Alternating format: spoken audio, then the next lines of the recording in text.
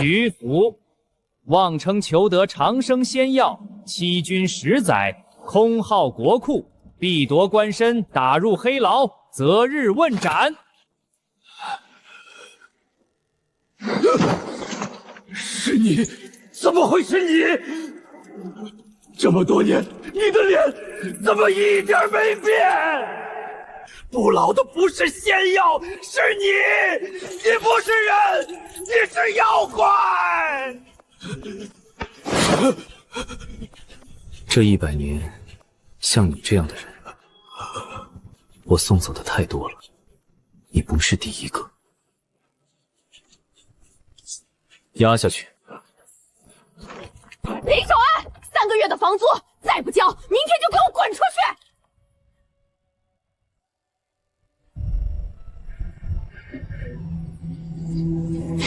就为这点房租急成这样，他们要是知道我手里攥着的是连皇帝都求不来的长生，该是什么脸色？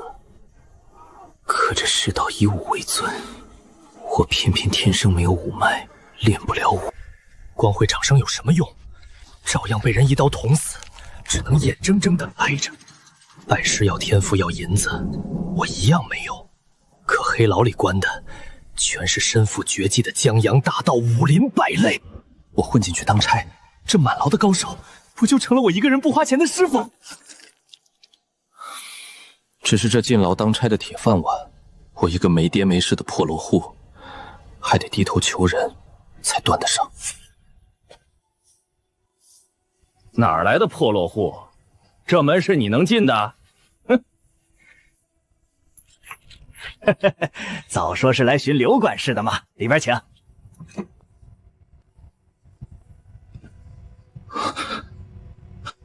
坐近些。放着大好年华，为何偏要去干黑牢这等贱业？我已经成年，不能再让长姐操心。世道艰难，这差事虽贱，好歹能安身立命。2品武者的妻子，舍不得，我的命才刚开头。我乏了，你回去等消息吧。是。打从前，可有哪个男人扛得住本太太的撩拨？从没有过。那些人个个像色中恶鬼，不堪入目，唯独这个林守安是例外。偏就是他，面对本太太纹丝不动，此子将来必非池中之物。林家与平江侯府早出了武堂，帮了也落不着好处，不如不帮。不过一句话的事儿，帮就帮了。万一哪天侯府里有谁落了难，关进黑牢，里头有他照应，也是好的。乌鸦嘴！侯府富贵100年，谁会把这句随口的万一当真？却没人想到，日后竟真有那么一天。你的事情太太已经办成了，等你将来有了钱，再备一份更体面的来，才显诚意。先回去吧，拿着，在外头傍身。姐，我去衙门当差，1日3餐都管，4季还发制服，根本没处花钱。等领了俸禄，我请同僚吃酒，头一个想着你。大姐在苏家做小，一文钱一文钱攒得多难，我看在眼里，这钱我一个铜板都不能要。许叔我和你爹是手足兄弟。大姐说过，当年父亲过世，上门吊唁的人里，压根儿没这位许叔。玉立的缺没了，你先在牢差位置上干着。在这种地方，真把客套话当真，才要倒霉。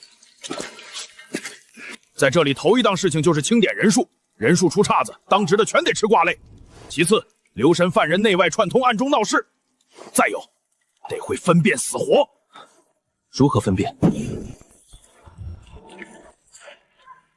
瞧见没？这就是活。黑牢里死个把人不稀奇，可不能不明不白的死，得先报上去，让上官晓得这人快不行了。往后真死了，大伙儿才好交差。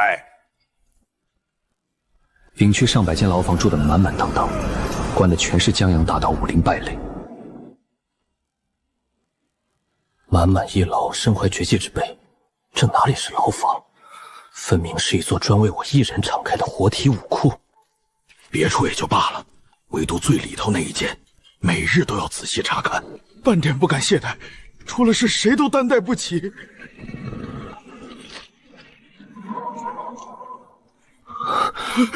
看一眼就够了，快走！满牢的高手任我许用，这条命我守得住了。至于最深处那一个，是宝库还是凶兽，我迟早要会一会。这满牢的高手，我会一个一个全学过来。夜里没人盯着，我做那银堂最好也没人盯着。小哥，小哥，何事？小哥帮个忙，替我往外头带句话。100两，150，实在不行200两。小哥，你倒是给句实在话呀！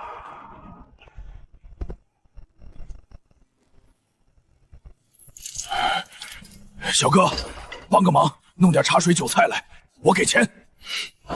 小哥，等等，要什么条件，尽管开口。为何是我？旁人太黑心了，一壶酒水敢要我10两，一只烧鸡张口就是20两。只要小哥要价公道，我绝无二话。我没钱。小哥早说啊！我有相熟的铺子，小哥上门报我的名后，酒菜白拿，另有跑腿的钱拿，如何？我不要钱。小哥不要钱，那是想要……我想习武。我看小哥的体魄似乎没有武脉，在黑牢当差，没点防身的本事，睡不安稳。我这儿倒有一门外练的，叫烈阳拳，最适合没武脉的寻常人。只是什么？烈阳拳至刚至阳，修炼时燃烧气血，有损寿元。炼至第1层，损1个月寿数；若炼至9层，至少要折5年。损寿元，这不是专门为我准备的吗？就没有些别了？旁的功夫都得配着内功心法才有成效，可小哥没有武脉，练不得内功，这罢了。你先把烈阳拳传我，改日我自会给你送酒菜来。小哥可想清楚了，这是……少废话！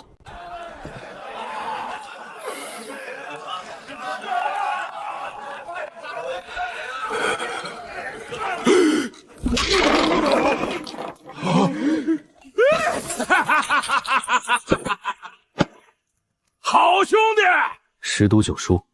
放心，我有分寸。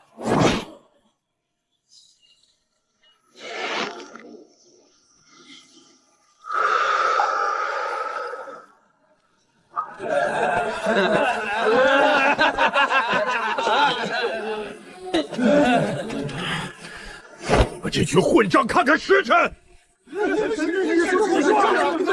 去当差！烧鸡没有，卤肉将就着吃吧。他奶奶的，多久没沾过酒了？不过这卤肉的味儿不像我说的那家手艺。路上顺道在街边买的。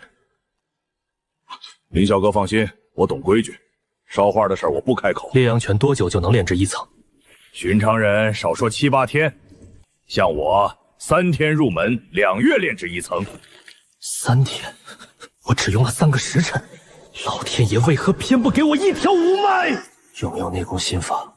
林小哥，没有武脉，强练内功，轻则废人，重则爆体而亡。内功我有，可若给了你，便是害你，那是取死之道，寿不过30。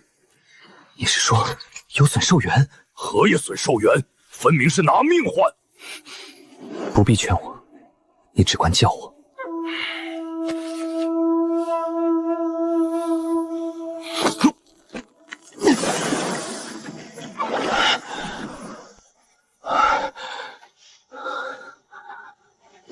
难得长生，以后用笔记记录下这生活吧。大夏太东45年，鲁大壮又输了。5月初1发饷当贺，5月14又演跳灾，心里头总不太踏实。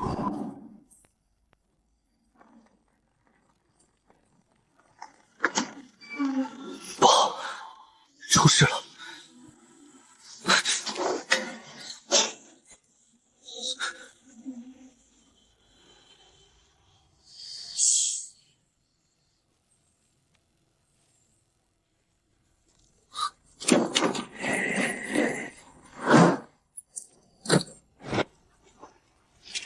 恭迎堂主！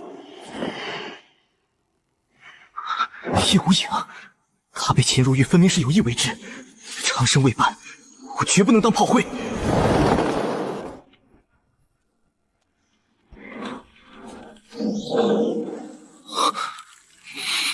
牢内值班室的人都死了，独留我一个活蹦乱跳的新丁，上头必定以我勾结劫匪，怎么办？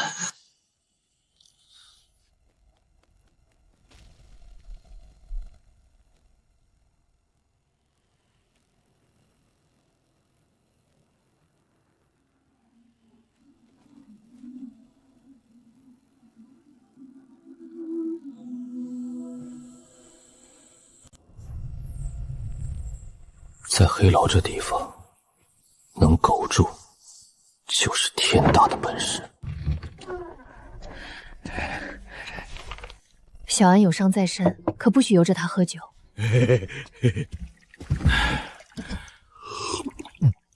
蒋长河没了，没了？怎么回事？说是喝多了酒掉河里淹死的，你信吗？死了这么多人，也不知几时是个头。上头对劫狱一事，到底打算怎么处置？这往后的事儿就不是咱们这个层面有资格搭话的了。你倒是个厚道人，听说凡是死了人的人家，你都送了一份丧礼钱。毕竟同僚一场，能帮就帮嘛。那帮王八蛋，人没了连面都不露，真叫人寒心。哪天我要是蹬了腿，还得靠老弟你替我张罗张罗。呸！大家都长命百岁。哎，行，不提这些了。好兄弟，往后有了好处，哥哥我绝忘不了你。你赌输了别来找我借钱，我就谢天谢地了。我又不是回回都输，下次定能翻本。小安啊，有人反映你不守规矩，不光给犯人代吃代喝，还爱替他们往外头捎话。许叔，您是看着我长大的，我是什么样的人您还不清楚？说我给犯人带点吃食我认，可说我替犯人往外捎话，这话我死也不认。是什么人安得歹心，编排这等谣言？许叔，这分明是有人想借着我来攻讦您的，不可不防。你串通内外的事儿，我自然信你做不出。只是这回摆明了是有人要整治你，近来你最好低调些。多谢许叔，晚辈记下了。呸！准是张二牛那杂碎。张二牛怎么个说法？这张二牛瞧着大方，骨子里却最是记仇小气。上回你帮我翻本，他输惨了，能不记恨你？你别慌，我去替你说和，断没有他这般坑人的道理。当真是他？除了他，再没第二个。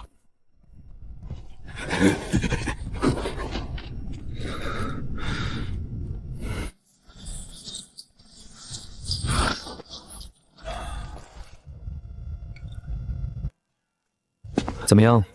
还活着，劳林小哥挂记。你不是在外头使了银子托人活动吗？先前看你当你有几分把握，如今判都判了，往后你作何打算？将死之人还能有什么打算？只放心不下我那一家老小。你为何笃定你家人走不出京城？你先前花钱在外头托的那个人呢？答应我！帮你的人就是害你的人。帮我！桂花树下埋着一本功法，是我机缘巧合得来的。我钻研至今门径都摸不着，据说害死过数百人，真没骗你。高深的武学，成箱的银子，那本害死上百人的功法，桂花树下究竟是泼天的机缘，还是一本催命符？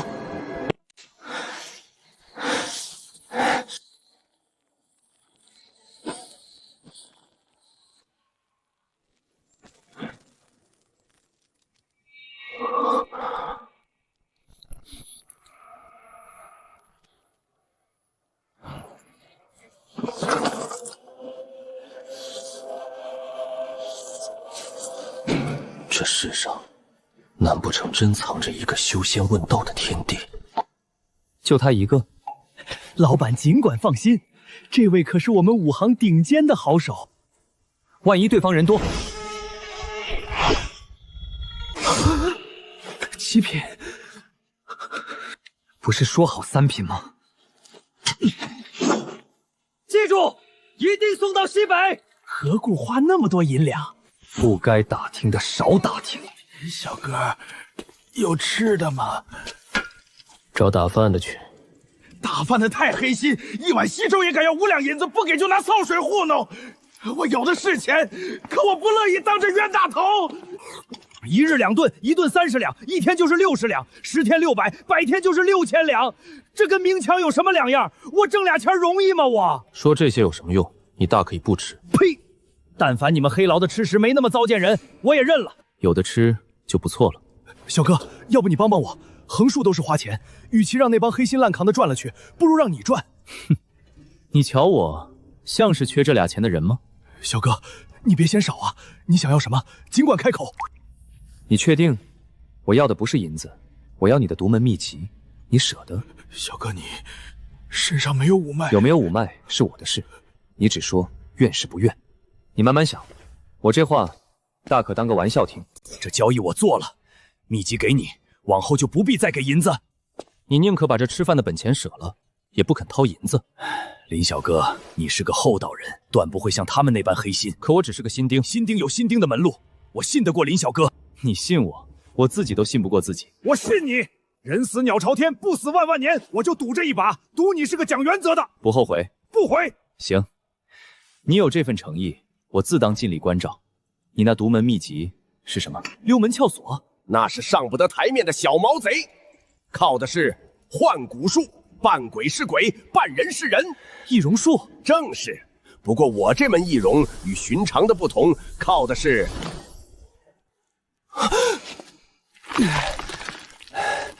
受了伤，今不如昔了。你就靠这手去偷？旁人都骂我们这行是梁上君子，可我都是大大方方从正门走进施主家的。到头来不还是被抓了？那是我时运不济，当场被人拆穿。这门秘籍唤作什么？幻蛊术。小哥若能修成心法，方知这3个字里藏着何等妙用无权。我要的就是你这门幻蛊术。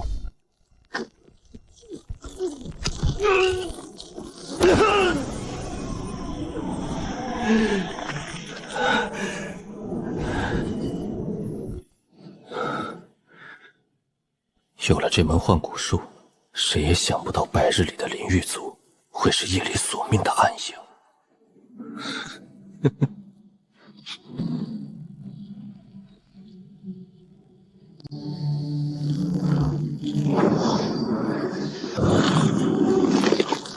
成了。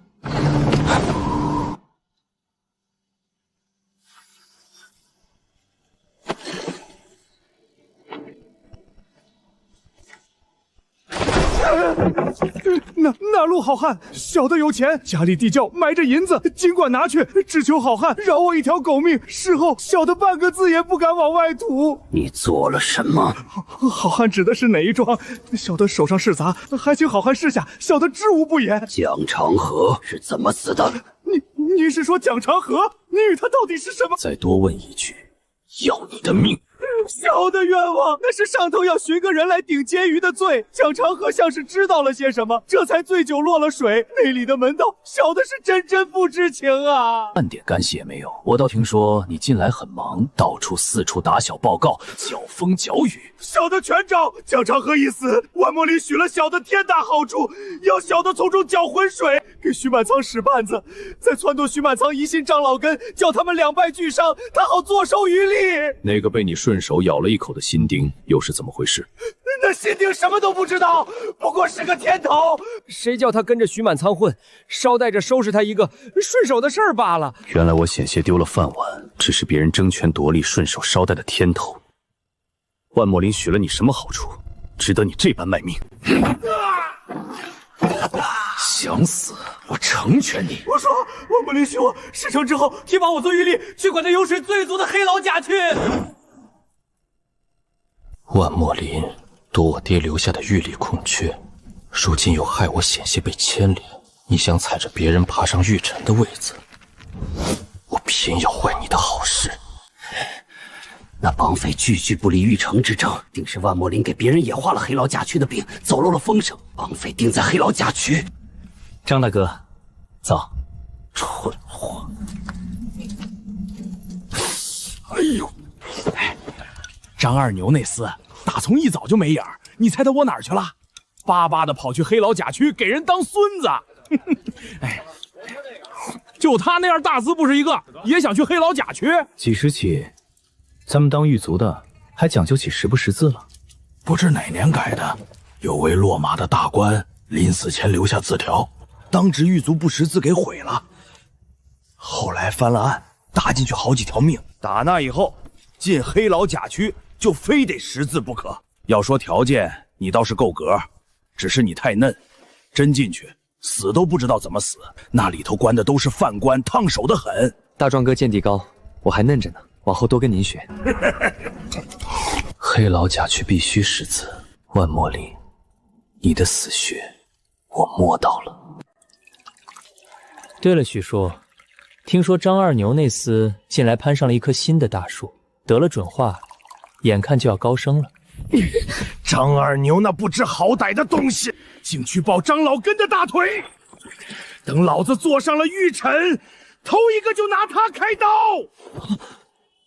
张老根，我怎么听说张二牛攀的是万墨林？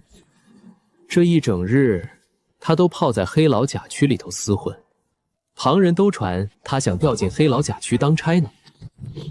什么？你确定？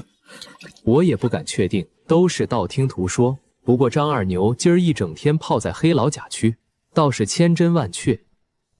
怪就怪在往日他输了钱都臭着脸，今儿输的精光，他反倒乐呵呵的。许叔，您说他这是笑什么呢？他还能笑什么？攀上了高枝，连输钱都不心疼了。小安，这消息来得太及时了。这消息对许叔有用就好。许叔，玉城那桩事没问题吧？事在人为，你放心，许叔记你的好，往后我有一口吃的，就少不了你的。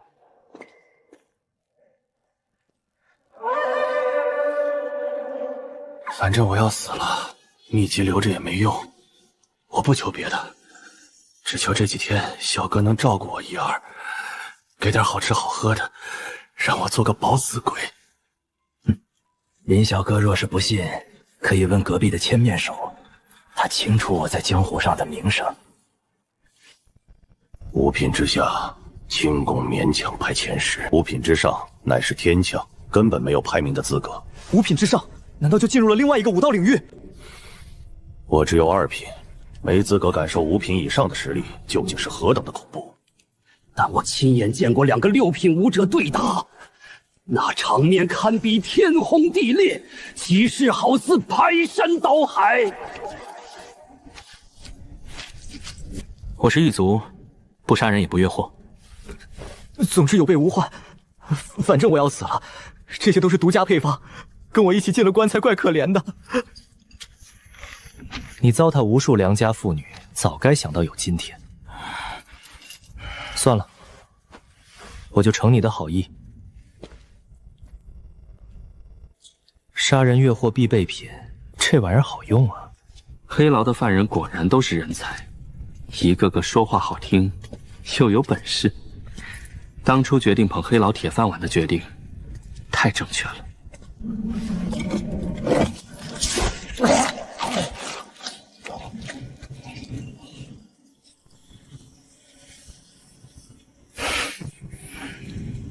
愚蠢！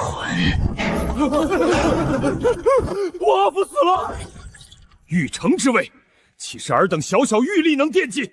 既然不守本分，休怪本官无情。咱们当一辈子狱吏，想往上挪一步，错了吗？那空降的范铁山不就多读来了几年书？小安啊，你是读过书的人，赶紧拖拖平江侯府的关系，往别的衙门挪一挪。黑牢这地方埋他不配你。许叔喝多了，喝口茶解解。多谢许叔真心替我打算，这杯我干了，许叔随意。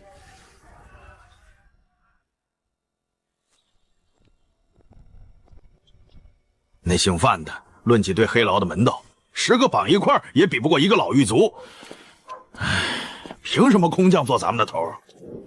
范铁山是1品武者，1品又怎样？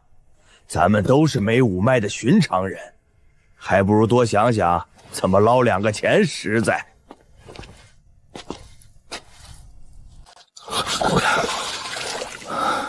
静心诀进展迅速，已经到第3层了。最头疼的还是登云录，我读了几年书，竟然看不懂登云录，必须得尽快想法子攻克的。来就来嘛，还这么客气。让师母见笑了，我来拜见先生，总不好意思空着手来。没什么不好意思，先生在书房，你自去，我去给你们炒2个下酒菜，一会儿你们边吃边聊。吃肉了，吃肉了！眼皮子浅的玩意儿，平日里是没给你吃吗？滚滚滚，别耽误老娘做事。听说你顶替父职，去了黑牢当差，本以为你从此从事剑业，忘了学问。如今你肯来请教，老夫很高兴。多谢先生教诲。我家的情况先生也清楚，为了讨口饭吃，黑牢也挺好的。你呀你，当年读书要是肯多用点功，未必不能考取功名。你要赚钱，大可以去找个商行做事，犯不着去黑牢。商行讨生活，在世人眼中也是建业，同是建业，黑牢少了许多麻烦，没那么多人情世故，相对而言，还是黑牢好些。我知道先生关心我，只是我如今已经进了黑牢，至于将来的事情，将来再说。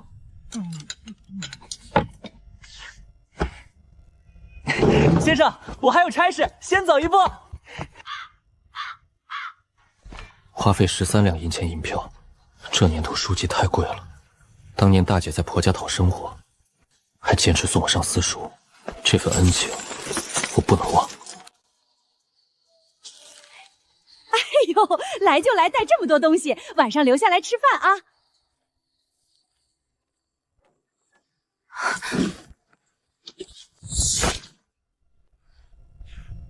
姐，你看这是什么？弟弟我如今有钱，特意给你置办的。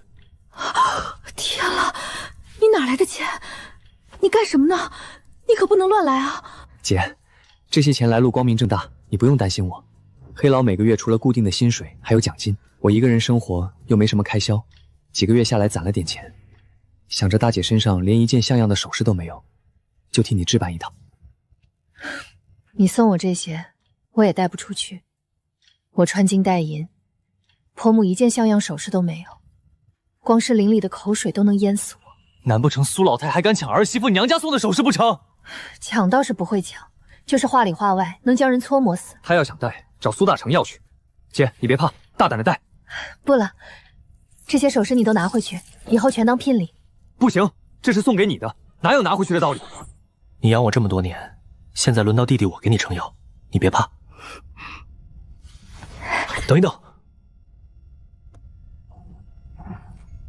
这下好了，拥有这个标记的首饰，天下间唯有大姐。他日若是有人胡说八道，这就是证据。你想的倒是周到。不怕1万，就怕万一。倒是难为你想的周到。今儿的中午饭有了，就怕先生嫌弃没有酒肉。哼，他也不想想，一家子这么多张嘴吃饭，他挣的那点10分，能吃个饱饭就不错了。哼，还想顿顿酒肉，美的他。都怪我，来得匆忙，错过了肉摊。我这就去买几斤肉回来，一定要让先生吃好喝好。哪儿需要你亲自跑一趟？叫2个小的去路口赊1斤回来。不用赊账，赊账岂不是丢先生的脸面？往后杜先生这里怕是不能来了。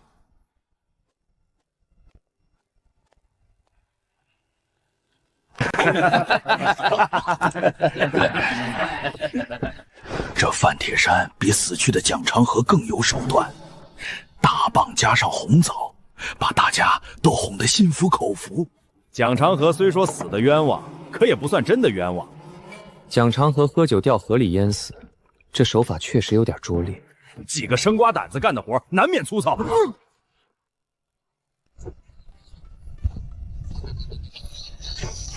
云小哥，我等你好长时间。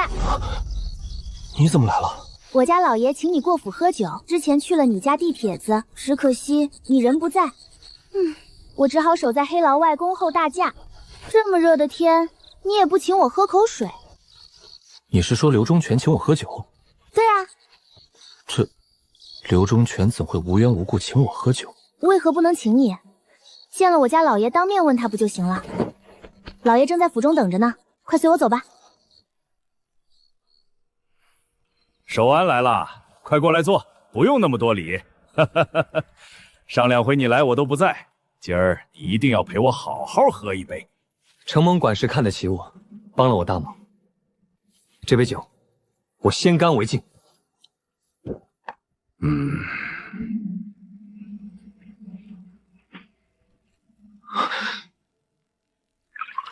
守安来了，还跟以前一样那么客气。老爷，我当初怎么说来着？我就说林小哥是林家少有的懂上进的人，没错吧？娘子的眼光自然错不了。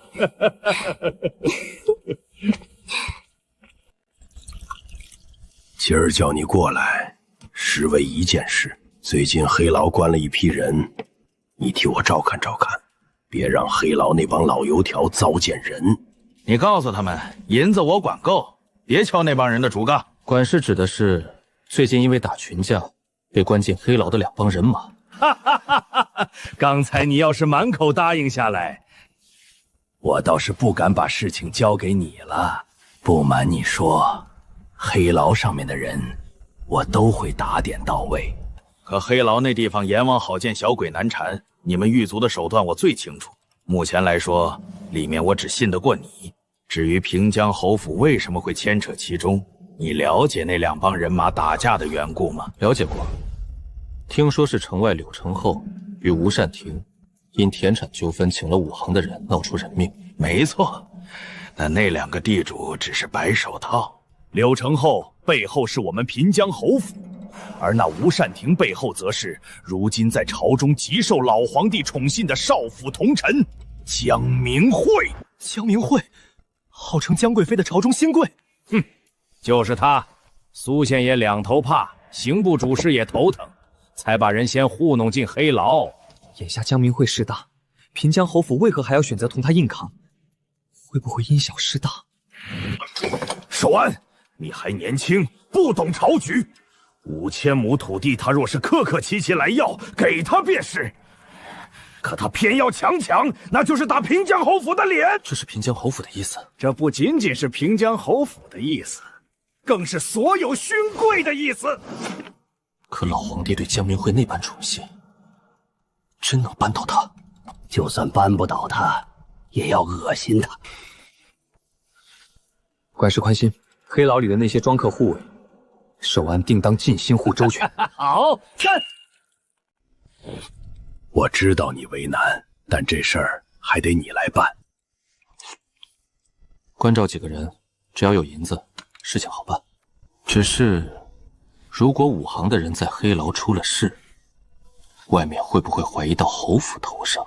你的意思是？我全听刘忠全的吩咐做事，就是想知道侯府的态度，我也好拿捏住分寸。你说的有道理，小安，之前是我看清了你。这样吧，5行的人你也顺便关照1、2，确保人不死就行。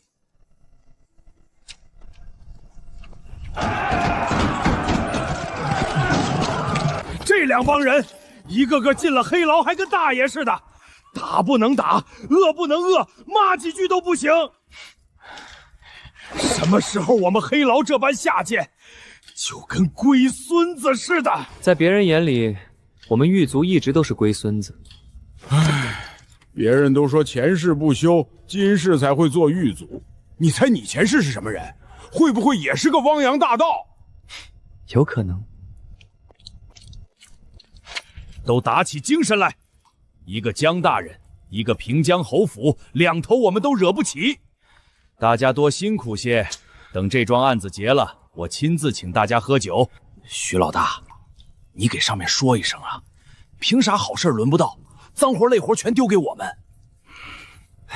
就是，就我们这群三脚猫功夫的人，给这么大的担子，说不定关老爷就盼着出事。不许胡说！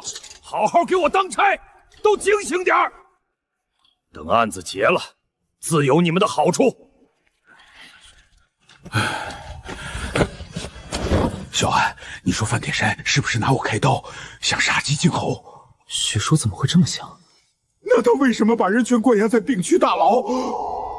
不出事还好，一旦出事，他就可以借机治我的罪。或许是隔壁黑牢已去的张老根抢先了一步，跟范铁山表了态度，亲近起来了。有道理，那我是不是也该找机会和范铁山亲近一二？该表态的时候就不能迟疑。妈的，舍不得孩子套不着狼，等会儿我就去办。有钱拿钱，千万别吝啬，当心过会儿遭皮肉之苦。可我没钱了，就算是借，也要搞一笔钱交上去。不是和你开玩笑，许班头要走上面的关系，你们这会儿不出钱，就是给他找不痛快。干得不错，好好干，以后等有缺了，老子让你当个班头。许叔放心，我一定好好干，绝不给您丢脸。听说了吗？朝堂上监察言官一众憋着劲儿，开始在弹劾那江明慧，说他与民争利、贪腐枉法，最要命的是告他阴虚大志。这回怕是悬喽。过了，弄巧成拙。怎么就过了？现在满朝都在弹劾江明慧，你怎么还唱起了反调？监察言官弹劾江明慧阴虚大志，结果朝堂重臣居然一拥而上，这在外人看来，岂不是反过来证明江明慧是无辜的，是被孤立迫害的？现在这局面，只让老皇帝认定是有结党营私之辈要害江明慧，反而会更加信任他。可以啊，小安，没想到你还懂朝局。不过你也姓林，平江侯府要是倒了，对你没影响吧？我跟平江侯府早就出了武藤，就算是夷三族也轮不到我头上。神了，局势又变了。前天满朝文武还在骂江明慧，结果下午几位皇室阿哥又引火身了。看来平江侯府那边还是有聪明人啊！先前居然是故意示弱引蛇出洞，这转眼间就逆转了局势。我就说嘛，江明慧那个小人怎么可能次次都赢？因为这事儿，刑部今早已经把那吴善给抓了。小安，你怎么不高兴啊？我没有不高兴，我只是觉得平江侯府这一招自负了些。你管那么多做啥？横竖我们就是个狱卒，每月拿银子吃肉，操那闲心干嘛？大壮哥说的对，是我胡思乱想了。兄弟们，吴善庭都倒了，那帮武行的流氓肯定没好果子吃。趁着六扇门还没来接人，咱们赶紧去把大刑伺候上，先从他们身上狠狠刮一波油水出来，免得便宜了外面的捕快。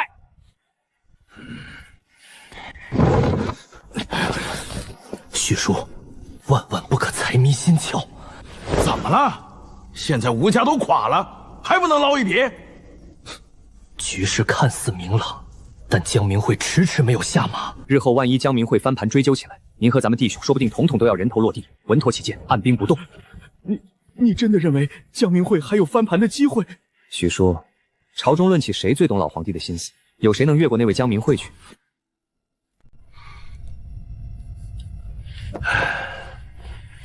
老话都说心急吃不了热豆腐。小林啊，以后许叔做事若是过于急躁，你要记得提醒许叔一声。我们黑牢丙区一荣俱荣，一损俱损，你也不希望大家出事吧？只要许叔不嫌弃我多嘴就好。不嫌弃，不嫌弃。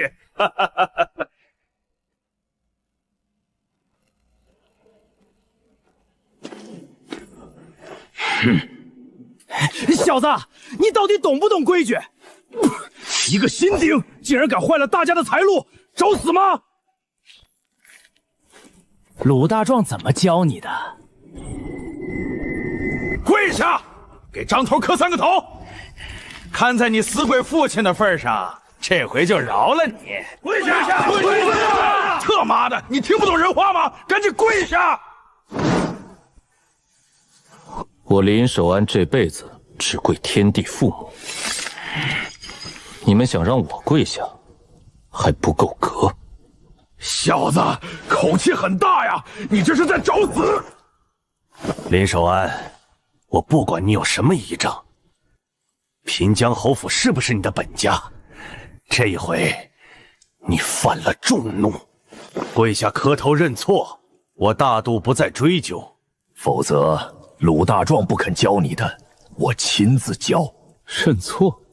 我何错之有？张头何必同他废话？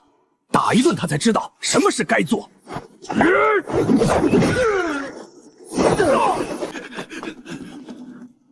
果然世人都是欺软怕硬的贱货。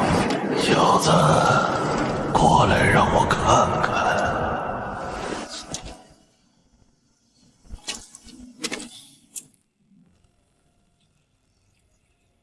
你明明没有五脉，为何能修习内功心法？你身上有古怪，你走近些，让我看看。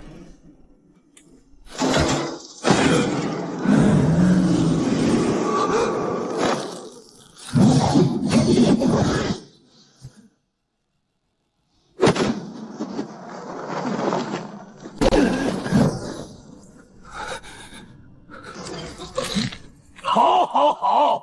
你没有五脉，却能在我手底下走过3招，不得了，不得了啊！你没五脉，却能修习上乘内功心法，古怪，真是古怪！你看得出来？你果然修习了上乘内功心法！你诈我！兵不厌诈，小子，你到底有什么古怪？没有五脉，却能修习上乘内功心法，还不死的人，你是第一人。敢问前辈几品？老夫刚进来时5品，现在嘛，约等于3品，是不是很震惊？真正该感到震惊的人是老夫。老夫在3招之内竟然没能制服一个没有五脉的普通武夫，真乃奇耻大辱。敢问前辈，你能否看出我的深浅？若前辈都看不透的话，那看来我的功法还是有独到之处。小子，莫非你的内功心法格外特殊，专门为你这样的普通人创作的？不对，不是功法的原因，而是你本身就有古怪。小子，你究竟有何古怪？快如实说来！别以为老夫不知道你在天牢当差都做了什么，以微末利益套取他人的武功秘籍，这些日子收获想必很丰富吧？前辈莫爱说笑，我就一个普通人，哪有什么古怪？我真要有古怪，就不会在天牢当狱卒。公开透明的交易，全靠你情我愿，从无强迫，何来套取？前辈说话着实过于难听。呸！这天牢的犯人在你们狱卒面前就是待宰的牛羊，说什么你情我愿？前辈此言差矣。此时此事，又岂可用彼时彼事来对比？和我交易，至少能让他们日子好过一点，多少能感受到一点尊严。再说了，犯人也可以选择不交易，我从不勉强。强词夺理！黑牢，律法具体之所在，又岂能拿外面的游戏规准来衡量黑牢的做派？前辈，你迂腐了。前辈何必同我置气？无非是如今强弱颠倒，令人唏嘘。难怪前辈心有怨气。你既然知道黑牢暗无天日是在吃人，为何还要甘当狱卒，为虎作伥？前辈，我要吃饭啊！你读过书，哪里都能吃饭，没必要做狱卒，这行当有损阴德。可是我还想习武，外面习武有多贵，前辈知道吗？你倒是实诚。好叫前辈知道，我最大的特点就是诚信。你是想让老夫拿秘籍换吃食酒水？也可以不用。哈哈哈哈！你可知老夫是什么人？为何会关在黑牢数年无人理会？下次带上吃食酒水，老夫便说与你听。小子，你知道外面有多少人想从老夫这里套话吗？我不信。如若真有很多人想找你套话，为何这些年不曾有过一个人来审你？审？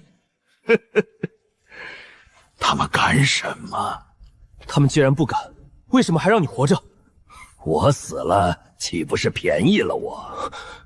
小子，告诉你也无妨，老夫当年浑号杀人魔。你真是杀人魔！如假包换！10年前你不是已经死了吗？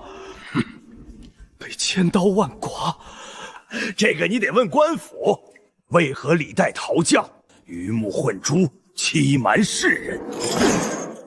这其中有大秘密呀！小子，想立功吗？想升官吗？想，不过我可不傻。不过，改日我依旧会给你送来吃食酒水，就当是感谢你替我解惑。只要我放出风声，你就活不到炼成登云路的那一天。就连你身上的秘密，3目之下，迟早被人审出来。你敢威胁我？求前辈看在我还算恭敬的份上，饶我一次。以后吃食酒水我包了。小子，你不用怕，只要我活着一日，你就死不了。可是5品武者可得100寿序，你怕什么？如此甚好，从今以后我可就盼着前辈能长命百岁。小子，你拿着登云路，却没有师傅指教，全靠自学，恐怕有不少谬误。你有任何疑问，以后都可以来询问老夫，前提是只要你听话，老夫就亏待不了你。我知道了，前辈放心，小子有自知之明，小子明日就给前辈送来吃食酒水。如此甚好。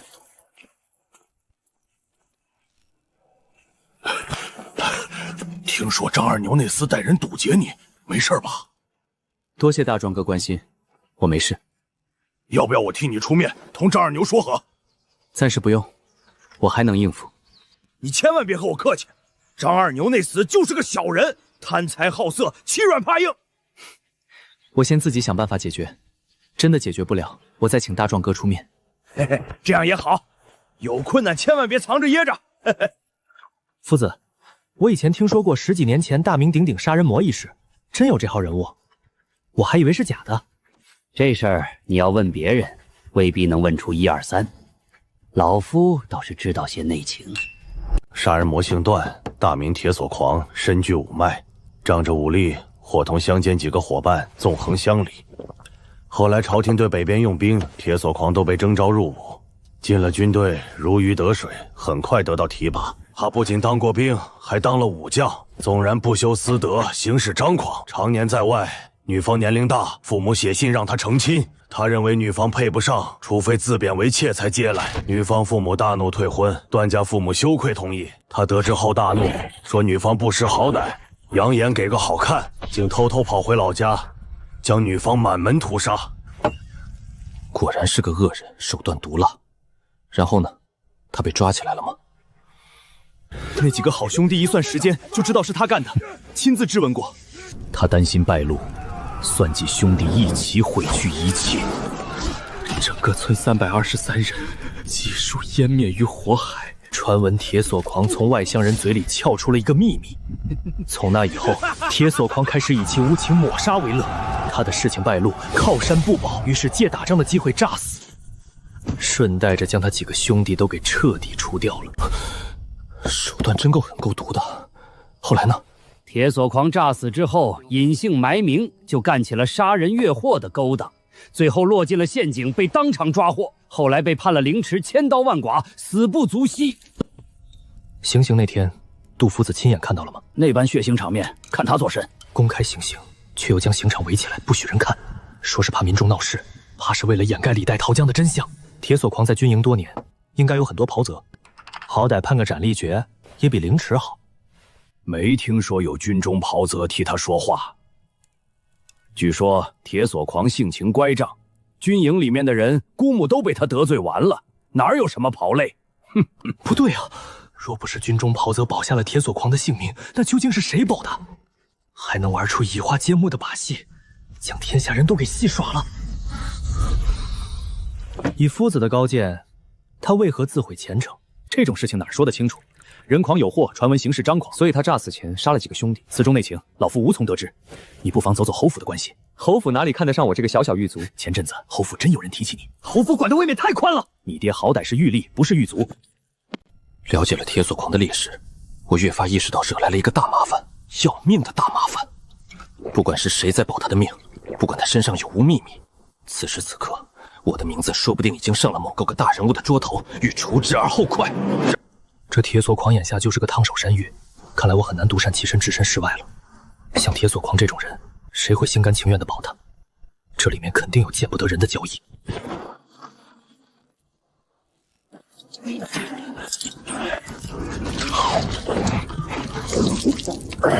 小子，明儿我想吃卤牛肉，先给我来5斤。没问题。喂，我让你走了吗？前辈也不希望我现在就出事吧？想要找到像我这样好使唤的人可不容易。小子，你有种，你就不想听听老夫的故事？不瞒前辈，昨日找人打听了杀人魔的案情，听完后很是不适，还请前辈见谅。你也认为那些人都是我杀的？人都是我杀的，我罪该万死，千刀万剐，死不足惜。可我还活着，你猜猜为什么？无非就是交易、把柄、利益权衡，逃不出这几样原因。哼，总不能有人报恩吧？你小子有点意思，嘿嘿，别人见了我都得尿裤裆，你竟然还能分心同老夫打言语关系，不算计你一把，都对不起我自己。我100%肯定，他正在戏弄我，想要故技重施，玩弄我的人生。我只要表现得无可奈何，迫于淫威，就能取悦对方，恶心透了。多谢前辈看得起我，可惜我只是一个小小狱卒，帮不了什么忙。哎，此事不着急，时机一到，老夫自会吩咐你如何做。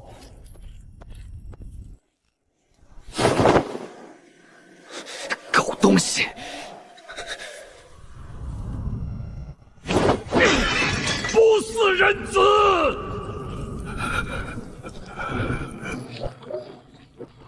我还真没死，太子就想收拾我身边的人，怎么着？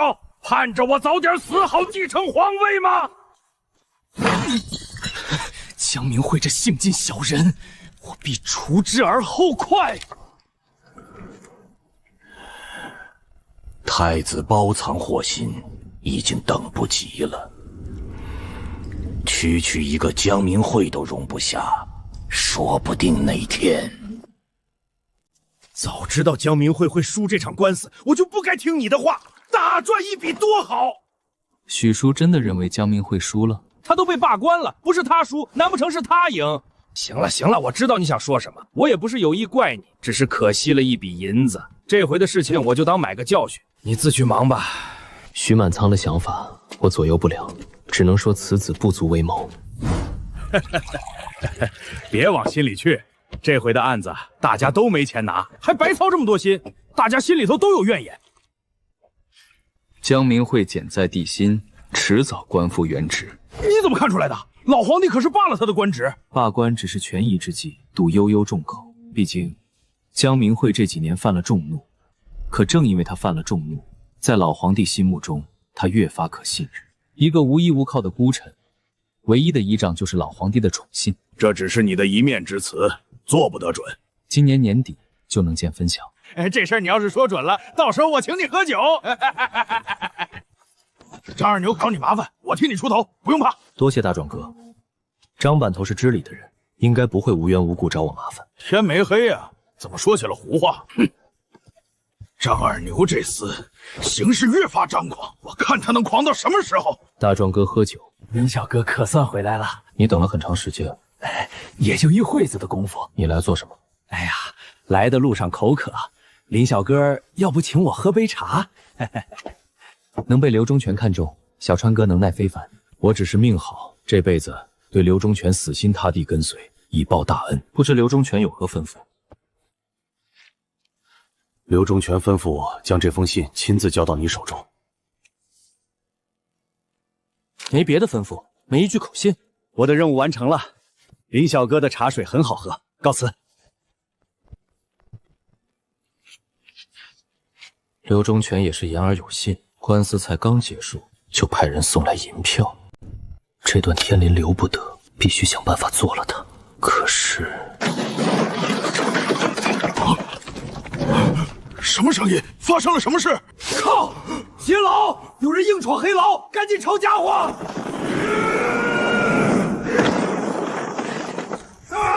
赶紧出去救援！有人劫牢！杀！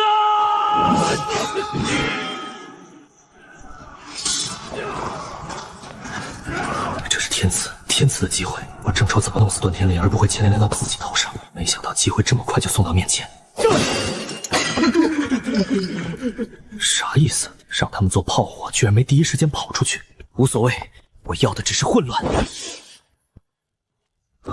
剑客，那个武行剑客，我并没有认出他，但我认出了他手中的剑。武行竟然会接劫狱的活儿，劫的是谁？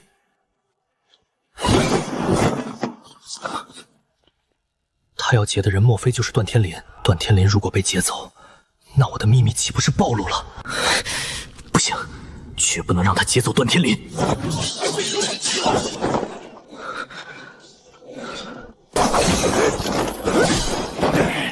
是不是姓宋的派你来杀我？10年了，他终于等不及了！快剑里竟然是来杀段天林，真是天助也！援军来了，黑牢隔一条街就是六扇门，一旦让六扇门的高手过来，不光快剑里要死，段天林也能活命，绝不能让段天林活着等到六扇门的人到来。老天不开眼，顾不上其他，先躲起来，绝不能让六扇门的人知道我在这里。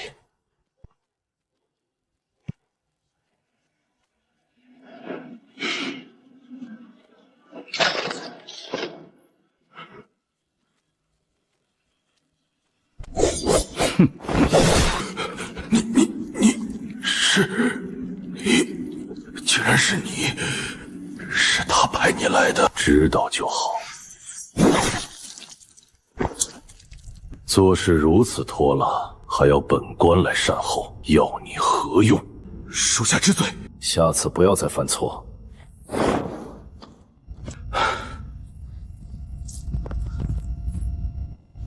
他一定是发现我了。和我想到一处的狱卒不少，打开牢门，放出犯人，制造混乱。风琴，撤火！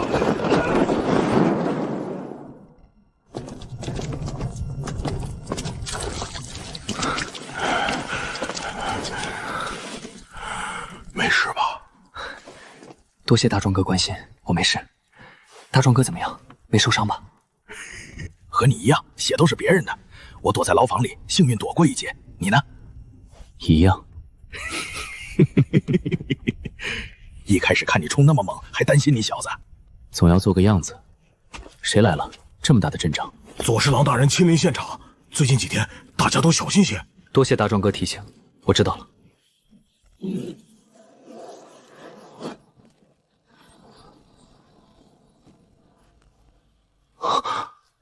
左侍郎大人乃是2品武者，还有进士功名。这年头的读书人都这么猛吗？出自稷下学宫。左侍郎大人来自稷下学宫？正是。可惜你没有武脉，否则也可以试着考一考。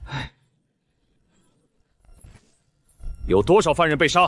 哼！启禀大人，有5名犯人被这群劫狱悍匪杀害，没有劫走1人。大人恕罪，泥老鬼失踪，应该是被劫走了。泥老鬼什么来历？就是个无名小贼，不值一提。一个无名小卒能让人千方百计出动10几个江湖悍匪劫狱，你竟然和本官说不值一提，简直荒唐！你如此鬼鬼祟祟，莫非是在遮掩真相？大人息怒，下官翻阅了卷宗，泥老鬼确实有令人值得关注的地方。废物！我不管你们背地里都干了什么，每个人都擦干净自己的屁股。若是查到谁的头上，私通内外，你们有一个算一个，都吃不了兜着走。许头，你说句话，我们该怎么办？我哪知道怎么办？你们最好没有和外面串通。特么的，我被你们害惨了！许头，你不会真的以为我们当中真有人和外人串通一信吧？哼，有没有你们自己最清楚。范芋头说的没错，我不管你们都干了些什么，赶紧将屁股擦干净，别让人抓到把柄。什么人？醒了就起来吧。快见礼！如果来的是锦衣男，我现在已经死了。喝吗？你就不怕我杀了你？你如果要杀我，早就动手了，犯不着同一个小小的狱卒啰嗦。你也知道自己只是一个小小的狱卒，却有胆量谋害铁索狂。你别污蔑人，我是想放人出来救大家一命。你是真不怕死啊？你以为我没有证据就敢乱说吗？毒药被搜出来了，邓云路会不会也被搜出来了？我只是以防万一。一个人有没有杀心，你以为你瞒得住？听人说这些日子你没少照顾铁索狂。我是被逼的。他为什么逼你？我刚来大狱，看我好欺负，他想利用我。你哪来的自信，竟然敢浑水摸鱼，妄想杀了铁索狂？总得搏一搏，万一成功了呢？我不想被人威胁，谁知道他在外面还有没有党羽同伙？我一个人无所谓，我还有大姐，大姐养我长大很不容易，我不能连累她。你胆子不小。这位大侠，看在我们合作过一次的份上，能不能给我一个痛快？你之前信誓旦旦说我不会杀你，这会儿怎么又怕了？我仔细想了想，我只是小小的狱卒，何至于让堂堂二品武者亲自跑一趟？放心，这次不杀你。这次不杀，难道下次杀吗？能不能来个痛快点的？多谢大侠。大侠放心，今天黑牢发生了太多事，过于混乱，我怕是这辈子都想不起白天的事情。不过，你要帮我做件事情。大侠请吩咐。我听说黑牢少了个犯人。泥老鬼，我至今没见过那个犯人的正脸，天天都趴在到牢房里，据说只是个无名小卒，一进黑牢就受了大刑，身上的伤一直没好。你相信泥老鬼真的是无名小卒吗？白天的时候，刑部左侍郎大人也是这么说的，真的没有任何值得关注的地方。想办法打听清楚泥老鬼的确切身份。我何德何能被委于重任？不过命保住了。斗胆问一句，大侠和那帮悍匪不是一起的吧？锁嘴！大侠教训的是，以后保证不问。不过大侠也知道我的身份，我就是黑牢最底层的狱卒。泥老鬼，至今为止，我可以确定，没有人发现他有任何奇特之处。一个受了大刑、浑身是伤、没有医药却一直没死的人，还不够奇特？这大侠的意思是，泥老鬼修炼的武功很奇特，是不是？需要你去查线索，有了线索直接送到武行，只要办成这件事，保你性命无忧。多谢大侠。终于送走了瘟神。谢天谢地，邓云路没被搜走，所有的武功秘籍都躺在包裹内，我的秘密藏住了。此刻可以确定了一件事，快剑里没有看出我修炼了内功心法。当初铁索狂之所以能看出来，是因为我动了武，使出了刀法吧。看来往后不到万不得已，不能和人动武，尤其是和真正的武者。大壮哥，我们该怎么办？一大早过来，就看见六扇门的捕快进进出出，我还看见了锦衣卫的番子。难道锦衣卫要插手查案吗？小林，泥老鬼，你天天巡视，有发现异常吗？没有啊，天天趴在牢房里面，我连他长什么样子都没见过啊。话是这么说，可是上面逮着泥老鬼不放手，我们只能照着上面的吩咐办事。可是我们只是狱卒，连案卷都接触不了，又能知道什么？不在于我们知道什么，而是上面认定我们应该知道点什么。靠！泥老鬼一天到晚连个屁都不放，我们能知道个屁？上面的人都这么想当然吗？别说了，你仔细回想回想，任何细节都不要放过。我一会儿问问左右牢房的人，问不出来也要问，实在不行就大刑伺候，必须拿出点东西给上面交差，记住了吗？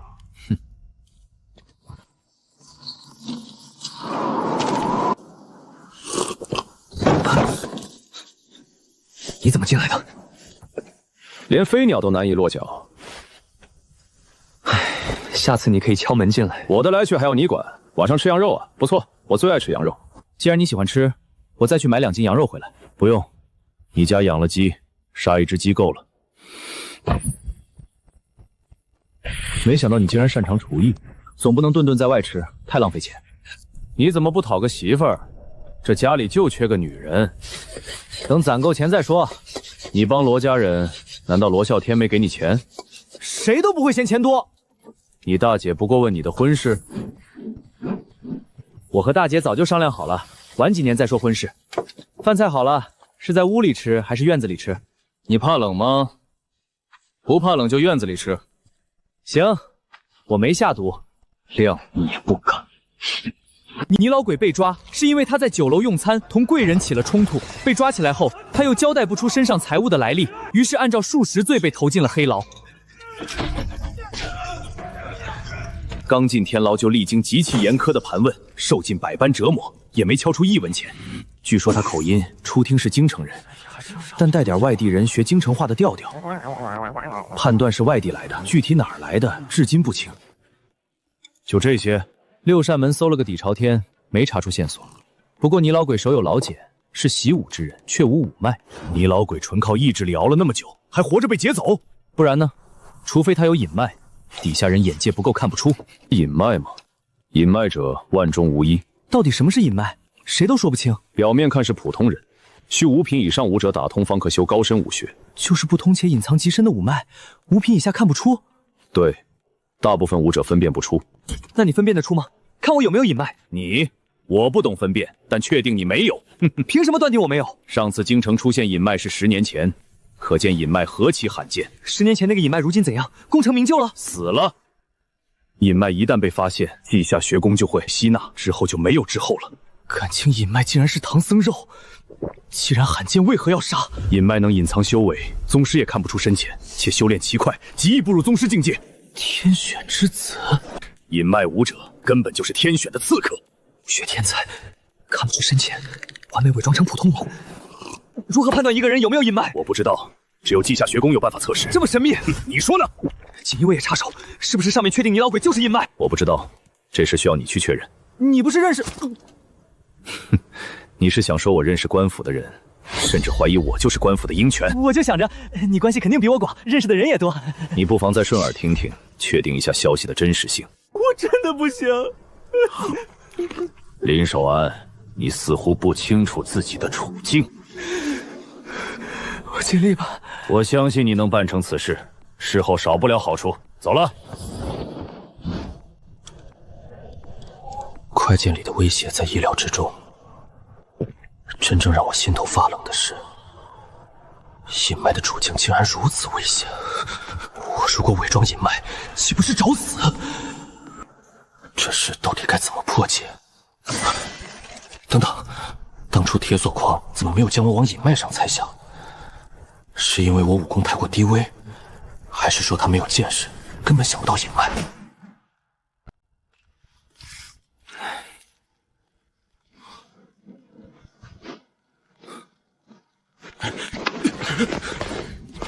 有没有钱？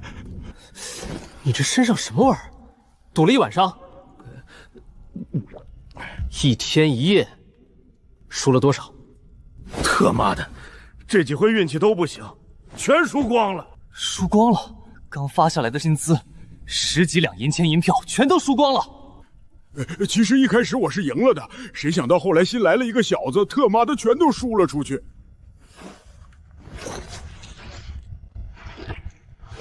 这可是我的老婆本，你可别又输光了，还是少赌点儿。谢了兄弟，这次我肯定能翻本。你打算又去赌坊？这回我找张二牛那厮翻本。我已经和黑牢甲区大牢的人联系好了，今晚他们那边有局，你要不要去？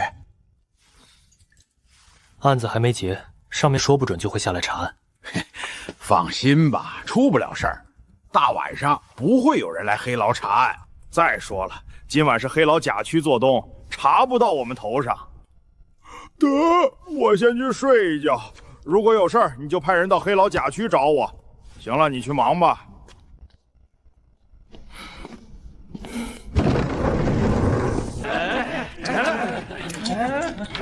大头来了，爹了！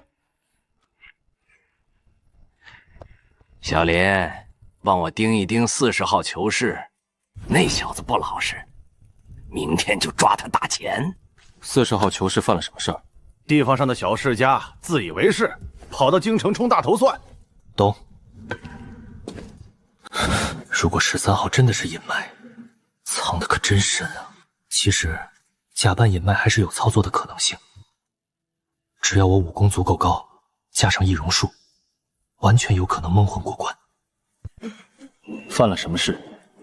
他们冤枉我盗宝，那分明是我家的宝贝，凭什么冤枉我？就凭你身怀宝贝，还没靠山，说吧，什么宝贝？一尊琉璃盏，用来送礼的。你家长辈人呢？放心，你一个人来京城。我是偷偷跑出来的。你得庆幸自己被抓来黑牢，而不是被人骗去矿山做矿奴。在黑牢交了钱你就还能活，要是被卖到矿山，你自己掂量吧。你们要对我用刑，我什么事都没做啊！跟我较这些没有用，我劝你赶紧乖乖的将钱拿出来买平安。你在京城有认识的人吗？也可以通知你的亲戚朋友，让他们花钱保你出去。我有朋友，我朋友有钱，真的有钱。这位大人，你能不能帮帮我？我不想挨打，我不想死在黑牢。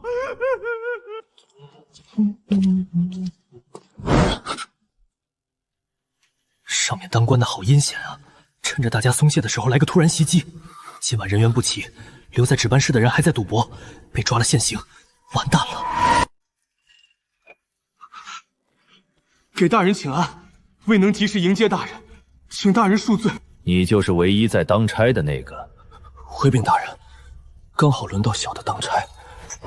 哼，早就听闻黑牢管理混乱不堪，一干狱卒，五毒俱全。偌大的黑牢，竟然只有一个狱卒在兢兢业业当差巡视，真是令本官叹为观止。求求别夸我，越夸我越危险，赶紧查案去吧。同等识朝廷俸禄，却在当差时间聚众赌博，黑牢巡视大事竟然只交给一个人当差，简直荒唐！尔等知罪吗？知罪，请大人再给一次机会，我们一定改正。本官一直相信惩前毖后，有过当罚，有功必赏。但是尔等狱卒最是恶毒低贱。今晚当差的人不止你们，至少有一半的人不在岗位上。在岗的人，也仅有1人在遵守职责当差。此情此景，真是令人叹为观止啊！怎么，尔等不服吗？不敢。比起那些缺岗的狱卒，尔等勉强还算有可取之处。这是要放过我们？你叫什么名字？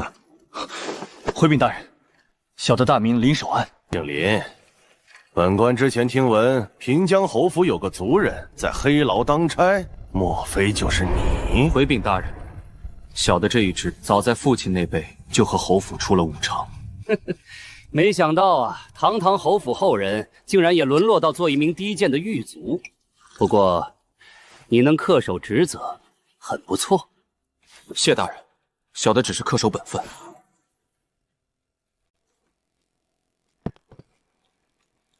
偌大的黑牢只有你一人当差，其他人要么缺岗，要么聚赌。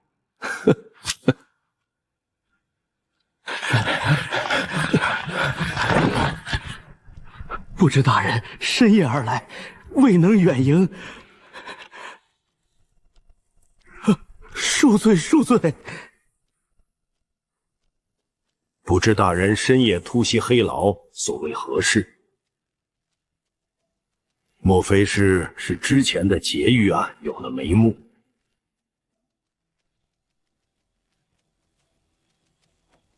堂堂武者竟然屈居玉城一职，黑牢这地儿还真是惊喜连连。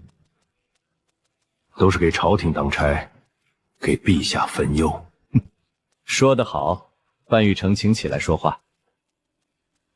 本官今儿原本是在衙门内翻阅卷宗，突然想起其一个细节，故而来黑牢查看。没想到正好撞上这帮狱卒聚赌。虽说黑牢自有法度，这地不归本官管，但既然看见了，本官总不能无视。大人明鉴，黑牢阴寒潮湿，狱卒都是普通人，长期在黑牢当差就怕身体扛不住，因此只要差不出岔子，一些不太规矩的事情都是允许的。范玉成说的有理，只是偌大的黑牢仅有一人当差，似乎不合适吧？竟然如此荒唐！大人放心，此事下官一定严查，严惩不贷。如此甚好。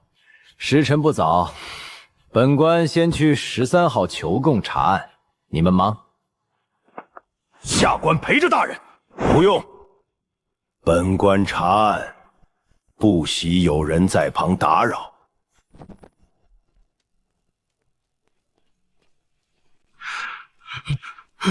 范大人，平安了吗？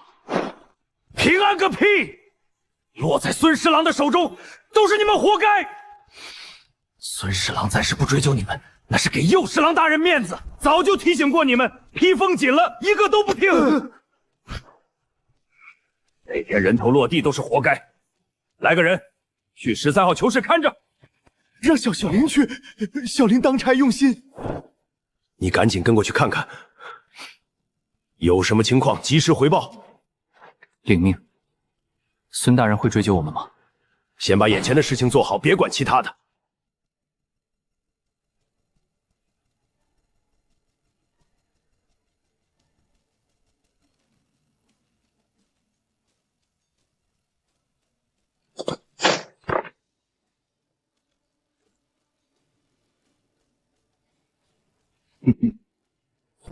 我们走。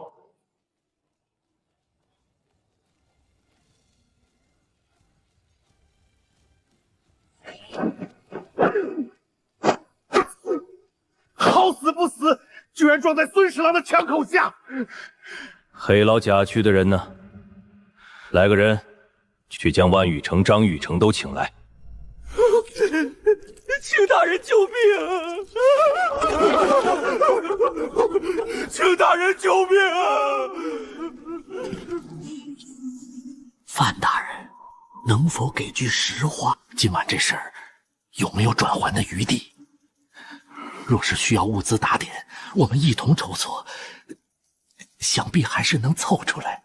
哼，这不是银子的问题。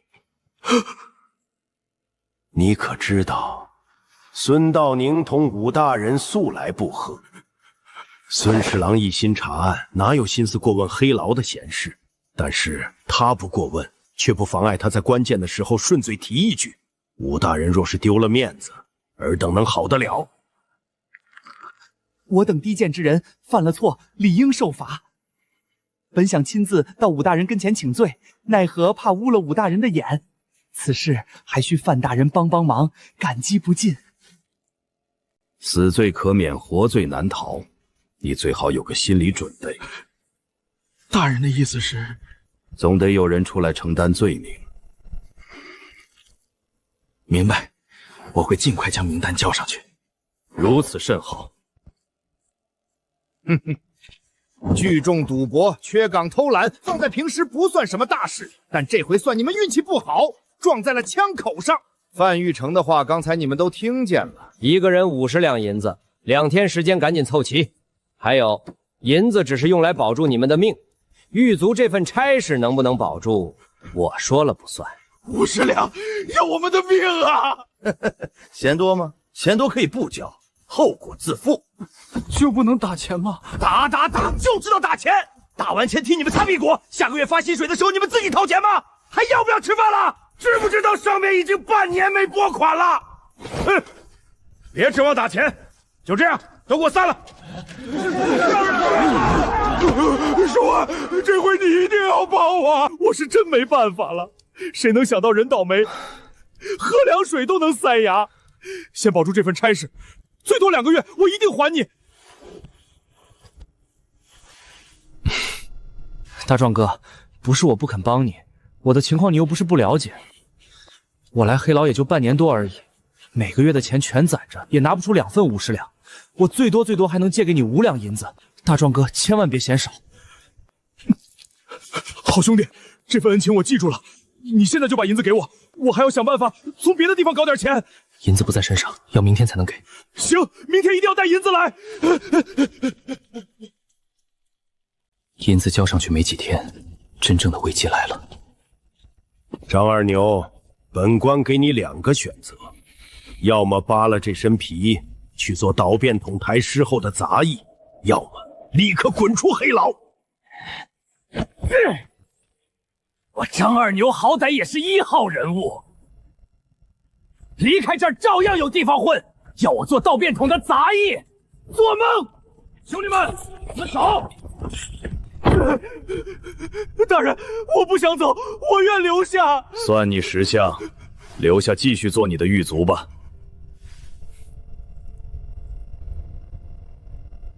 守安啊，自从你来到黑牢，表现得一直很不错。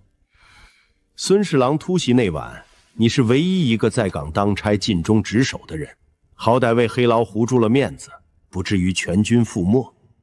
当不起大人夸奖，小的只是恪守本分。你最大的优点就是恪守本分，不愧是林家人，和那帮老鱿鱼相比就是不一样。听说你读过书？回禀大人，小的读过几年书，只可惜没读出来。本官也是读书多年，不曾读出来，科举一道难啊！但我辈读书人志存高远，纵然考不了科举，也不能堕了志气。大人的教诲，小的铭记在心。很好，虽然不得已从事狱卒这份差事，却依旧坚持读书人的气节，没有和其他狱卒同流合污，本官很满意。都是应该的。黑牢甲区出现了缺口，考虑到黑牢甲区需要读书识字的人，本官打算将你调去黑牢甲区当差。你不乐意？不敢欺瞒大人，黑牢甲区万墨林同我有些过节，我若是去了，只怕会耽误了差事，辜负大人的期望。哦，放心吧，本官已经问过万墨林，他没有意见。他还说他一直想要补偿你，你千万不要推辞。看范铁山的表情，我要是继续拒绝，恐怕吃不了兜着走。多谢大人给我机会，小的一定会好好当差。这就对了嘛！你和万墨林那点小矛盾，本官相信你的智慧一定可以顺利化解。是，谨遵大人吩咐。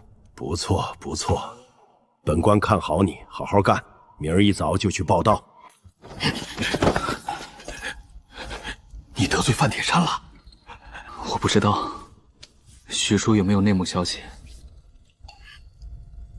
你有没有得罪姓万的？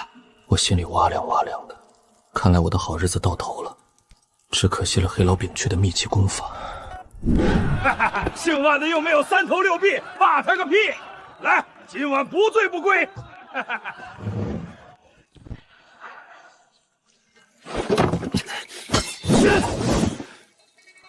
这些日子处处受人挟制，说到底还是我太弱了。但凡我有个2、3品的实力，何惧他人？诡异的力量反复冲刷身体，每当濒临死亡的临界点，长青果就会瞬间修复身体，这酸爽。这样下去，最多2、3个月，第1篇就能圆满。我升职了，从明天开始调入黑牢甲区当差。你交代的事情，恐怕得另寻高明。你叫我来，就为了这事。小的见过万大人，既然来了黑牢甲区，以后好好干。范大人很看好你，正好少一个班头，你就顶上吧。我当班头？黑牢甲区这么多前辈，他们应该比我更合适。哼，他们只是勉强认识几个字，而你正经读过书。范大人说了，甲区就需要你这样的人才。怎么，你对我和范大人的决定有异议？大人误会了，我是担心其他人不服气。那就是你自己的问题了。这是排班表，拿去吧。以后就照着这上面的时间当差。这里不是丙区，莫要将丙区的风气带过来。你们都知道，因为剧赌的事，上面清理了黑牢，能留下来的必然有过人之处。我就是那个幸运儿，调来当你们的班头。我没别的要求，该巡视巡视，该当差当差。那个，还有什么事？之前赵班头在的时候，曾收了一笔钱。赵班头收钱跟我有什么关系？这笔钱大家都有份儿。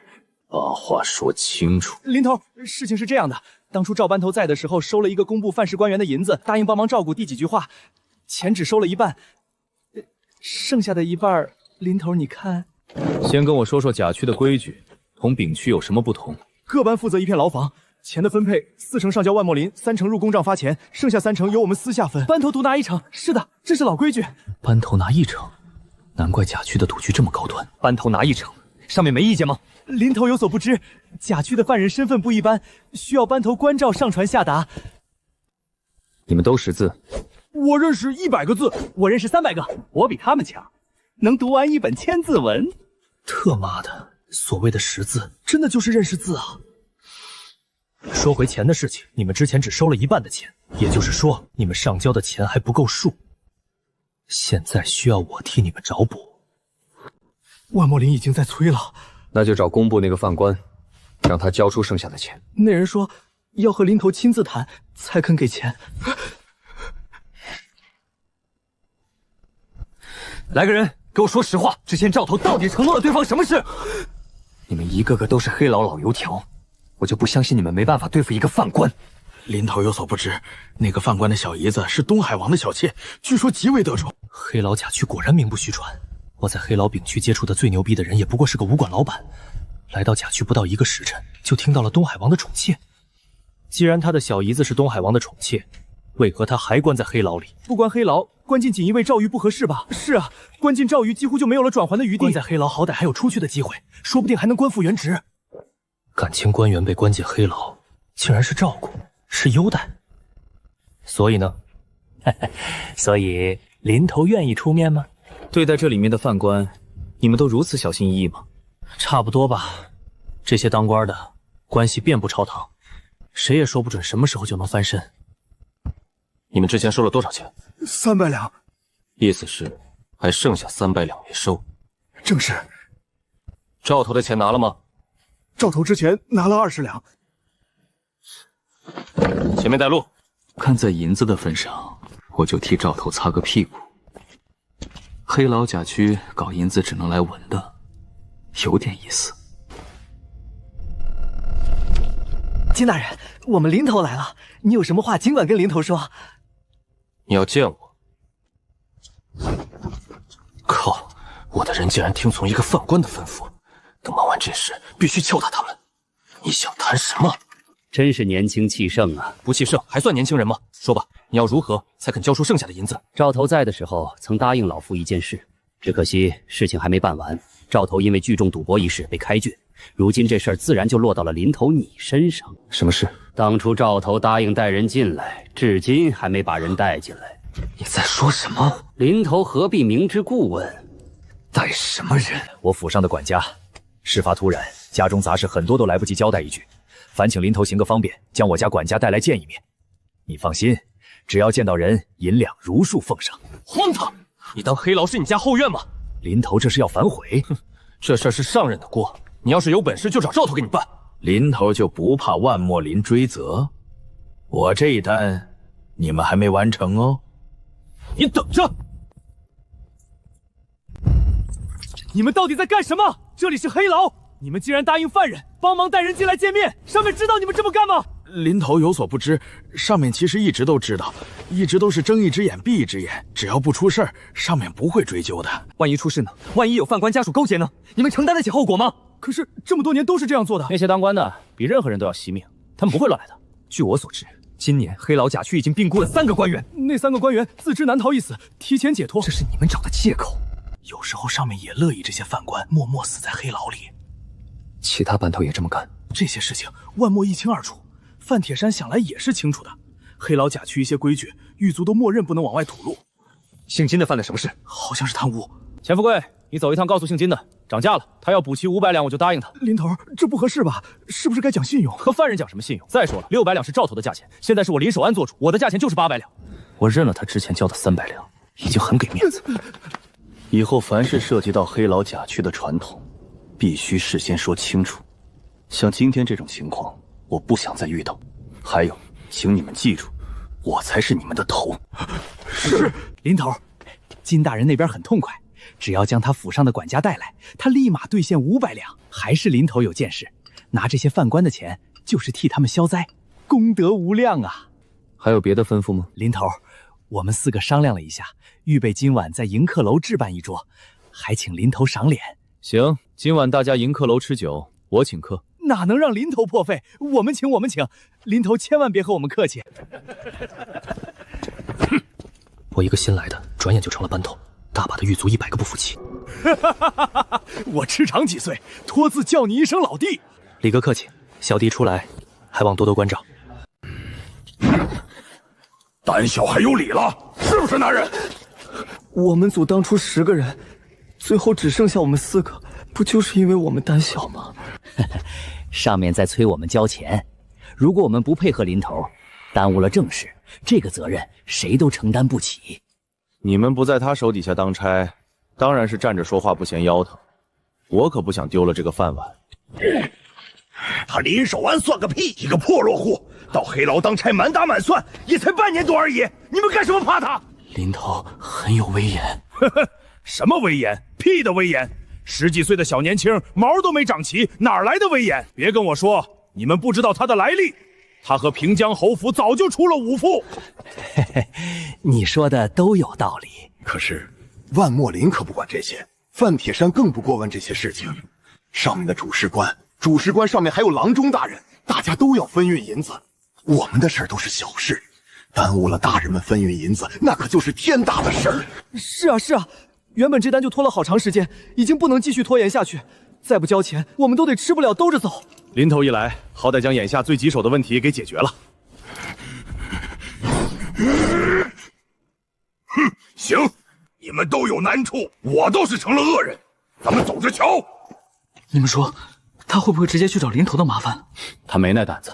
林头大小也是个头，这里是黑牢，林头只要有钱，就没人不开眼去招惹他。黑牢甲区的情况比黑牢丙区复杂得多，带人进来见犯人风险太大，分寸拿捏不好就会引来杀身之祸，必须了解好犯人的关系人脉。狱卒们办事效率很高，第2天就将金府的管家带进了黑牢。看清楚了，他们主仆可有传递物件。林头放心，小的一直盯着，2人身体没有接触过。他们说了什么？你有听清楚吗？说的太小声，小的没听见。林头是在担心什么？我查了一下，姓金的案子是一起窝案，他只不过是个线头，线的另一端是谁，什么来历，都不清楚。接下来，你们巡视要留意姓金的情况，我不希望我的管辖内发生任何不好的事情，尤其是畏罪自尽这类事。林头多虑了，姓金的惜命的很，仗着小姨子是东海王的宠妾，一直想的都是怎么从这里出去。想出去哪有那么容易的事情？陛下要修宫殿园子，还要炼丹，银子从哪里来？否则江明会一个佞臣为何搬不倒？江明会最大的本事就是替老皇帝搞钱，老皇帝离不开江明会。眼看快过年了，估摸着很快江明会就要官复原职。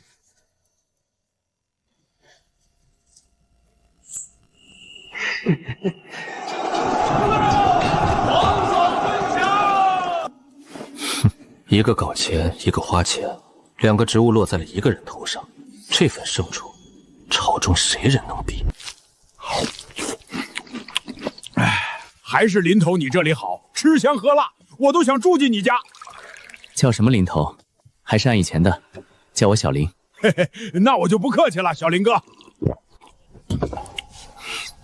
你真是神了！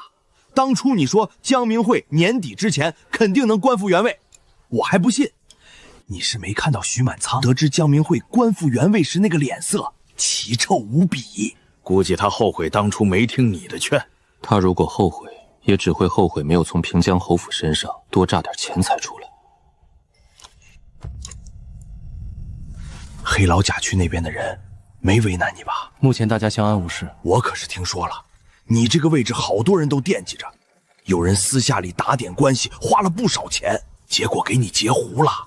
你说他们得有多恨你？谁啊？不清楚，我也是顺耳听了那么2句。总之，你当心点儿。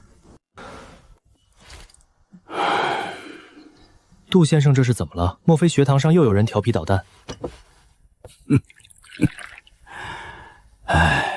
我的差事恐怕保不住。怎会？你在平江侯府私塾教了这么多年的书，谁会开革你？杜先生莫要开玩笑。你知道平江侯府的老太太原本是季氏田房吧？平江侯府大老爷是原配所生，2老爷和3老爷才是老太太亲生的。我本是大老爷请来教书，自从大老爷受了伤后，就不怎么管事。2老爷和2房的少爷开始管家。前2日，2老爷突然来到私塾查看，我还以为2老爷终于肯关注一下私塾，却没想到是因为2房的哥儿回去后被下人发现嘴角有胭脂，于是就有人添油加醋的说私塾如何混乱，哥们在私塾读书学问没学到，坏习惯倒是学了一堆，竟然将责任推到老夫头上。老夫承认，对私塾的管束的确松懈了些，但肯定不存那种情况。荒唐，真是荒唐！平江侯府如今内外大小事情，基本都是2房说了算。3房正忙着内斗，世人都看得出来，老太太明显偏心2房。2房跳得越来越欢畅，联合3房打压大房。平江侯府乱得不成样子，也难怪杜先生担心差事不保。先生打算怎么办？莫非就坐在家里长吁短叹，不想想办法？我还能想什么办法？大老爷不管事，大少爷不在府中，大夫人和大少奶奶全都病恹恹，也不管事。你说我怎么办？大老爷能眼睁睁看着2房辞退你？大老爷才是平江侯府正儿八经的主人，别的事情就算了，事关私塾，事关林氏一族子弟们的福利，能不过问？你真的认为大老爷会管这事？管不管另说，你总得先见到大老爷，将其中内情详细告知。无论是否保住差事，总要替自己争取争取。你就没想过上平江侯府攀一攀亲戚？你在终归不是长久之计。多谢杜先生替我操心，我现在只想找个事儿好好干下去。你若是想换个差事，找一些平江侯府的关系还是能办到的。别的不敢说，替你谋个9品芝麻官肯定没问题。平江侯府能看得上我？我舔着脸上门，怕不是要被踩到脚底下。大丈夫能屈能伸，偶尔当个龟孙子又算得了什么？算了算了，我还是守在黑牢，暂时没有换个衙门的想法。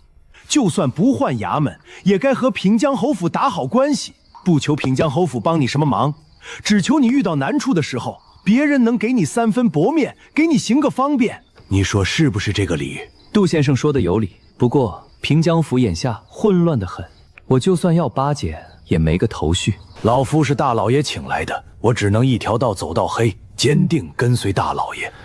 至于你，就看你所求几何。大房才是平江侯府的继承人，应提早巴结，求个稳当。老太太年纪大了，身体1年不如1年，总有一天会去。届时，平江侯府就要面临分家，2房再怎么争，不可能争得赢大房，迟早是要搬出平江侯府。如果大房没了后人，2房就能躺赢。这话可不行胡说。我真的是胡说吗？细数平江侯府这几年的事情，细数大房的情况，杜先生真的认为是天意？小安啊，这酒可以乱喝，话不可能乱说啊！祸从口出，切记切记。大夫人和大少奶奶身体都不好，常年吃药，都是病秧子，真够巧的。这种事情，杜先生见多识广，可曾在其他豪门见到过？大老爷自小习武，平江侯府本就是靠军功起家，大老爷身边那么多常随亲兵护卫，出门打个猎，居然摔断了腿。哼，这一家子真够倒霉的。就剩下大少爷还常年不在府中。这话可不行胡说。婆媳二人究竟什么情况，老夫不清楚。不过大老爷摔断腿一事，就是单纯的意外。人心通常都是以意外的形式表现出来，这是我在黑牢学到的道理。如果是人为，大老爷不可能查不出来。就当它是意外吧。大房未免太背时，处处不顺，不是病就是灾。那天大房要是绝了后，我一点都不意外。二房父子哪有这等本事？你不要再胡说了。二房没这本事，平江侯府那位老太太未必没有这样的本事。我是林家人，平江侯府老太太年轻那会儿怎么上的位，多少我还是听说过。你说的忒吓人了。杜先生见到大老爷的时候，不妨将我今日说的话提一提。你真的认为大房的事儿是平江侯府老太太动的手脚？这不可能吧？如果真要动手，大老爷年幼的时候他怎么没动？那会儿老平江侯还在，他得做个贤惠娘子。再说了，大老爷早早的就被请封为世子，他没看到机会，何必脏了自己的手？一顿酒把杜先生喝出了心理阴影。平江侯府内宅的事情跟我有屁关系？你就当我胡说八道。金家被抄家的消息，想来他也知道了。金大人想开些，你交了银子，只要上面没发话，我也不会为难你。林头放心，老夫不会想不开。我信金大人。我家人怎么样了？他们都没说。你家里人都被监视居住，暂时无碍。六扇门做事，多少还是会留点余地。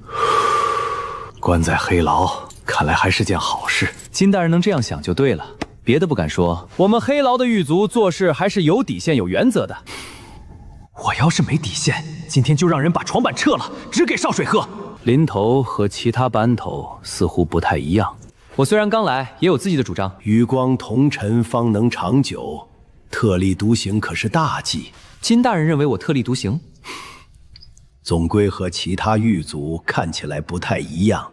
或许是因为我太年轻，比他们更精神些。是你比其他狱卒都要精神。其他狱卒四毒俱全，每个人都顶着一张疲惫的脸，无精打采，唯有提到银子的时候，双眼会发光。但你不一样，你是否习武？练了2招假把式，糊弄人的。难怪看起来精气神十足。练武好啊，老夫当年就是吃不了练武的苦，才会选择走科举仕途，当个清贵的读书人，最终身陷囹圄，拖累家族。大人要对自己有信心，说不定哪天时来运转，就出去了。你是真怕我死在黑牢，牵连到你？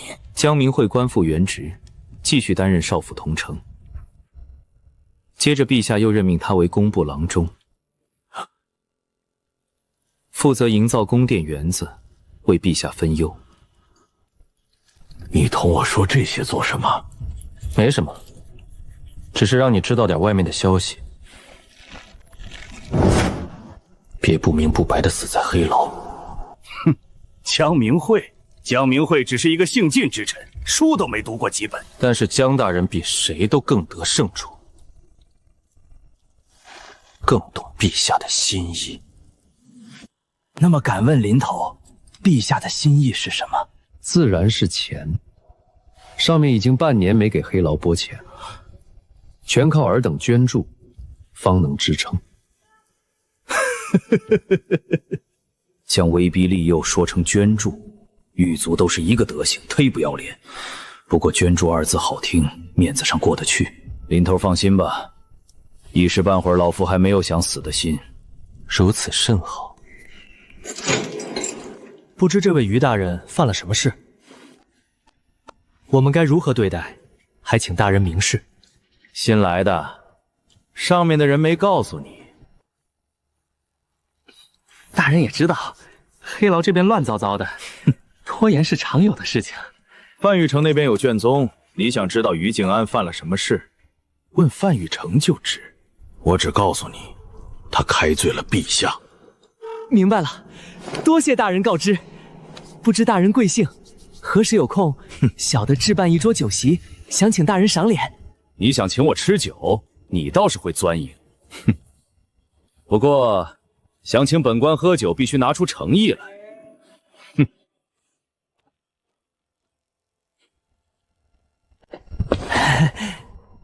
敢问李哥今晚是否有空？我在德胜楼置办一桌酒席，还请李哥赏脸。有空有空。老弟，我听说你接收了新犯人，有什么不懂的，尽管问我。李哥帮了大忙啊！眼下我接收的新犯官原是督察院的官员，不知该……这些不急不急，晚上再说，晚上再说。靠！说说吧，以前来了新的犯官，兆头都是怎么做的？回禀林头，以前有了新犯人，兆头都会先去找万墨林打听情况，没特殊情况就按照规矩办。若是情况特殊，就要看具体情况临机应变。林头和万墨林真的有矛盾吗？哼！如果林头想要避开万墨林，小的倒是有个办法。范铁山身边的李牧群，应该多多结交。李牧群没有职务，名义上是范府管家，实则是范玉成的师爷。以后你们有想法或是主意，大胆提出来，在我这里不存在祸从口出这种事情。那么于大人那里该如何安排？先按照规矩办，等我和李牧群沟通沟通，到时候再决定要不要调整。小林将心放进肚子里。这个于静安虽说出自稷下学宫，但他脾气又臭又硬，在官场上着实得罪了不少人。你照着规矩办，错不了。可是于静安又臭又硬，万一他不肯按照规矩出银子怎么办？哼，他不肯出银子，他家里人肯定愿意出。咱们做事要懂得灵活应变。李师爷一句话，顿时让我茅塞顿开。小的敬李师爷一杯，我干了，你随意。小林酒量不错，下回老夫组个局，你也来。于静安这私犯的事，归根结底就是大不敬，触怒了老皇帝。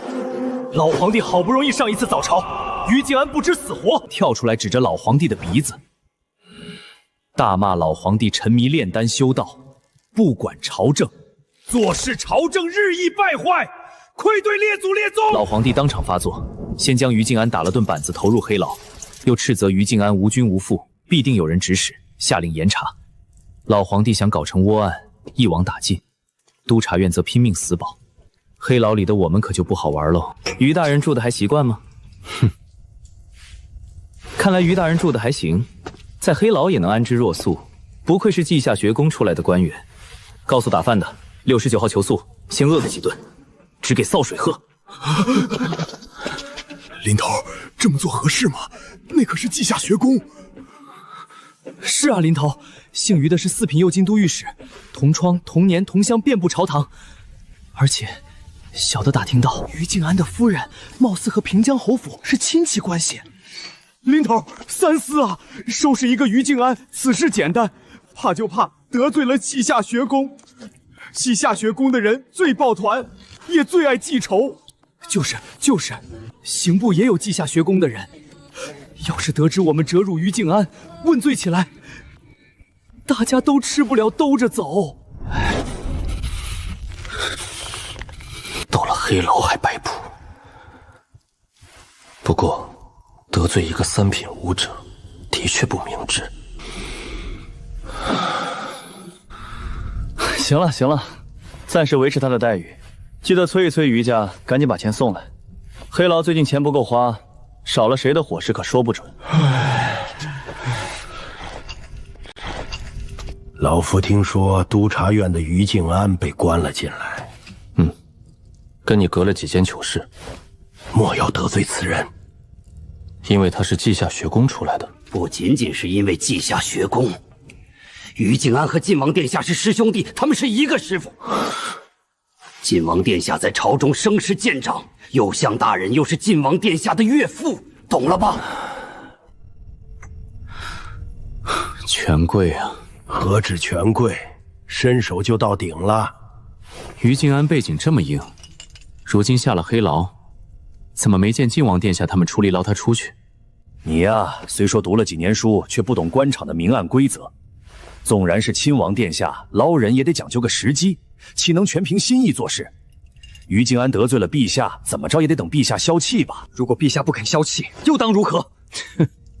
到时候于静安不死也得死，死一个于静安，保全所有人。这笔买卖，相信晋王殿下能够接受。金大人，你这口气似乎和于静安有仇。哼，老夫这次进来，多亏了姓于的。原来姓金的下狱就是于静安弹劾所致，生死之仇啊！上面怎么想的？竟然将你们二位关在一起。老夫若是能出去，第一个要弄的就是他。你刚才还劝我说于静安背景深厚，不可得罪。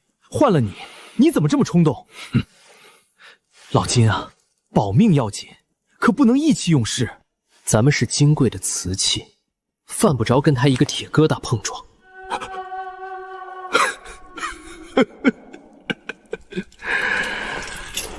老夫有时也会想，与其做个金贵的瓷器，不如做个铁疙瘩，刀枪不入多好。就算要做铁疙瘩，也要等你出去了再说。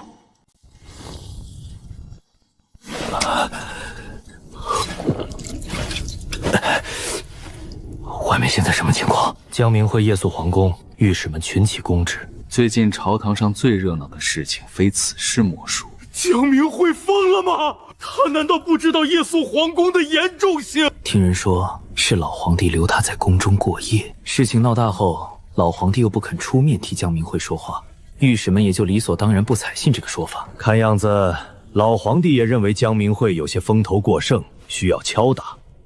只是一场风波而已。只要老皇帝还让江明会负责营造宫殿园子，姓江的就不会有事。金大人高见，那你分析分析于静安的情况。苏御史和他争论，你猜他们争论什么？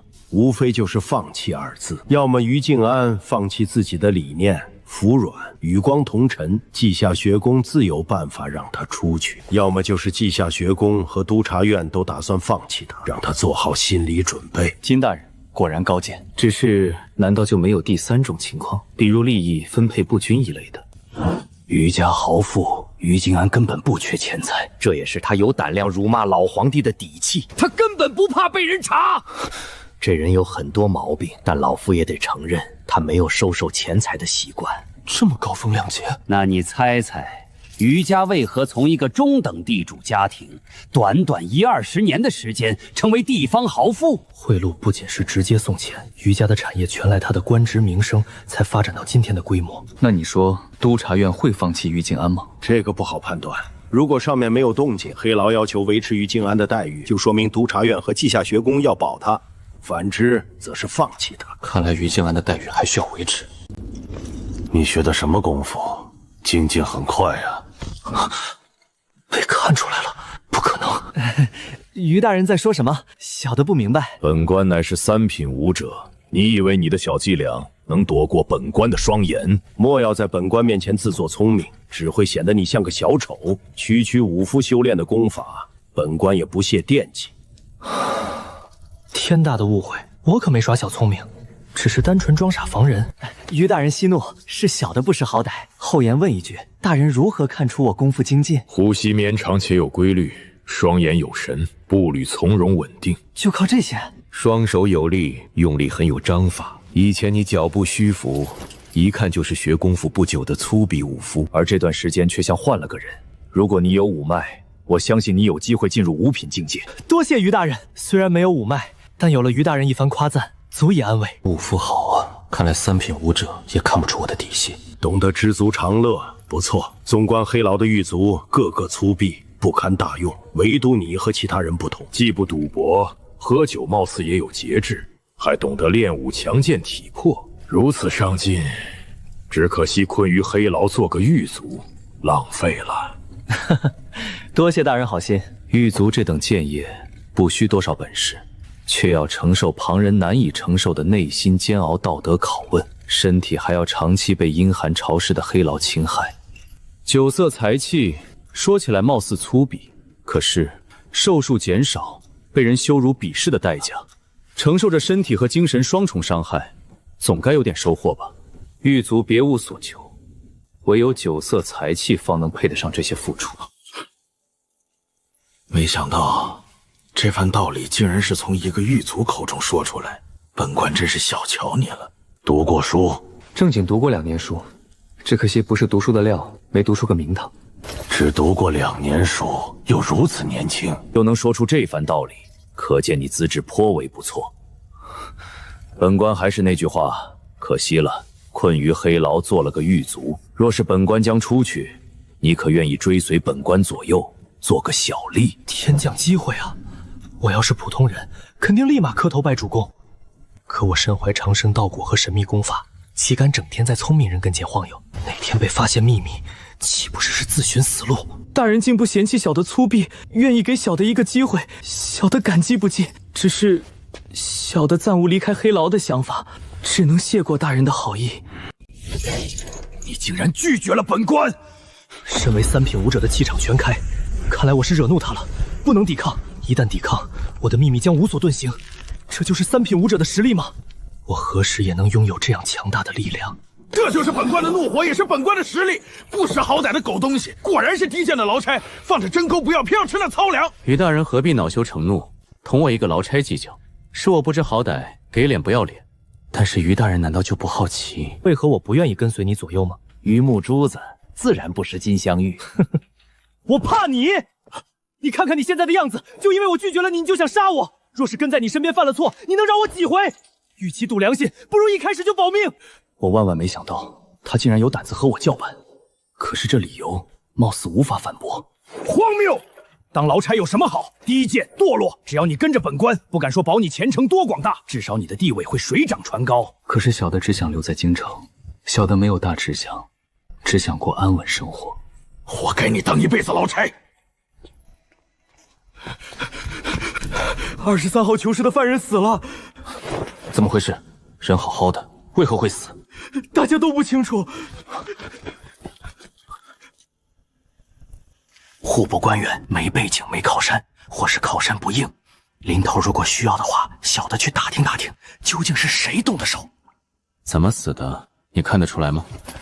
不出意外，应该是先饿后撑死的。人为。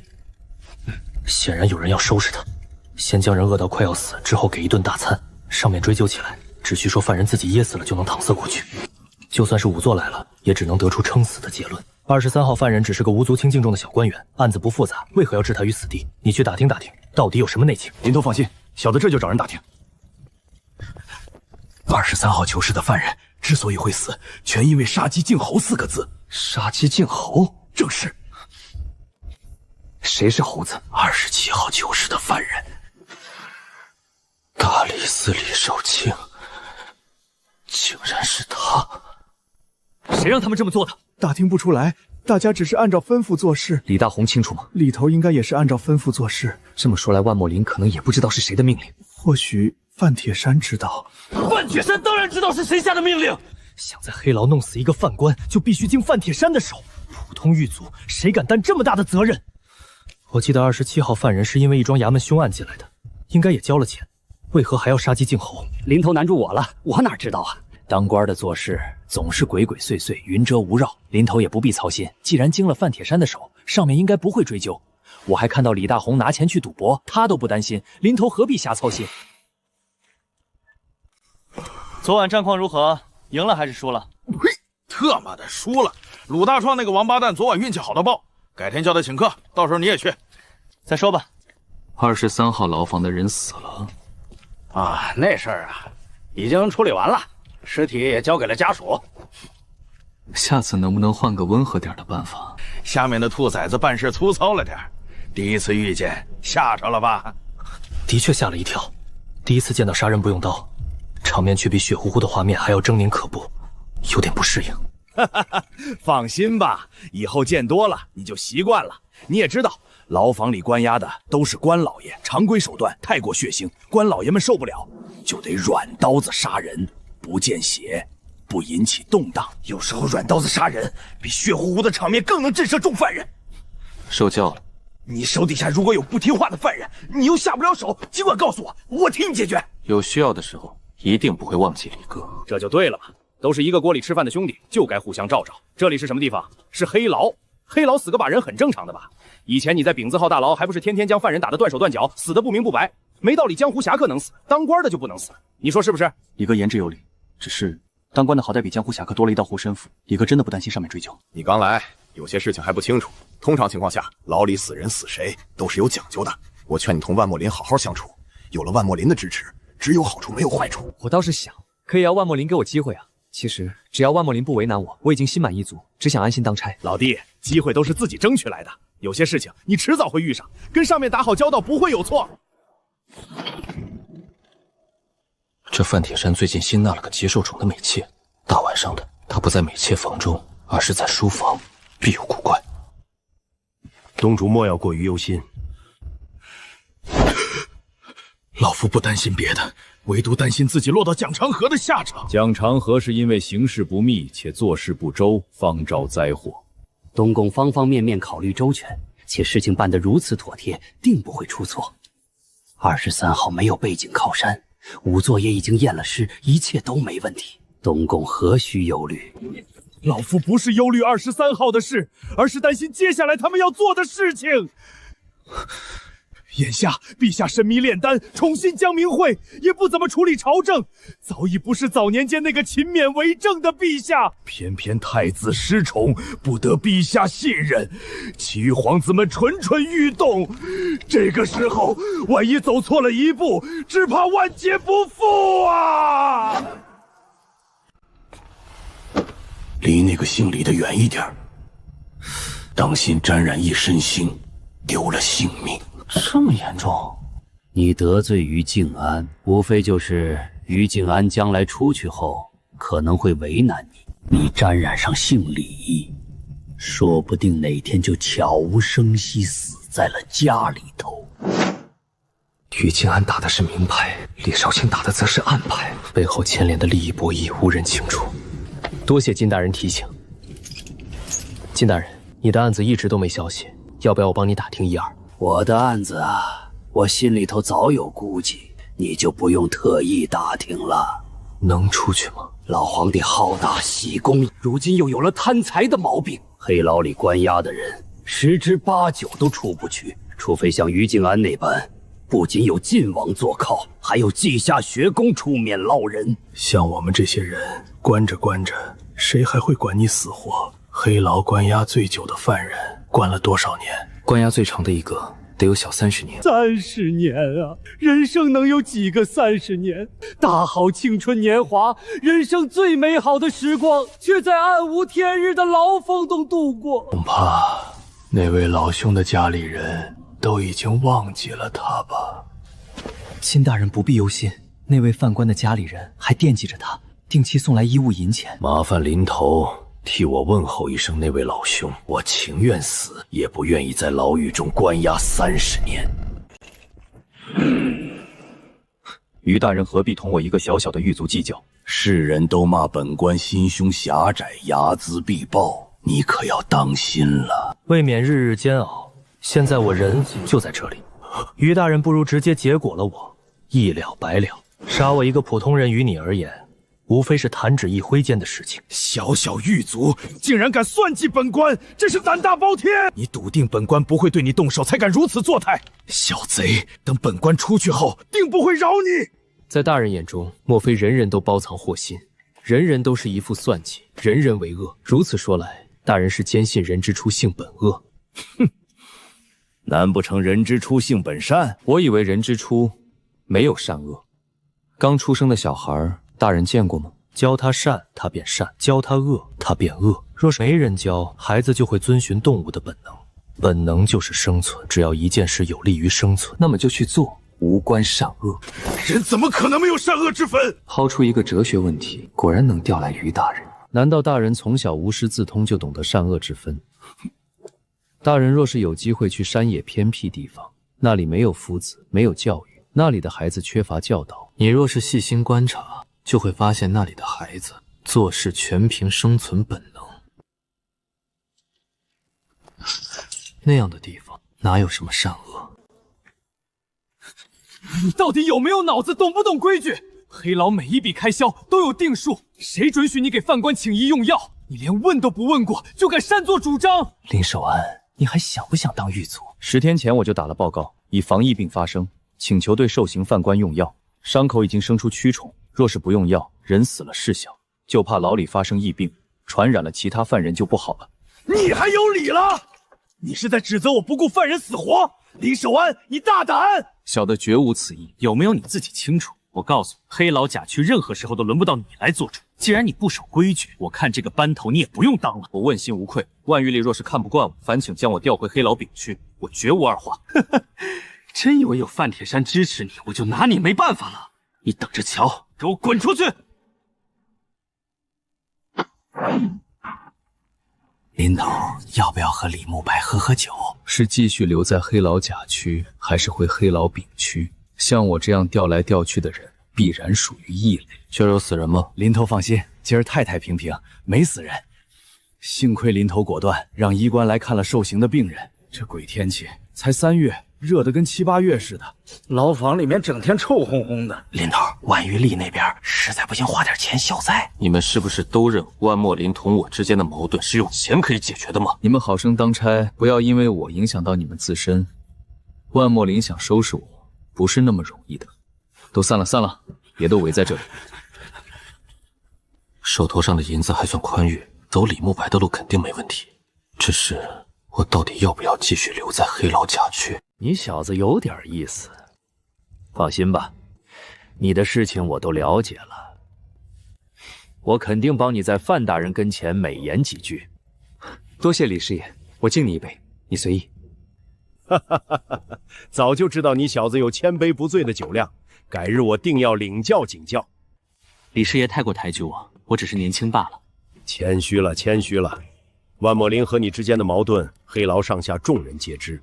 此次的事情，范大人也是赞同你的说法。这季节最易起疫病，是该小心防范。你放100个心，万墨林想以此事赶走你，他就是做梦。我去给2位爷泡一壶解酒的茶水来，2位爷稍后。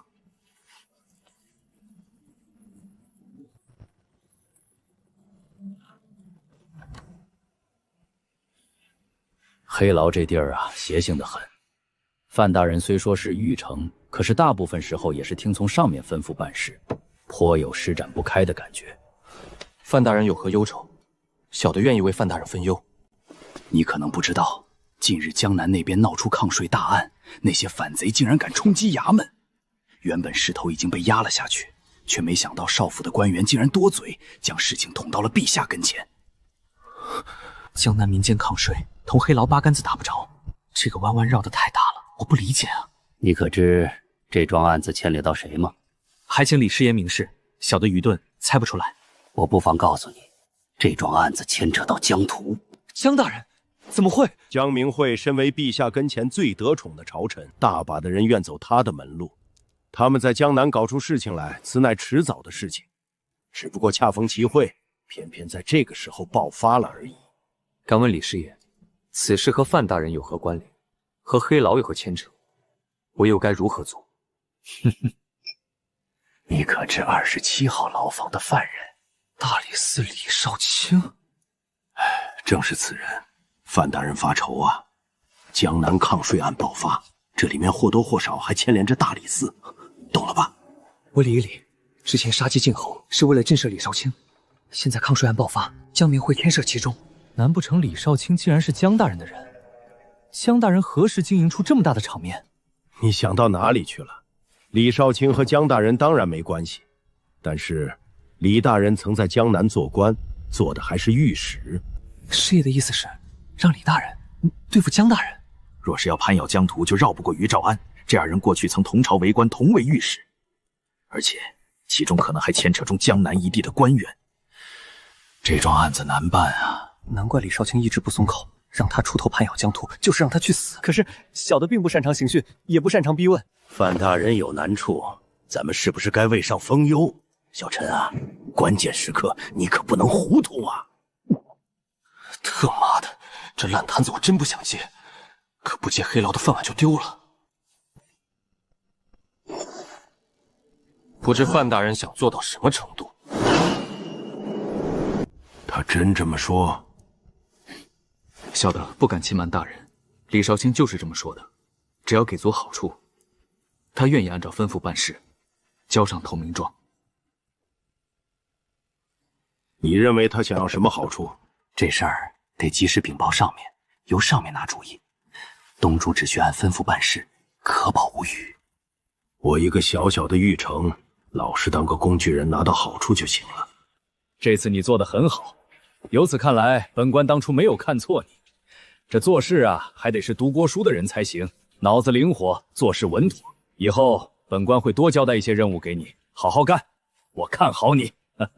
多谢范大人提携，小的一定好好干。若是没别的吩咐，小的先告辞。去吧。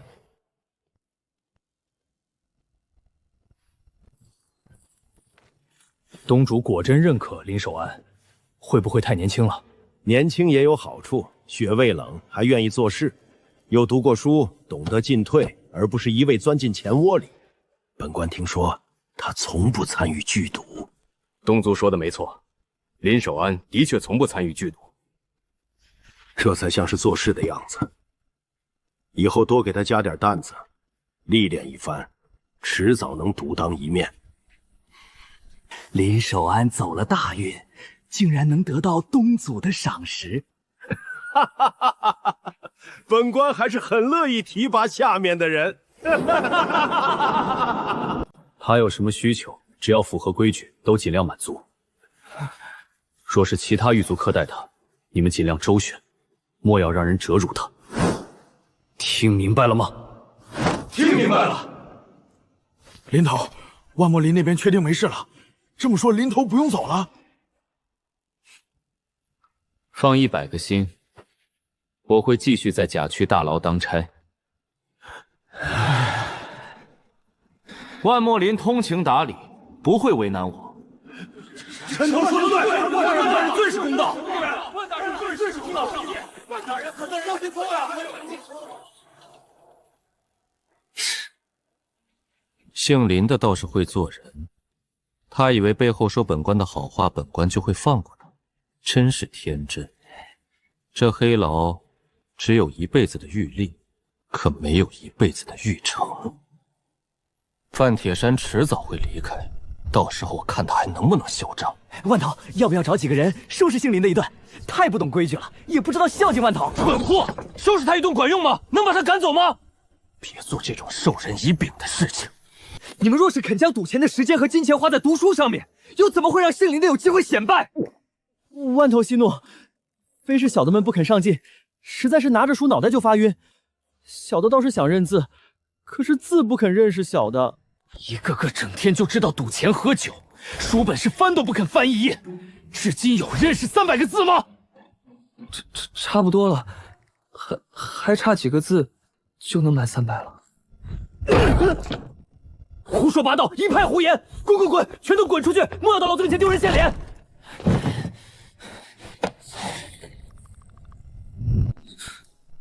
读个屁的书！读再多的书，还不是当个狱卒？哼，黑牢的凶险不输官场一丝半毫，只不过我等狱卒都是小人物，没人关心罢了。我们拿钱的同时也担着巨大的风险，且大半的钱都交给了上面，罪名都是由我们担着。哪行都不容易，街边摆摊的也得费心思和差役们打好关系，以免被掀了摊子绝了生计。来，老夫敬你一杯。先生切我如此，我虽没在你手下读书，但这几个月承蒙教导，学问有了精进。那些犯官下了黑牢还这么嚣张啊，就不怕被你们狱卒刁难？谁敢刁难他们啊？不仅不能刁难，还得当老爷一般伺候。你说我们难不难？都难，都难。文章本天成，妙手偶得之。先生胸有成竹，腹有丘壑，定能写出锦绣文章。此时天光过亮，少了几分写作的气氛，需等到夜晚，夜深人静之时，定能文思泉涌。小安啊，你这话说得漂亮，尤其是头2句“文章本天成，妙手偶得之”，好，太好了！没想到你还有作诗的天赋。先生别笑话我，我已经入了黑牢，做了狱卒，哪有资格去考科举？人家查底素，当场就将我处落。我还是自觉点，不去读书人圈子厮混，免得叫人嫌弃。可惜了，你怎么偏偏入了黑牢，干起了狱卒？可惜。没什么可惜，有舍才有得。我要是不做这行，早就在商行弯腰驼背端茶倒水，拿的钱刚够糊口，既负不了自己，也帮不了大姐，哪有来请教的机会？哎呀，过了，在商行干活，从早忙到晚，哪像现在3班倒，当完差就回家，有钱有闲，除了地位低一点，别提多潇洒。潇洒归潇洒，就是浪费了一身才学。我哪有什么才学？小安何必自谦？虽说底子没打好，但胜在思路活转，能举一反三，有想法、有主见、有见识，这些偏偏是现今读书人最缺的。你要是能多花点时间将基础打牢，不敢说进士，举人还是可以指望的。被人赏识赞扬，确实是一件开心事，难怪老皇帝爱听奉承话。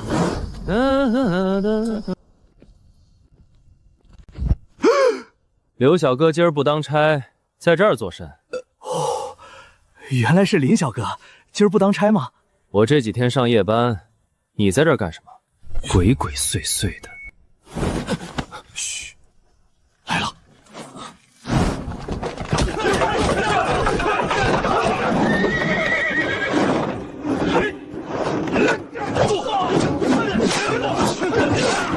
怎么回事？特意堵着人家打？分明是得罪了二少奶奶赵李氏，我这是奉命行事。那人是大少奶奶赵王氏娘家亲戚，坏了二少奶奶好事，吩咐教训他。差不多得了，当心把人打坏了。放心，这小子学过功夫，打不坏。张正卿家的二公子在此，谁敢动手？张正卿的二公子为什么在车上？怎么结交上的？天子脚下，光天化日，竟然敢私劫马车，找死！赶紧撤，你自求多福吧。跑啊！跑得了和尚跑不了庙。张兄，没伤着吧？哼，没有大碍。这帮人冲你来的，随我到侯府揭发。这事闹大了。侯府不给我活路是要逼死我，如今连我娘家表弟都容不下，不如直接赐我一杯毒酒死了干净。张正清出了名的像疯狗一样护短，老太太只能丢足保俩。于是乎，带头打人的刘小川被投入黑牢已区。小林，林哥，还是你仗义，没有忘了我。吃吧，知道你吃不好睡不好，没想到侯府第一个进来的是你。刘忠全说侯府有人进黑牢好照应，没想到应验了。刘忠全不保你吗？你替二少奶奶办事，出了事二少奶奶怎么不替你出头？大少奶奶跑到老太太跟前寻死灭活，还有张正卿家的二公子左右夹击，逼得老太太下了狠手，二少奶奶气得都躺下了。我一个下人只能进黑牢顶罪。二少奶奶给你补偿了吗？哪有什么补偿，没将我打死已经是格外开恩。要是知道张正卿的儿子在车上，给我100个胆子也不敢动手。这不对啊！无论事情办没办成，你替他扛了祸事，怎么着也该给你一份补偿才对。他一毛不拔，以后谁还愿意替他分忧办差？差事没办好，没挨板子就算客气了，哪里敢指望补偿？林哥别笑话我了，我现在只盼着不用受刑，能平平安安出去。我可怜你，真的。办差不利又不是你的原因，刘忠全没替你打点吗？牢房里连一张床板都没有，就一层稻草，这晚上怎么睡啊？你放心，刘忠全不替你打点，我替你打点。一会儿我就跟狱卒打个招呼，让他们多关照你。哥，你就是我亲哥。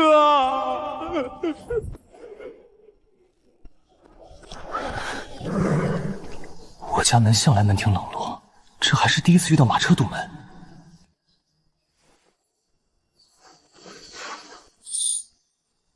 啊，太太怎么来了？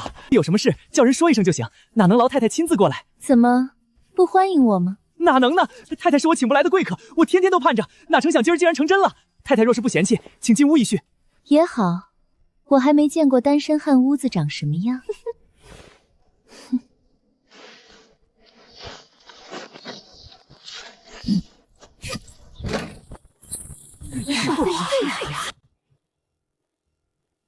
小娟姑娘，去厨房烧水泡茶吧。跟着太太来做客，姓林的竟敢指使我！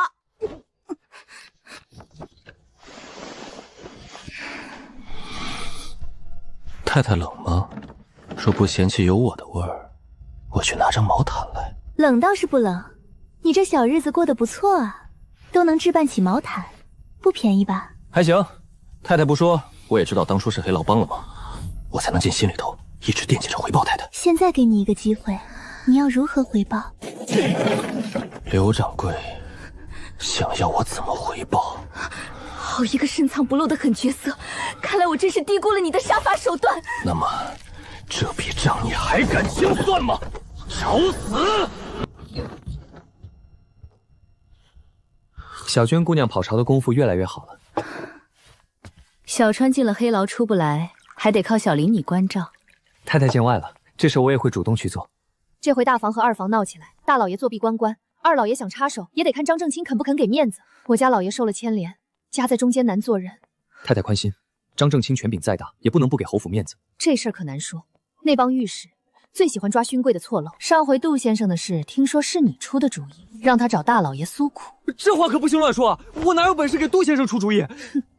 大老爷换了药方，赵王氏用了新药，都有力气寻死觅活，逼得赵李氏罚跪。八竿子打不着，我要有那本事，岂能当狱卒？谁不知你爱武成痴，天天问犯人要秘籍。这事都传到侯府了，还好没暴露秘密。若是来兴师问罪，恕不招待。瞧你急的，我有说兴师问罪吗？张正清虽凶，侯府也有办法。原本该让姓叶的去办，我家老爷得知于静安关在黑牢，是你辖区，不如你帮忙带句话给他。于静安和张正清不对付。于静安一个犯官，就算不对付又能如何？张正清带头弹劾江明慧，暗地串联放弃于静安。于静安背后有晋王，绝不会没反应。这点小事不为难你吧？时隔1年，他鸟枪换炮了，不见兔子不撒鹰。现在的他有钱了，有了底气。我的底气可不是钱，是能战胜一品武者的强大武力。自然不会让你白帮忙。你想要什么，尽管开口。我瞧着你这屋里缺个女人，不如我让小军来伺候你。太太身边片刻离不得小军姑娘，我岂敢夺人所好？罢了罢了，你房里的事情哪轮到我来操心？知道你痴迷武学，我特意命人寻来一本全谱，想来对你有些帮助。太太这份心意，我很喜欢。事情若是办成，事后另有谢礼，如何？你可满意？满意归满意，你们又怎么确定于静安会如你们的愿？于静安被关进黑牢小半年时间，还有多少影响力？你们会不会高估了他？尽人事，听天命。若是于静安走不通，再走其他路也不迟。不管事情成不成，该给你的谢礼不会少1分1毫。乔太太说的，就算没有谢礼，我也会尽可能的帮忙。好歹我也姓林。总不能眼睁睁看着侯府被张正清拿捏，侯府好不了，我们这些林家后人岂能有好日子过？你能这么想就对了。虽说侯府不曾关照过你，但是你住在后巷，本身就意味着得到了侯府的庇佑，无需担心有人骚扰打劫。太太回去等消息吧，等事情办好，我会让隔壁春香嫂家的小子去刘府知会一声。知道你辛苦了一夜，就不打扰了。太太这么卖力的奔波，莫非赵李氏许诺了什么好处？也不瞒你，并非赵李氏出面，这一次是二夫人的意思。二夫人吩咐下来，我和老爷自然要用心办事，尽快将这桩事情给平息了。唉，老太太年纪大了，经不起一次又一次的刺激。你就不怕得罪赵王氏？难道我什么都不做，就能讨好赵王氏吗？甘蔗没有两头甜，既然站了队，岂能中途退出？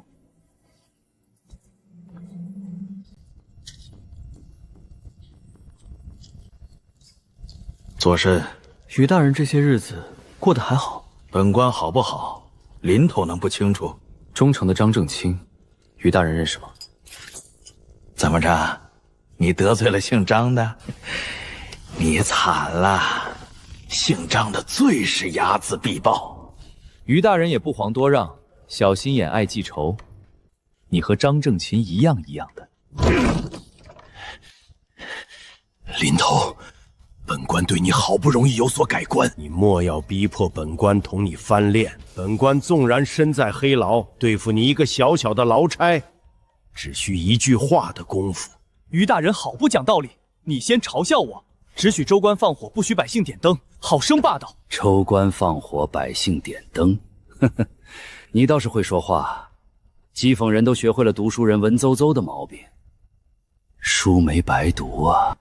都是夫子教的好。既然你说本官小心眼爱记仇，本官若是不记你一笔，岂不是白白担了这个污名？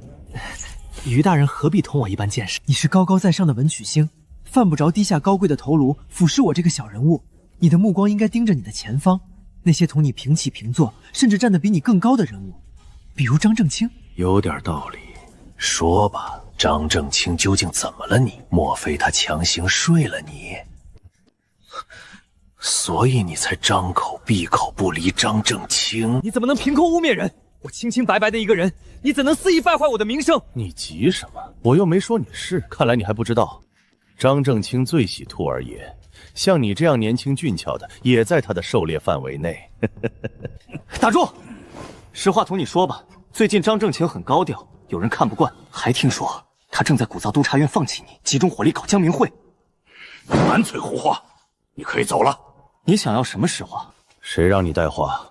说来听听。说得好，本官也不介意被人当刀子使唤。反正本官看姓张的很不顺眼，有人收拾他，乐见其成。侯府最近同张正清闹了点矛盾，张正清又臭又硬，不肯松口将事情化解，侯府便想到了于大人你，希望你能出面化解一番。呵呵，是想让本官出面将张正清一军吧？你先说说，侯府为何会同张正清闹矛盾？这老狐狸一听就知道我不禁不实，在这帮聪明人面前耍小聪明毫无意义，还是说实话吧。当年大老爷摔下马，本官就知道侯府迟早会闹内讧，这不，眼看着就闹了起来。你家和侯府早就出了五福，你为什么心甘情愿帮这个忙？侯府给了钱，而我喜欢钱。别人给钱你就要，本官给你机会你却拒之门外，果然只配当狱卒，目光短浅。你回去告诉侯府，就说这桩事本官接了，本官愿意替侯府分忧。条件呢？条件得让侯府的人自己来谈，你不够资格。本官也想看看侯府有没有胆子走出这一步。这就难办了。求于静安是刘忠全一人的决定，偏偏这老狐狸要亲自问侯府要好处。罢了，话传到就行，我不操心。放心，我一定将话带给侯府。哼，那个让你来找本官的大聪明，你回去告诉他，本官的脾气官场上的人都知道，敢让本官出面阴人的人，哼，很敢想，就是不知道敢不敢做。于大人要是没有别的吩咐，我就继续巡视牢房。你已经是班头，为啥还要亲自巡视牢房？此乃职责所在。哼，黑牢甲区的犯人又没有你需要的武功秘籍，你别瞎费时间。反正你也没五脉，练不练都没区别。属狗啊！踢上裤子就不认人！刚才是谁低声下气求本官，办成了就翻脸？你好歹做点表面功夫。小安哥，信送到了，这是回信。别告诉你妈，这是你的私房钱，懂什么叫私房钱吗？谢谢小安哥。叫叔，你也没比我大几岁。我叫你妈嫂子，你叫我哥，你觉得合适吗？合适啊。唉。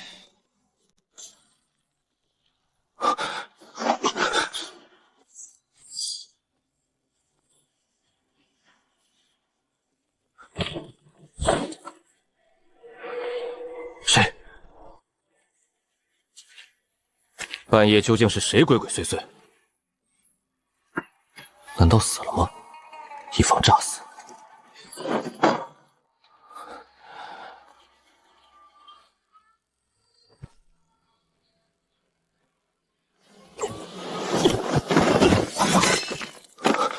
暗器，这是奔着弄死我来的。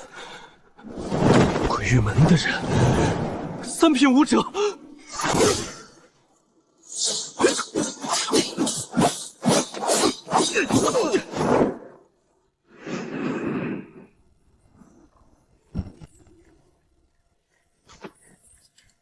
飞毛腿送的安魂香，第一次使用效果就这么好。他在天有灵，可以毫无牵挂的喝孟婆汤了。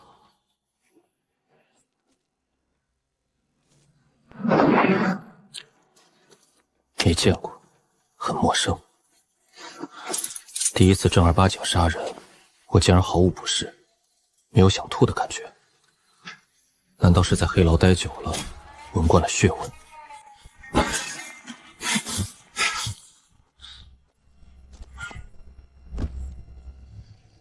改明儿在上面种棵桃树，一定会长得很茂盛。老铁匠打的短刀，锋利好使，在三品武者的剑下，我竟然走了5个回合，这感觉很玄妙，真刺激啊！原来林头救了我，多谢。行了，行了就走吧，我这里不是避难所，下次别来了。昨晚给你添麻烦了，没发生什么事吧？半夜3更，院子里突然掉下来一个人，这就是最大的事。怪年轻的，何必做沧桑大叔的官？多谢林头相助，将来必有回报。我姓齐，我姓林。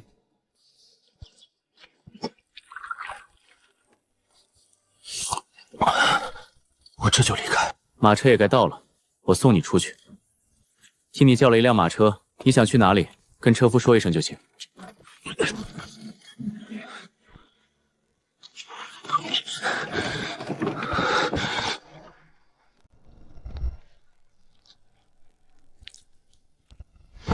想要置办隐秘的房产，还得有个靠谱的假身份。孙老哥，这事儿还得麻烦你。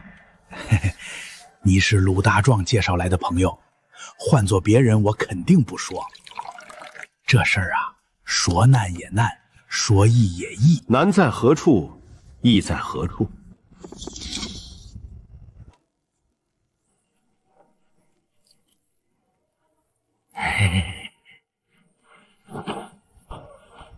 对于关老板来说，难处不难，易处很易。明儿到了衙门，我替你补办一个身份即可。不知需要准备什么？这好办，有了律法认可的新身份，套了层真皮，绝非千面手那种假皮，以后办事方便多了。年轻人要志存高远，挣到了钱就赶紧改行。你手里头的钱真不干净。先生此话差矣，不干净的是人，跟钱没关系。再说了，当官的钱就干净吗？我们劳差不收钱，您老猜猜那些犯人能安心吗？这钱说到底也就是买个安心，属于双赢。如果遇到没钱的犯人，又该如何？真要遇到穷犯人，只能让犯人自求多福。所以世人都说劳差的钱都脏，承认了吧？是，都脏，心都是脏的。来，我敬夫子一杯。不要指望改变一个人的价值观，变来变去反而伤感情。侯府最近太平吗？外面很太平，内里可不太平。怎么个不太平法？您老道士说说看。二房和大房不和，你是知道的。起因是大房的亲戚叶文昭坏了赵理事的好事。赵理事找人教训他，却误伤了张正清家的张怀玉。最后侯府赔礼道歉，据说送了一笔厚礼，还找人中间说和，才化解了这桩纠纷。这其中大房也是出了力的。大房还能帮二房消灾？二房给了叶文昭实打实的好处，赵老夫人也给了赵王氏面子，得了好处总要出力，你说是不是？大房二房能甘心？不甘心又能如何？总不能一直闹，叫外人看笑话。这个版本跟我了解的完全不同，这里面根本没提刘忠全和于静安，看来这是一条暗线。赵王是要管家吗？想管家哪有那么容易？别忘了二房头上还有位赵老夫人。赵老夫人不松口，赵王是想管家，任重道远。大老爷出面也不行。一个孝字就能锁住大老爷的手脚。再说了，赵理事这些年管家管得内外井井有条，赵王氏却多年不问内务，如何管家？这侯府的事情，并非一两句话就能抵定乾坤，非得慢慢熬，才能有成效。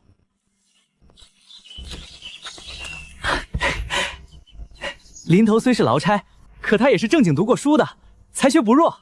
当不起。哼，你们要去诗会，现在该出发了吧？去晚了，要是错过了好戏，岂不可惜？赵兄，叶文昭，我就不耽误你们。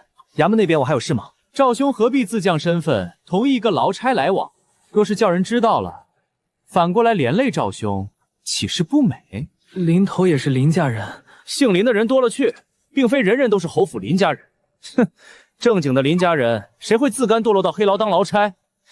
他爹好歹还是个狱吏，他倒好，直接混成了劳差，越活越差。叶兄也知道林头，他的大名早就传遍了侯府，我住在侯府，自然听过。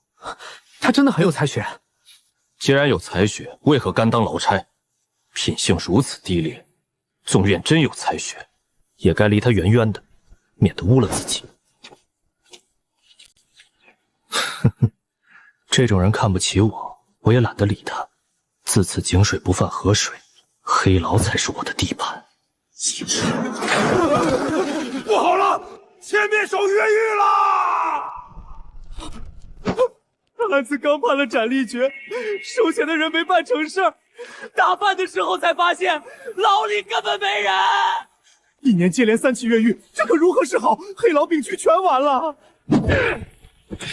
抓不到人，交不了差，我肯定拉上你们垫背，大家统统都别好过。尤其是你鲁大壮，张二牛那苏走了，你看你天天就知道赌，上面追究，我第一个拿你的脑袋祭旗。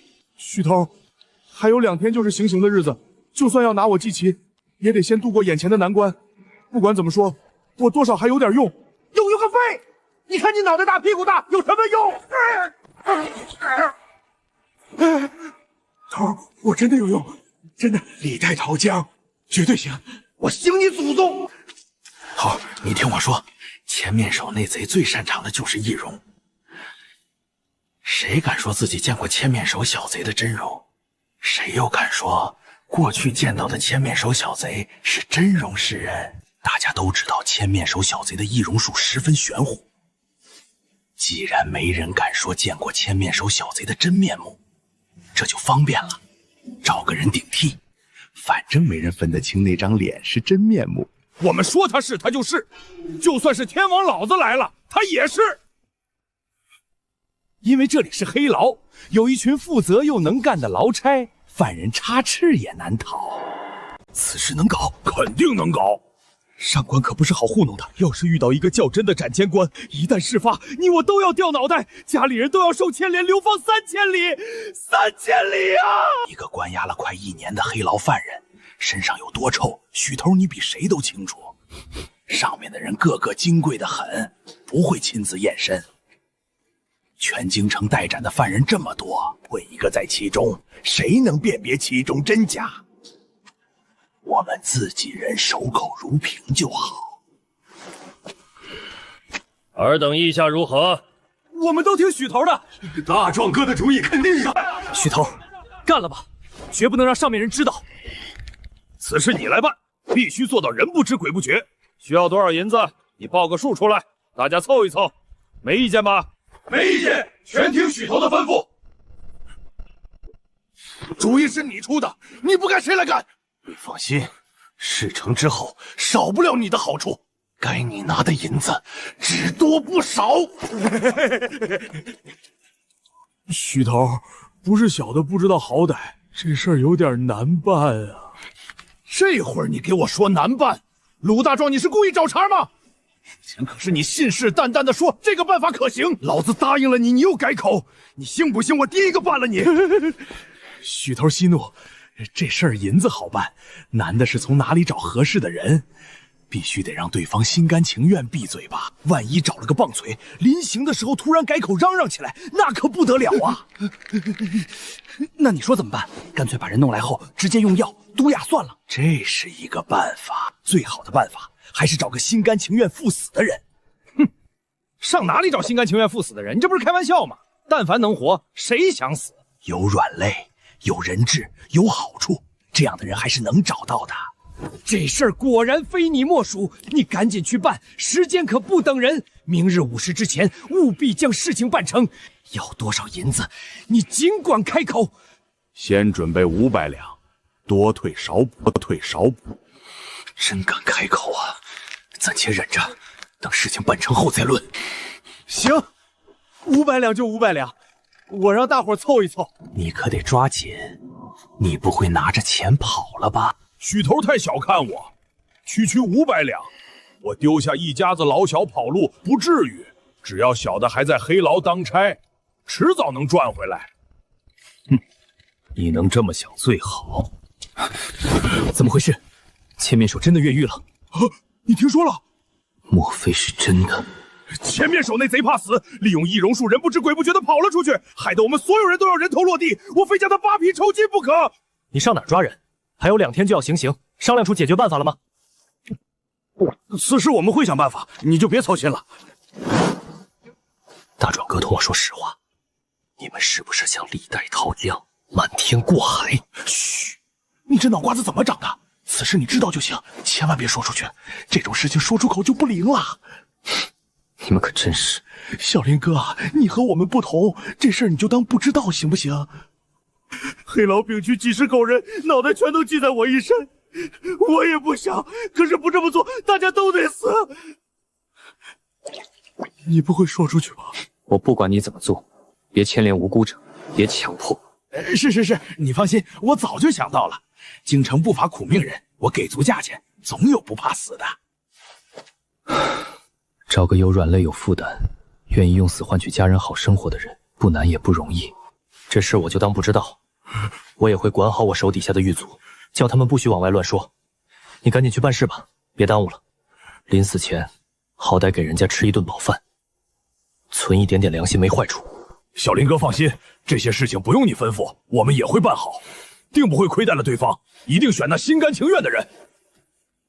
千面手易容术在身，想抓他太难了。妈妈从外地买回来的新人，一直关在屋里不让我们瞧，等下个月就要正式梳头。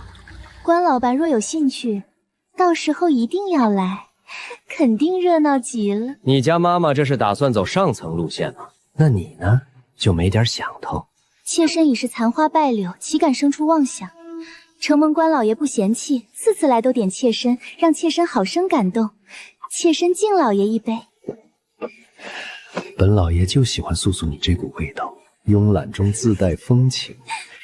其他男人都是有眼无珠，不知你的好。那个人影，我应该没有认错。前面手，你坐着等我，我去就来。干脆换衣裳上房顶，守株待兔。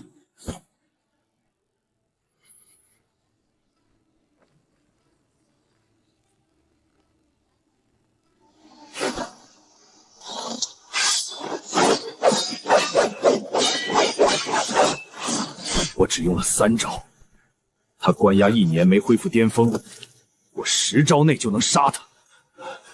你是谁？谁派你来的？既然出来了，就赶紧滚出京城。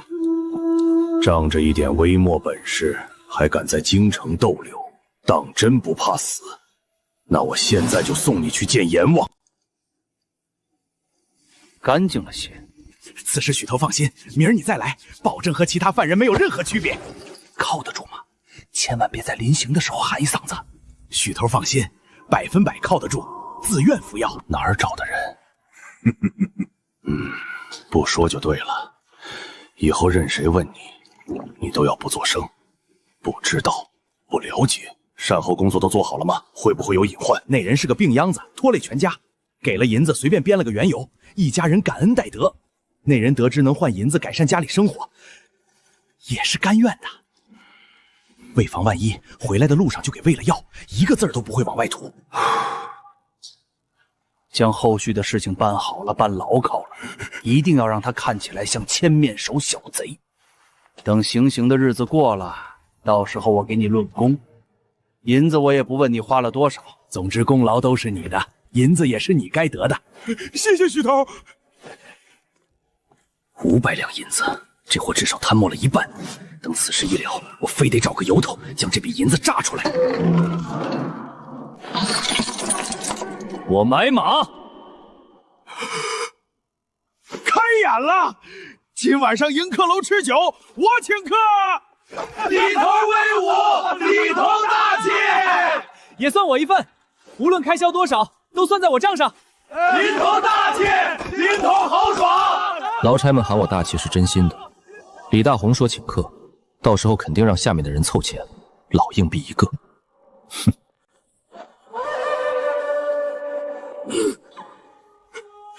完了，这可是鼎鼎有名的查案高手。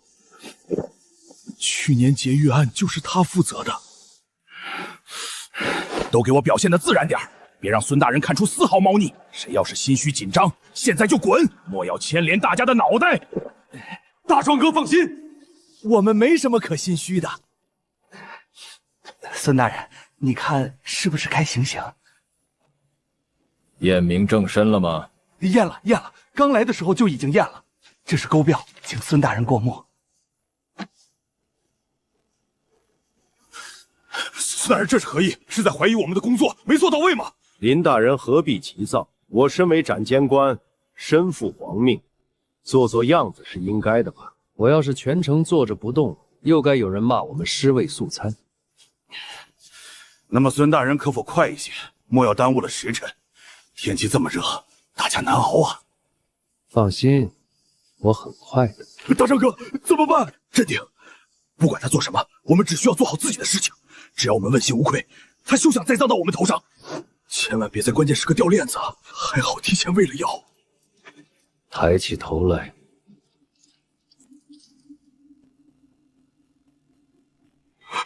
他发现了，他会发现吗？也不知有生之年是否能再回到京城。金大人有靠山都没改变流放结局，余安未太苍白了，争取好好活着，舍得花钱，日子总能过下去。说不定哪天陛下大赦天下，你就能再回到京城。老夫可否托付林头一件事？你说。抄家时漏下2本孤本，家里人出面不便，又怕被压价，想请林头帮忙寻个买主。流放一路打点，处处要银子，就指着这2本孤本解燃眉之急了。此乃小事，我定帮你寻一个合适的买主。只是，你说的孤本果真是抄家时候漏下的，没有祸患，没处理干净的首尾。抄家的老手怎么可能漏掉孤本？肯定是偷偷藏的。我愿意帮忙，但不能惹麻烦。林头只管寻买主，保证不会有事。老夫愿意让出1成的利。好生大方，说到底还是靠钱开刀。大人关照过我多次，这忙我帮，寻个买主是举手之劳。丑话说前头，货的来路我不问，出了事我可不认，全推你头上，不过分吧？货物售出，林头可以取2成的利。行，这就是一门纯粹的交易。我祝大人一路顺风，早日脱离苦海。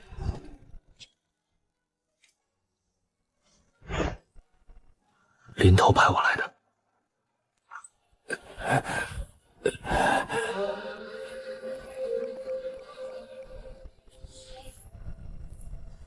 先生给估个价。直接去当铺压价能吓死人，划不来。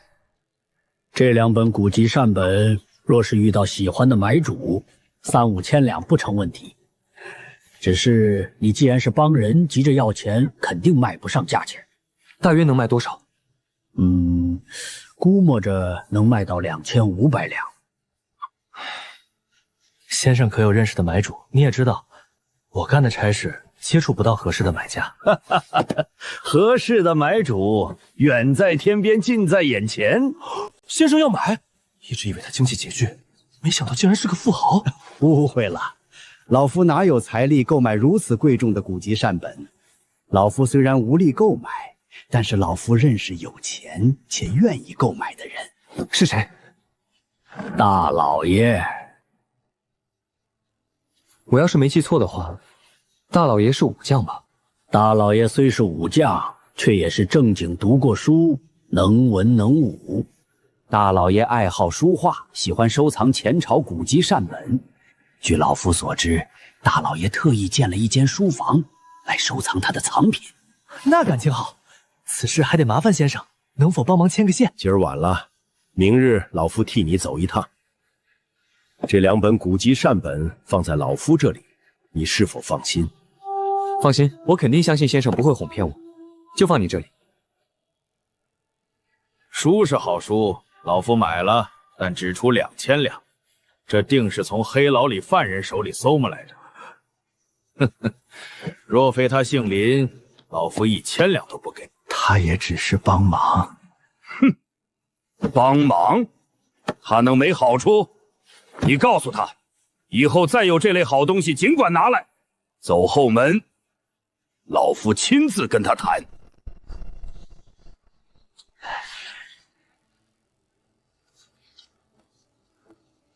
刚刚去当铺只肯出600两，还互相串通压价，2000两已经很大方了。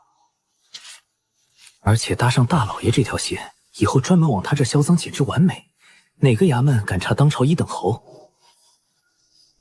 难怪金大人求我帮忙，他自家人出货，估计连600两都拿不到。1600两，林头果然是个信人，做事有原则，不乱伸手，给的价绝对是能卖得出的高价，不像其他狱卒敢要80%。杜先生的中介费。只要你时常来陪老夫喝酒吃肉，老夫就满意了。夫子帮了大忙，一文不取，往后我哪还敢找你帮忙？您不为自己想，也得替师娘想想。她辛苦这么多年，吃点好的不过分吧？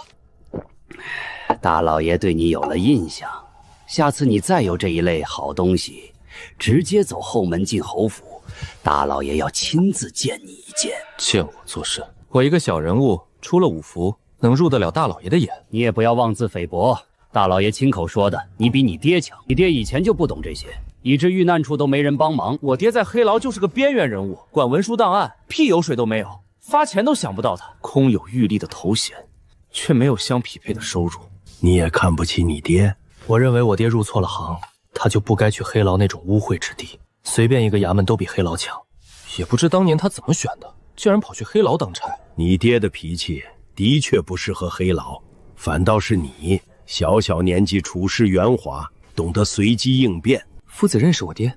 也不曾见过，只是听说过，从中分析他的性格。你爹其实更适合去一些清水衙门，事少不沾染污秽，独善其身。夫子有见地，我敬夫子一杯。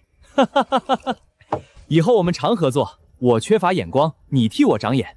然后大老爷替咱们销赃，呸！大老爷照顾我们生意，这能行？黑牢哪有那么多机会给你？其他人见到你挣钱，能不眼红吗？哼，眼红有什么用？他们不姓林，找不到大老爷这样的豪客。我虽和侯府出了5服，背景照样最硬。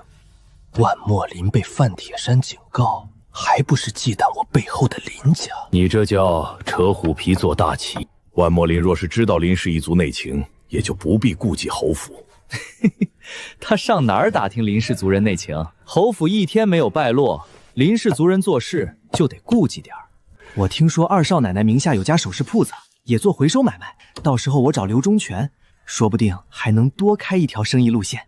二少奶奶那边缓一缓，大房二房面和心斗，咱们走的是大老爷的路子，贸然再去沾二房，怕惹恼大老爷。听老夫的，别贪心。多谢杜先生提醒，此事的确不能着急。总而言之，以后我和夫子一起赚钱，一起喝酒，夫子不嫌弃我浅薄就行。你太谦虚，凭你的本事，去个正经衙门迟早出头，比黑牢强多了。偏你不听劝，认死了黑牢，唉，也不知那破地方有什么好。喝酒，喝酒！老罗，尘归尘，土归土。你收了钱，赶紧贿赂阎王爷，争取下半辈子投个好胎，说不定将来还有机会见上一面。以后我不一定会再来，所以这次给你多烧点儿。你不作声，我就当你收到了。身后多了2条尾巴，四周树林茂密，真是个杀人埋尸的好地方。为何跟踪老夫？把东西交出来！罗啸天的东西交出来！我不懂你们在说什么，什么东西？老头，别不知好歹！我们在坟墓前守了将近1个月，你是第一个给他上坟的人，他的东西定在你手中。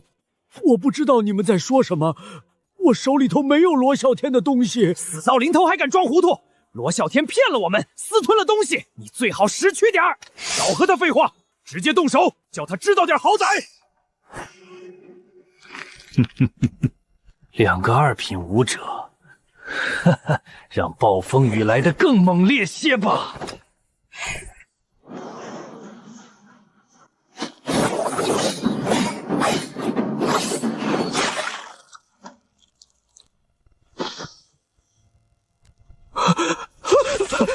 罗啸天的东西果然落在了你手里。你们反反复复提东西，却始终不说究竟什么东西。现在就剩下你我二人，可否告诉老夫，你们到底在找什么东西？要杀就杀！事到如今，你还要装蒜戏弄人吗？我是真不明白，并非戏弄。你身无五脉，却身怀顶级内功功法，你还敢口口声声狡辩，骗子！若非罗啸天留给你的东西，我一剑就能杀了你。不瞒你说，罗啸天确实给了我一笔银子，让我在他死后替他收尸烧纸。至于我的武功，你难道没听说过隐脉？隐脉10年不出，你怎么可能是隐脉？你休想瞒过我！你们似乎一直在找罗啸天留下来的东西，究竟在找什么？既然你是隐脉，那么此事和你无关。今日之事就此结果。想走，问过我吗？好快的身法，你这到底是什么道法？说吧，你们到底在找什么？我们在找一本秘籍。什么秘籍？难道世上知道登云路的不止我一个？这很危险，必须扼杀。我不知道。你不知道，却还守在罗啸天的坟墓周围。罗啸天手里有本惊天秘籍，据说一练就脱胎换骨，武功突飞猛进，能突破亘古极限，极有可能踏入宗师境界。这么厉害的秘籍，罗啸天怎么没修炼？他不敢。为何？因为秘籍本不是他的，是他走了狗屎运，捡了个大便宜。只可惜他死得太早。你怎么知道这么多消息？你怎么确定罗啸天手中的秘籍能让人脱胎换骨？大家都这么说。你口中的大家都有谁？你就算杀了我，我也不会告诉你一个字。你们怎么知道秘籍在罗啸天手中？看着不像是藏有秘籍的人。我们当然有证据，才会肯定秘籍就在罗啸天手中。你却知道了，能问问你什么来历吗？我不会告诉你。你说你为啥就不肯好好合作呢？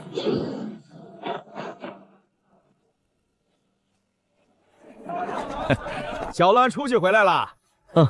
出城办点事情，刚回来。苏一博还没下差，今儿值班，要到明儿一早才能下差。有空到家里坐坐，你姐怪想你的。苏云博哪天休沐，我打上一壶酒，上你家里坐坐。好说好说。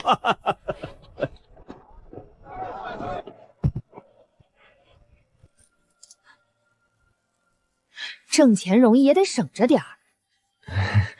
你想找什么样的姑娘？跟姐说，姐替你张罗。老大不小，别再胡混。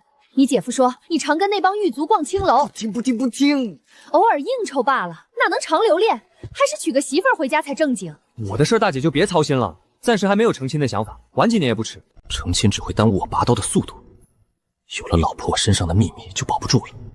晚几年要晚到啥时候？分明是有钱心野了，看不上正经姑娘，被青楼妖艳贱货勾了魂。姐，苏老太现在待你如何？还会苛待你吗？自从你去黑牢当差，婆母的态度就改变了许多，比以前亲和。如今婆母待我比大嫂好多了，家里的重活累活都让大嫂做。我现在就盼着给你姐夫生个大胖小子。大姐肯定能心想事成，直接来个双胞胎儿子。真要像你说的，一胎2个儿子，那我睡觉都能笑醒。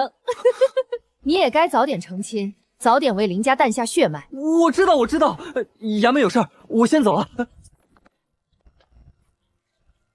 赵明桥快搬走了，过2年再见就得叫赵大人。小陈，你说等他搬了，我趁机涨租成不成？那可是赵大人住过，有文曲星关照的厢房。要不晚一点再涨租，等赵明桥正式金榜题名，涨租也不迟，也显得名正言顺。万一赵明桥遇到麻烦，绝不可能。第一回见到赵明桥，我就知道他是文曲星下凡，定能金榜题名。不过你说的也有道理，晚一点再涨租也不迟。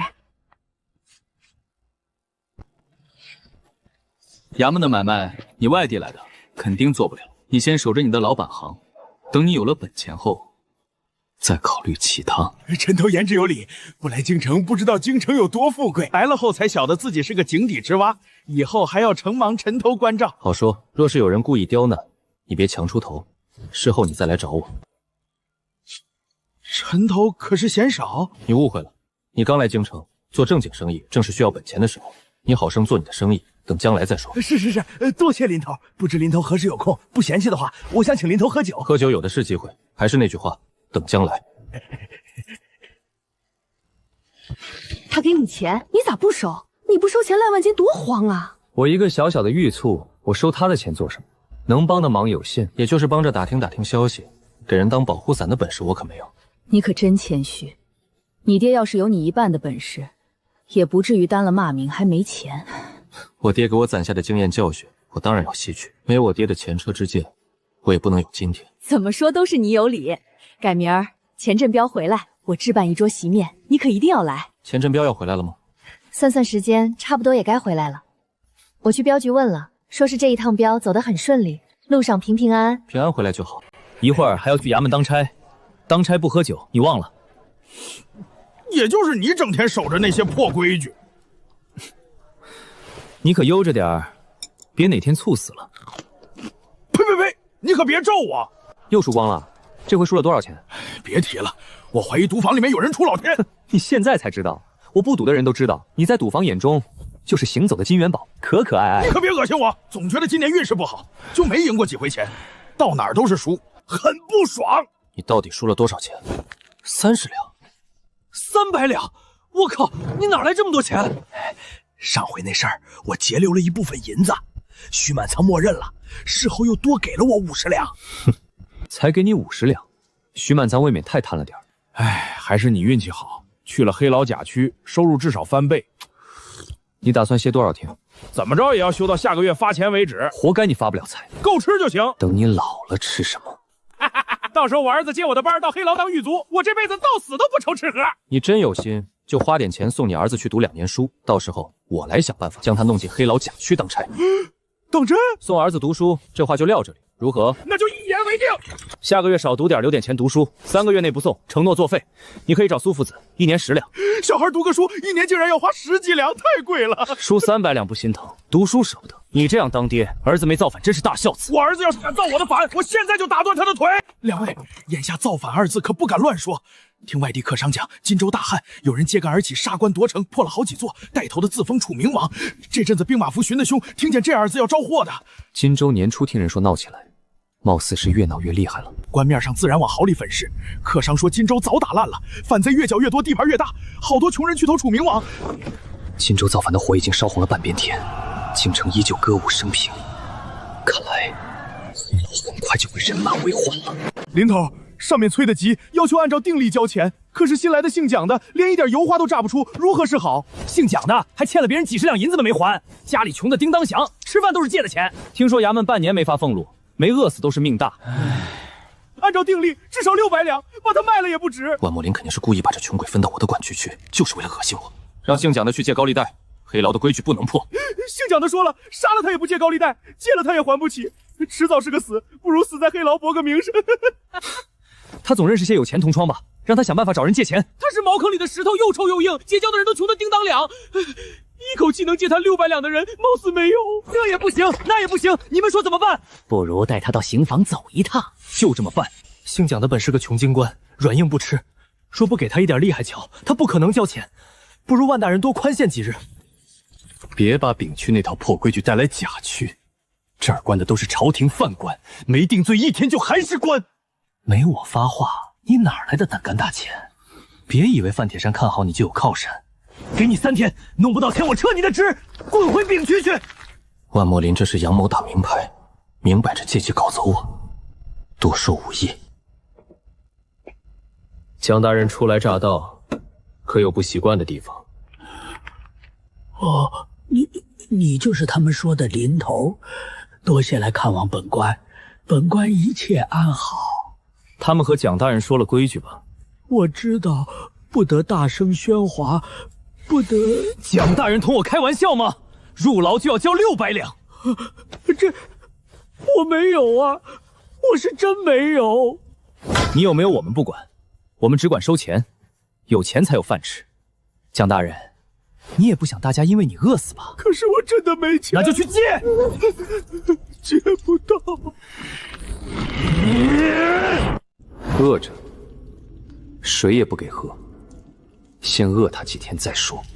林头，蒋大人像是经常挨饿的，饿几天恐怕没用。饿肚子能撑10天半月，不喝水我不信他能撑过3天。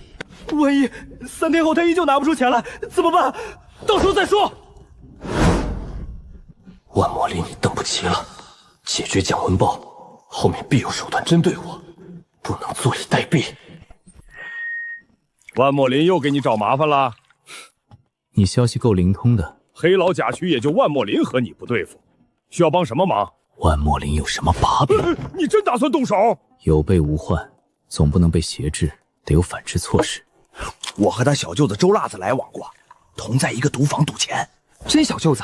万莫林养了外室，他婆娘万周氏凶不敢生长，周辣子经常拿钱赌博。什么成色？吃喝嫖赌样样来。欠青楼钱被人追着打了一顿，呸！周赖子没少打着万莫林旗号胡作非为吧？贪财好色，惹出事儿都是万莫林平事儿，是个记吃不记打的货色。今儿多谢大头哥，京城地面上没你不知道的事儿。兄弟之间不说这些。蒋大人，想好了吗？给我水喝，给我水喝！钱呢？只要你给钱，天天都有水喝。给我水喝，我要喝水！水就在这里。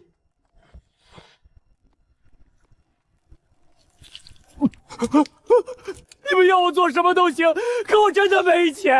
没钱就借。我借不到啊！不，你借得到。蒋大人看清，1年3成利很厚道，签字画押出去再还。通汇钱庄，正是通汇钱庄，不收你利滚利，如何？我借，我借。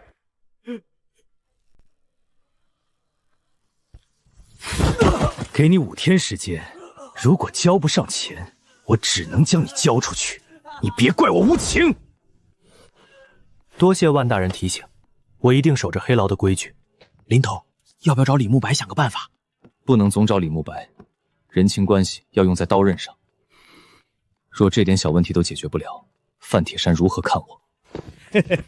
林头，要不要我替你出面美言几句？实在没辙，再请李哥出面，到时候可别推3阻4。放心吧，你说一声，我保证帮你办妥。我在万大人跟前，多少还是有点面子。这小子倒是忍得住。万莫林也长进了，知道利用规则为难人，难搞哦。先搞的，都知道的，给你大钱还不满足，还要养外室，这日子没法过了。处处为难我，现在到我看戏了。你看他，大头哥别胡说，话可不能乱说，我没那本事。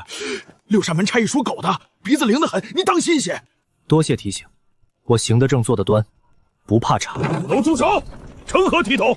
把2口子带进公事犯。万莫林被抓了，有证据证明他参与了谋杀。他有钱，犯得着杀人吗？听说死的是个泼妇，万莫林真是香的臭的都要。我怎么听说死的是个黄花闺女？周赖子本就有前科，这次的案子他肯定跑不掉。色字头上一把刀啊！万州市跑前跑后捞人，外使反倒是没见踪影。万莫林被抓起来，那他的差事还保得住吗？这千载难逢的机会，大家都想上我。林头要不要去争万莫林的位置？我们支持林头。林头当了甲区大佬的御吏，大家才有好日子过。有点心动，但我更关心万莫林这回能不能被彻底赶走。上面一日不发话就有变数，不能掉以轻心。万莫林的事闹得太不像话，又不缺银子，做事就该讲究些。大人说的是。这几天牢里没问题吧？劳大人费心，大牢内一切按部就班，万无问题。只是万莫林人不在，众狱卒人心惶惶，时间长了担心出纰漏。万莫林不在也要好生当差，你替我盯着点，谁私下搞篡左蛊惑人心，及时报来。遵命。那万莫林那边，万莫林那里你不用管，你替本官盯着甲区，本官亏待不了你。你不说我也知道你心意。你想问万莫林还能不能回来？请师爷指点。万莫林处处为难，我焦头烂额，差点想抹脖子。他不在这几天总算喘口气，一想到他回来又暗无天日。之前一直等你来求我，没想万莫林先出事，也是你运气。全赖师爷和范大人提携。万莫林这案子就算查明无辜，届时黑牢也没他位置。都说他有靠山，真无辜就回不来，他能答应？一个萝卜一个坑，即便能回来，甲区也轮不到他管。这么说，上面要任命新的御吏？无需重新任命，黑牢上下闲散御吏随便挑一个就能认识。你资历浅，再熬几年吧。范大人正跑关系缺银子，下面狱卒这时候踊跃乐捐，范大人自然高兴。靠，收着跑关系的银子，大言不惭说是乐捐，欺人太甚。本想做个单纯狱卒，不知不觉也陷进着泥潭，罢了，何必矫情？是谁？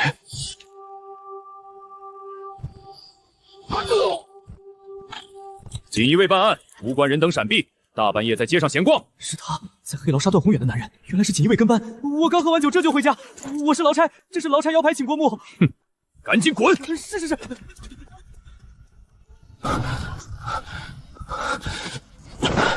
好险，差一点就暴露了，千万不能招惹锦衣卫。再等等，等我实力达到五品宗师境界，连权贵都得给3分颜面，那是在任我遨游。万莫林，范铁山让你来了后，先去见他。可有说何事？我这么长时间没来，甲区怕是乱套了，就不能等我料理完公事再去吗？叫你去就去，耽误不了差事。早一天晚一天有什么关系？万莫林，范铁山找你谈什么？甲区接下来怎么做？老万要不要分享一下住大牢的体会呀？老万走了趟大牢，人都变深沉了。听说黑牢杂物署清静得很，老万提前养老了。万莫林被赶去杂物署了，舒坦。这帮人还在幻想花钱买官，全是炮灰。林头，万莫林垮台了，你要不要去争？我觉着你机会大。你们哪只眼睛看出我机会大？别净说好听的话，歇歇吧，别浪费钱。有钱多吃几顿好的，干什么非凑热闹？林头是不是得到内幕消息？是谁？肯定不是李大红。李大红舍不得掏银子，肯定不是他。林头透露一下呗。我也不知道是谁，反正不会是我等。今天不赌钱了？都别做梦了，新狱里的人选定下来啦！是谁？是我们甲字号的兄弟吗？呸！是我们个屁！是个空降的生面孔，姓范。难道是？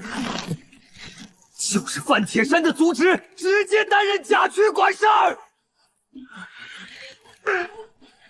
小林来了，这位是新来的范城祖，往后甲区归他管，你协助他把差事做好。没问题，小的见过范大人。你就是林守安，同平江侯府一个林，读过书。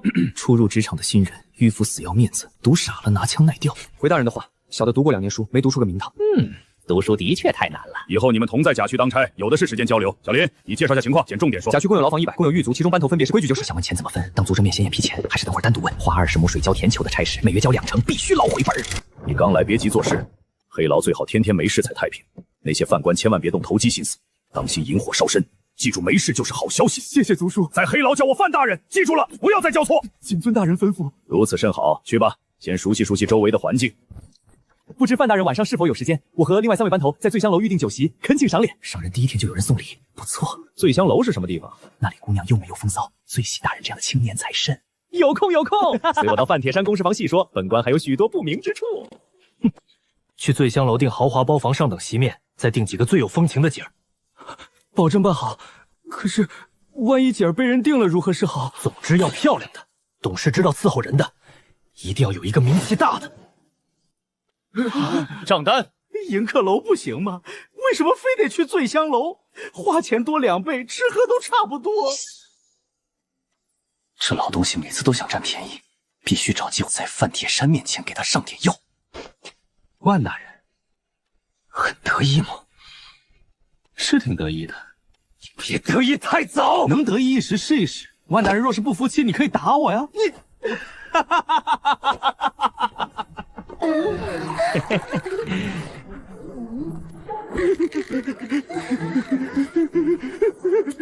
美酒佳肴，美女作陪，还有银子拿，黑牢真是个好地方。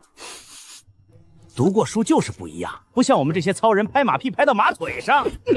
李头，你3个单子银钱不足数，我给你1天补上。哪有问题？你到底会不会算数？长眼睛了吗？别跟我叫，我说你不足数就是不足数。李守安，你小人得志，别以为有范城祖做靠山就乱来。我交钱是足数的，到你这儿就不足，钱去哪儿了？怀疑我贪墨，钱富贵当着所有人给李头算账，看看到底是他不会算数，还是我不会算数。4成上交，3成入宫，按账算你应交870两5钱，实则只交了790两2钱，差额去哪儿了？我哪知道，以前都足数，怎么到你这儿就出问题？账本在这，你要是觉得我糊弄你，找书办重新盘账。不用了，谁知道你们是不是早就串通一气？李头这么说，这事儿不能善了，得去范铁山跟前评理。林头，你别欺人太甚啊！一个锅里吃饭，至于做绝吗？看什么看？赶紧去巡视牢房，该干嘛干嘛去。我知道你现在得意了，你们读书人抱团不给粗人机会，你把钱补上，全当没发生过，以后大家还是兄弟。补上将近100两，我上哪儿补？你刚来时是我替你撑面子，不说报答，你倒好意思逼我？那你当初为什么逼我？接手前账册从没出过岔子，我一接手你就给我整出将近100两的亏空，如今倒过来要我帮忙，还反要一口逼你。李大红，你要点脸！我没有要故意给你难堪，我绝无此意。哼，有没有你自己心里头清楚？你真不肯帮我？帮？怎么帮？让我拿钱给你填窟窿，你又不是我爹，凭什么？你就不能在账本上划上那么一笔？我听人说，会做账的人随便填几个数字，就能将账本抹平。来，你来随便划几笔，我倒是要看看你如何抹平账本。小子，有人看你不顺眼，叫我们教训教训你，好让你知道点好歹。李大红叫你们来的，甭管谁叫的，总之你妨碍了别人的路，活该你有今天。兄弟们，都给我上，打不死就行。你别过来啊！这是天子脚下，杀人是犯法的。原来你也知道犯法呀，留你一条狗命，回去告诉李大红，千万别怂。小林来了啊，告诉你一件事儿。刚得到下面县衙的通知，李大红死了。今儿一早被人发现尸体，刚刚确认了身份。啥？确认了吗？县衙来人，要黑牢出个人跟过去，一来确认身份别出错，二来帮着通知安抚家属。不是醉酒落水，我没杀他，这怎么跟蒋天河一个死命？林头，这事儿和咱们黑牢没关系吧？昨日我和李大明吵了一架，今儿他人就没了。你说怎么就这么巧，还是跟蒋崇和一个死庙？林头，你可别吓唬我。我不吓唬你。是李大红，真的是他，没有错。没有明显外伤，没有中毒迹象，指甲干净，死前没剧烈挣扎，衣服还是昨天那一套。绣鸭布囊呢？什么布囊？李大红身上长期佩戴一只绣着鸭子的布囊，里面传有散碎银子。你去问问他们发现尸体的时候，有没有看见一只布囊？都说没看见布囊，会不会掉落在水里？有可能。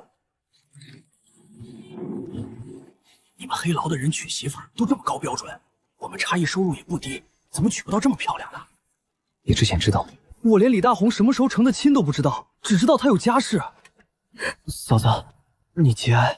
敢问大嫂，家中可有父兄长辈？李家这边还有什么亲戚？后续的丧事我们黑牢可以代劳，可以安排几个人过来帮衬着。两边亲戚我们也可以代劳一一通知。夫君有兄弟3人，公婆过世后就已经分家，已经好几年不曾来往。我肚子不争气，到如今也没有生个一男半女。不过，夫君早年结过一门亲，有个儿子。李大红有个儿子，都没听他说过。李大红有儿子就好。敢问李大红的儿子人在何处？我这就派人叫他回来。我也不知人在何处。前年父子2人闹了一架，大郎就跑了出去，再也没回来。如今一时半会儿我也不知道去哪里找人。回黑牢叫几个人来帮忙搭灵棚，大家凑凑银子。多谢林头。敢问嫂子哪年嫁给李大红？可有双十？不瞒林头，我是前年嫁给李大红，年已过双十。唐突了，嫂子见谅。这么大的事，女人家不便出面，你赶紧给兄弟去信叫他回来。李大红的儿子我们也尽快找回来尽孝。李家那边按理也得通知一声，真闹起来嫂子别怕，黑牢替你撑腰，不能让李大红走得不安心。难为林头想得如此周到。我一个妇道人家，别人真要闹，我又有什么办法？只盼着大郎能早日归家，撑起家门。嫂子读过书？在娘家的时候读过2本书，略微认识几个字。冒昧问一句，嫂子和李大红是通过媒人介绍？夏父临终时，将我托付给夫君，夫君帮我良多，我无以为报，唯有以身相许。敢问令父名讳？家父上名下惠。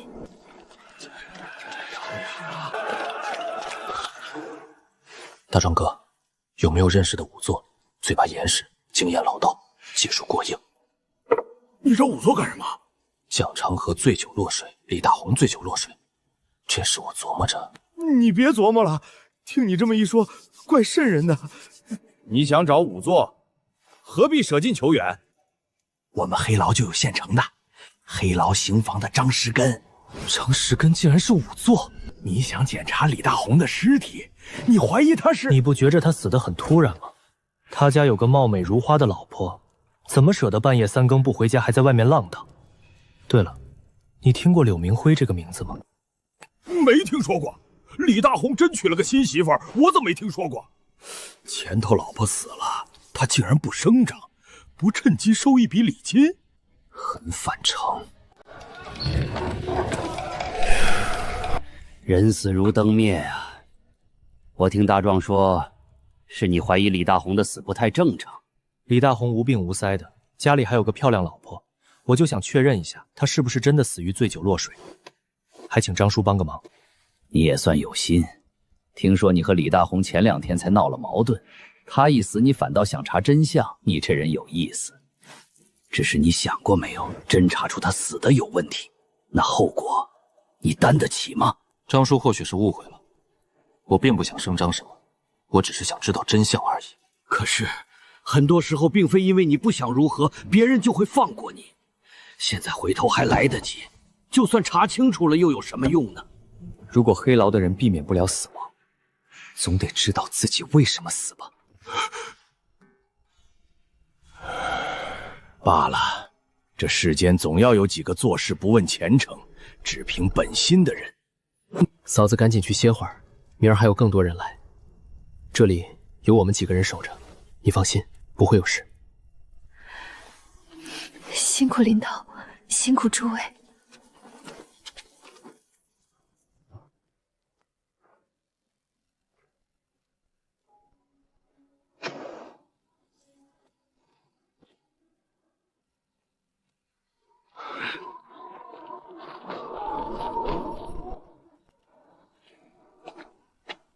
张石根，到底什么情况？你给句实话，你别不吭声啊！大半夜怪瘆人的。张叔，有什么话尽管说，这里就我们3个人，没有外人。我只能说，李大红的确是淹死的。听张叔的意思，这里没有名堂。哼，你们说他是在河里淹死的？是啊，就在南城通水河。有没有问题我不清楚，我只知道一件事：李大红不是在河里淹死的。李大红口腔内干净净，没有河里的脏东西。张石根，你没看错吧？真不是河里淹死的。我干这行几10年，河水淹死还是井水淹死，我还是能分辨出来。现在怎么办？不怎么办，一切如常。只不过，从今以后要多留意一下陌生人。我们不是6扇门差役，只是黑牢狱卒。少喝酒，喝了酒别往河边走。林头说的对，狱卒就该做狱卒的活，这事儿不宜声张，水深咱们趟不起。那又何必多此一举，请你出面验尸？就当是给自己一个交代，求个真相。李大红先被人用井水淹死，然后再扔进河里，伪装成醉酒落水。先是蒋长河淹死，如今李大红也被淹死。这2起事故，张石跟你说会不会有关联？别问，别想，长命百岁。张叔可曾听说柳明辉这个名字？我虽然没听过柳明辉，但我听说过柳德长。柳德长是谁？这人啊，来头可就大了。几10年前，柳德长的老婆王氏被选入少府，你们猜王氏做了谁的奶妈？张石根，你就别卖关子了，赶紧说。她是太子殿下的奶妈，还是奶得最久的一个。柳德长顺理成章成了太子的奶公，柳家从此飞黄腾达。只可惜，好日子只过了30来年。太子的奶公，我怎么好像听说过？柳家后来怎么样？后来啊，后来都死了。怎么能都死了？他们都是太子的人，太子这会儿还在东宫坐着。意外吗？恩出于上，死与不死，不过是贵人的一念之间。你小子通透，不愧是读过书的，就是懂得多，不像大壮，白活了几十年，还不如你一个小年轻。你先别诋毁我，先说柳家人怎么死的，我太好奇了。王氏仗着是奶妈在东宫指手画脚，柳德长仗着奶公身份在少府当差，名义上替太子揽财。这对夫妻最后都遭了厌弃。王氏被赐军酒，柳德松被凌迟500刀，陛下亲自下的旨。柳家其余人大半都死了。柳德长被凌迟，莫非是张叔亲自动的刀？啥玩意儿来着？张氏跟凌迟。你这么聪明，窝在黑牢真是浪费。也不知柳德长到底做了什么，陛下厌恶他，竟亲自下旨凌迟。可朝中几十年没动过凌迟，手艺都失传，锦衣卫的人根本不会。最后请的是我，由我亲身行刑，500刀，一刀不多，一刀不少。凌迟这手艺，听说都是刽子手世家家传，要片肉还得保人不死。张氏跟你牛啊，你竟然还会这一手！你窝在刑房委屈了。哼，刽子嫂算个屁！杀人那点技术含量，给刑房提鞋都不配。京城的刽子手有一个算一个，不是我说大话，没一个会真正的凌迟手艺。张世根，你是京城唯一一个会凌迟手艺的，对不对？柳德长应该有兄弟吧？看来我距离真相已经很近了。有吧？就算有，也都死了。柳婉娘会不会是太子奶公一案的幸存者？如果她真的是柳家一族，李大红就太胆大包天了。那么李大红的死很有可能牵扯到宫里头。只是，为何柳婉娘还活着？我去后面看看。风干物燥，小心火烛。这2日收了不少电役，当心有贼人惦记。有道理，是该防着有贼子胆大包天跑来偷电役。感激的，自然是感激的。人活着才有希望，不是吗？可是你和李大红，你们之间……林头想差了。夫君虽是个粗人，待我是真心的，我分辨得出真心假意。他将我捧在手心里，我却害死了他，我该死！这女人有种残缺美，让人总想看她哭。说不定赵景恒因此迷恋她。李大蒙的死，恐怕因赵景恒无法容忍她做别人妻子。牡丹花下死，不冤。以后尽量不要在人前哭泣，尤其是男人面前。多谢林头提醒，我……你接下来有什么打算？我也不知道。想办法联系赵景恒吧，他或许在关注你。别联系苏婉清的人。回不去了，老皇帝容不下我。让赵景恒给你安排前程，嫁人或独立，只需他一句话，别透身世。告辞。林头，你是好人。夫君说你做事有章法，宁求你也不找猪朋狗友。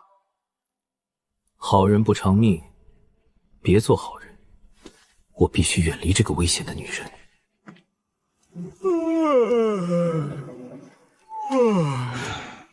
你怎么去了那么长时间？有发现贼人吗？要不找点乐子吧？长夜漫漫难熬啊！李大红喜欢热闹，肯定不会介意。在灵堂前折腾，亏你想得出来。这有什么？李大红不是讲究人，他看我们热闹，高兴都来不及。不怕了？之前看你怕的要死，这会儿怎么有胆子？我想通了，投其所好，我怕他做谁？看吧，李大红明高兴疯了，传信号呢，来瞎比划几拳。放宽心，都没事。恩出于上。你们打什么哑谜？感情就我一个笨蛋是吧？你个烂赌鬼，知道那么多做什么？赌输了，嘴巴上没把门，什么都往外说。老张，你个老菜巴子，要不要过2招？就你这虚胖身子骨，在我手底下一招都走不了。哼，我刀子一出，你就得见血。如果换做林头，说不定真能过几招。张叔太看得起我。林头别谦虚，我知道你是练家子。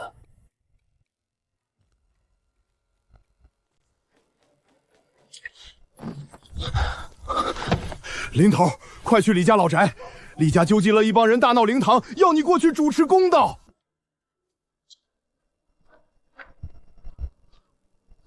怎么回事？不是说李家纠集了一帮人大闹灵堂吗？人去哪儿呢？中途来了一伙身份不明的人，拿着黑木棍，见着李家人就往死里打。那伙人似乎认识我们，愣是没动我们一下。我们劝架，对方也只是威胁我们不要插手。后来呢？不知是谁喊了一句官府来人了，那伙人将李家人塞入几辆马车，一口气全都拉走了，去了哪里没人清楚。人都带走了，一个没落下。林头那帮人凶神恶煞，做事利落有章法，一看就知道不是普通的街头混混，更像军营里的人，令行禁止。林头，我们不会惹上什么大麻烦吧？刘婉娘可有出面？今儿一直没见到人。放心，不会有事。你信不信我？我说我们都没事，你信不信？我自然相信林头。信我就继续守着灵堂。放心吧，不会有人再来闹事。我去见刘婉娘，问问她有什么要求。你替我盯着这里，晚上迎客楼吃席面，最上等的席面。好嘞。女妖俏，一身香，这般柔弱的模样，难怪苏婉容容不下她。嫂子可有受到惊吓？李家人太过分了。多谢林头关心，还好，经历过一回，第二回好多了。看样子那位出手了，嫂子未来无忧，恭喜。里头的大郎还没找到，不过我已经托人，想来很快就会有消息。劳烦林头这2日忙前忙后，无以为报。等大郎回来后，若他愿意去黑牢当差，还望林头能关照一二。此事好说，嫂子若是没别的事，我先告辞。打听出来了，石红标有个水灵灵的表妹，你们猜前些日子范铁山纳的小妾是谁？就是石红标的表妹。看不出石铁标这人这么豁得出去，送出一个表妹，只得了一个班头的位置，是不是亏了？哼，你知道个屁！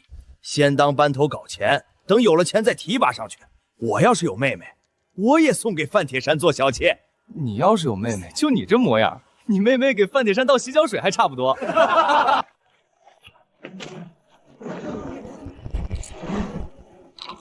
林头这是不欢迎我，哼，不知道的还以为你和李头关系有多好，替他打抱不平。可是谁不知道你和李头早就闹翻了，他的账平了吗？人死万事消，石头，确定叫你石头？你第一天上任就要翻一个死人的旧案，你可真有能耐。叫红头，对，就叫红头，鸿运当头。我是甲字号大牢的老人，规矩我比林头你更懂。我当然不会翻里头的旧账，不过林头你这副尊容欢迎我，怕是不合适。我对你没意见，我更担心你对我有意见。我比你多当几天班头，多了几天经验，以后有什么不懂的，尽管来问我。林头好。我也是没办法呀，我也是前2天才得知，范大人新纳的小妾竟然是石红标的表妹。别的倒是不用担心，唯独担心石红标仗着范大人的关系，不将大人你放在眼里啊。我甚至怀疑石红标已经盯上了大人你的位置。不能吧，我现在的位置范大人给过承诺，再说该给的好处我都给了。枕头风的威力，大人怕是还不知道。那你说我该怎么办？万一范大人不遵守承诺，我也没办法呀。石红标是牢里的老人，懂规矩懂进退，这样的人小的以为一定要重用，给他加担子，让他担起甲区的重担。你说的没错，石红标是老人，是该给他加担子。此事我来想办法。小林，还是你脑子灵活，你放心，有我的好处就少不了你的。多谢小范大人。原来是3成入公账，4成上交，3成劳成分，如今变成了7成上交，2成公账，劳差只留1成，并且刑部派了账房常驻盘账，断绝了过手钱。太黑了，上面的人太黑了，他们吃肉却不许我们喝汤。祖叔，范大人，这事不能就这么算了。还能怎么办？凉拌，损失最大的是本官，懂不懂？户部没钱，拖欠京城官员大半年的俸禄，天牢这边差不多也有大半年没领到1文钱，全靠公账支撑。如今劳差被砍了2成，以后更难了。听说陛下那里开销越来越大，盘剥得越发厉害。嘘，慎言，不要命了吗？这是在京城，不是老家祖宅，管好你的嘴巴。就是在梦里，也要管好嘴。荆州那边的反贼闹得越来越凶，兵部天天吵着要钱，偏偏陛下死活不肯从少府拿钱出来用，还让江明会一再盘剥地方，闹得民怨沸腾。别说了，那些事情非是我等能参与的。这次的事，下面狱卒定是牢骚满腹，你们给我好生盯着，若是有人生事，绝不姑息。上面到底什么意思？总该给个说法吧？这活还怎么干？你们当班头的拿走大部分，剩下的大家分能分几个钱？这是逼着大家克扣犯人的伙食费吗？哪有什么伙食费？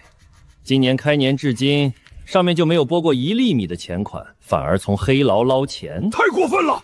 我们累死累活，被人戳脊梁骨，关老爷却坐享其成，半点不受影响。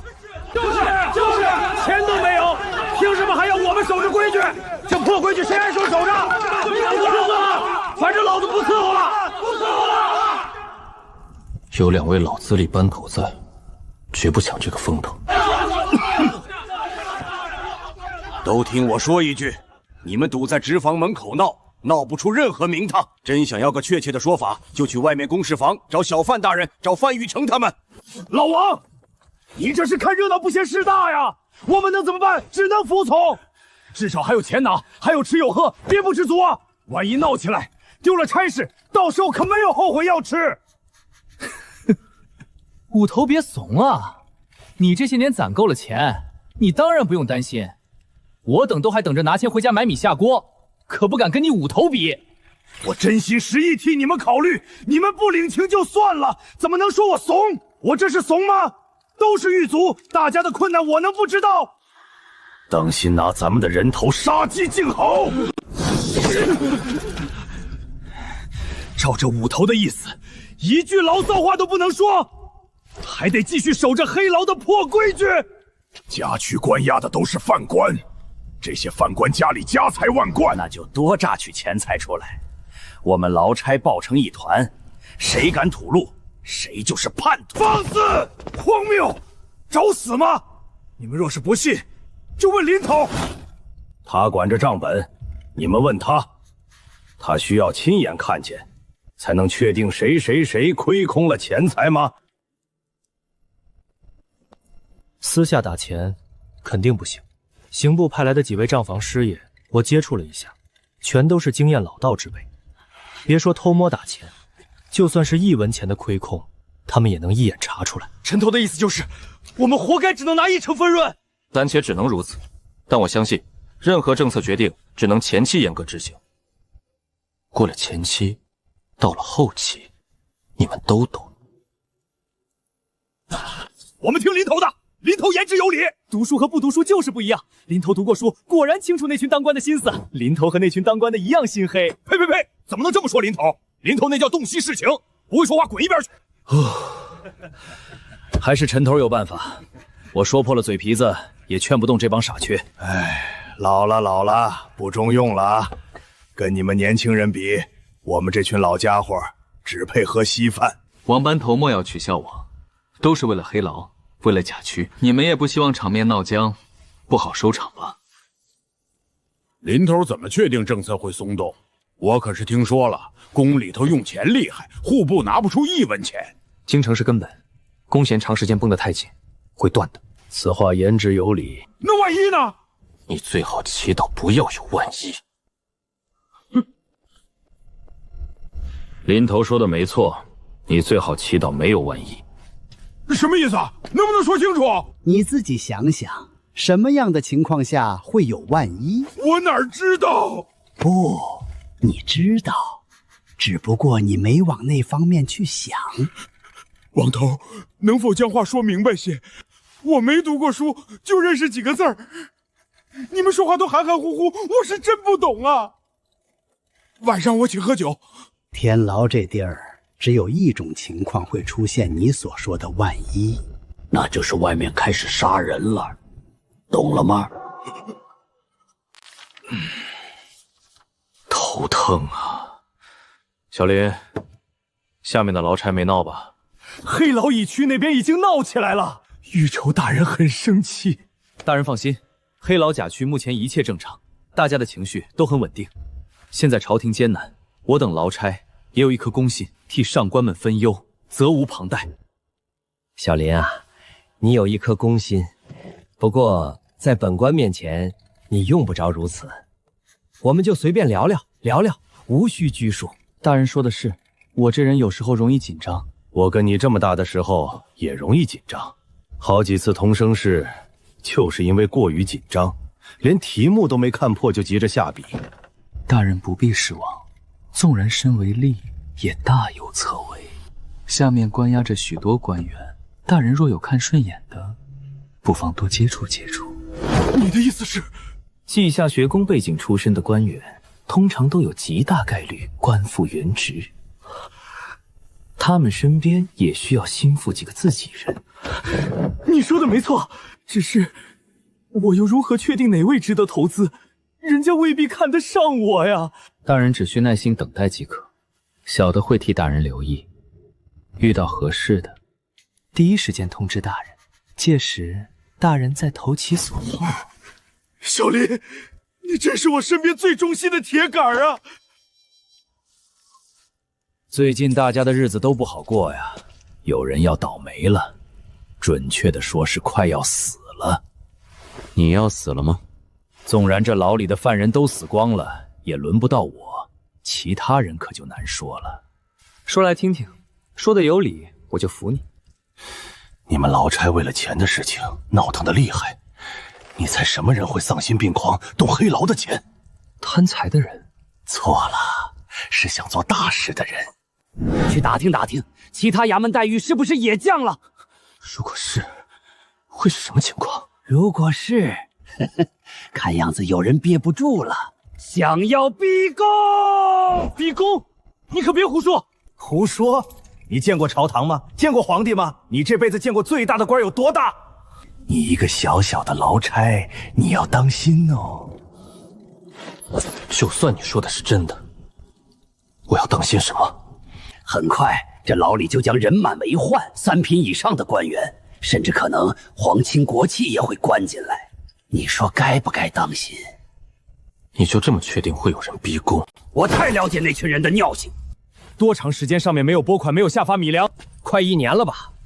陛下神迷修道求长生，花钱如流水，不顾民间疾苦，天灾人祸，荆州反贼越闹越凶。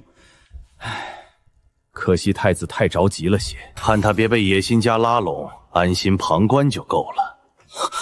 竟然支持太子！我听人说你以前经常弹劾太子。你懂什么？那叫谋略。陛下老了，太子正年壮，这最危险。想保太子，反倒要弹劾太子。懂欲扬先细，支持谁得按着来。你为什么告诉我这些？不会是想害我吧？蠢！我是在教你做事，将来你混官场，这些都用得上。我不混官场。堂堂男儿，毫无志气可言，真是令人叹息。人各有志，本想送你一场富贵，你却不知好歹。果然想利用我。富贵险中求，你打算拿我的人头去做什么？谁说要你的人头？你的人头又不值钱。我的人头是不值钱，可我这张嘴对你还挺值钱。于大人堂堂大官玩弄我们小人物有意思，我但凡贪心点就上了你的当。今儿换个别的劳差站这儿，过2天就只剩具尸体。你最好管住嘴，这是我的地盘，我有的是办法收拾你。你信不信？我现在就能弄死你！信，我都相信。可那又如何？你想让我做棋子，也得问问我答不答应。宁愿死，也要和我对着干。难道同你合作就能不死吗？你好大胆子！不怕本官出去一句话让你滚去挖煤？我怕呀，我好怕的，所以我一直对你客客气气。可是你今儿竟然想要我的人头，对于想弄死我的人，我从来都不会客气。宁愿死，也要和我对着干。难道同你合作就能不死吗？当然可以不死，你只需按要求传一句话给某人，保你无事，脱离黑牢做9品官，如何？求平江侯府花点钱，我也能做9品官，还不用承担任何风险。你不知好歹，区侯府算得了什么？要不要舍点钱，我帮你把府里管家请来，往后你同乡要是进来，我多照顾着点。荒唐！你别诅咒本官！官场尽头是黑牢，每个官员必定来一趟。林守安，你会后悔今天的决定。怎么死的？这黑老死人的频率未免太高了。晚上遭了贼人挨了一刀，发现时人没了。衙门给的结论？去看过了，的确是刀伤，失血过多。这几天都是谁跟红石头一起当差？这段时间一直是我带着红石头当差。可有异常？小的眼拙，没发现异常。林头，我们要查什么？你猜洪壮士会将值钱的东西藏在哪里？房梁会不会太明显了些？如果是我要藏东西，要么卧室挖墙洞，要么藏厨房，要么就藏院子里。行，就按照你的思路找一找。啥？临头当真？可是洪壮士应该没什么钱吧？先别管有钱没钱，按你思路找，到时候我自会解释。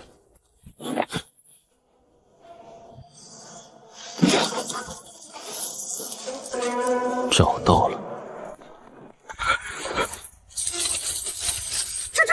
这些加起来至少有几百两白银吧？2、300两肯定是有的，只多不少。洪二狗哪来的这么多钱？他的死不出意外，他就是因为这些钱财而死。此事你知道就行。我知道你嘴残，不会乱说。林头放心，我一个字都不会往外说。洪二狗不声不响，竟搞了这么多钱，为了区区几百两，丢了性命，不值啊！我知道钱是于静安给的，也知道人是谁杀的，可我没有证据。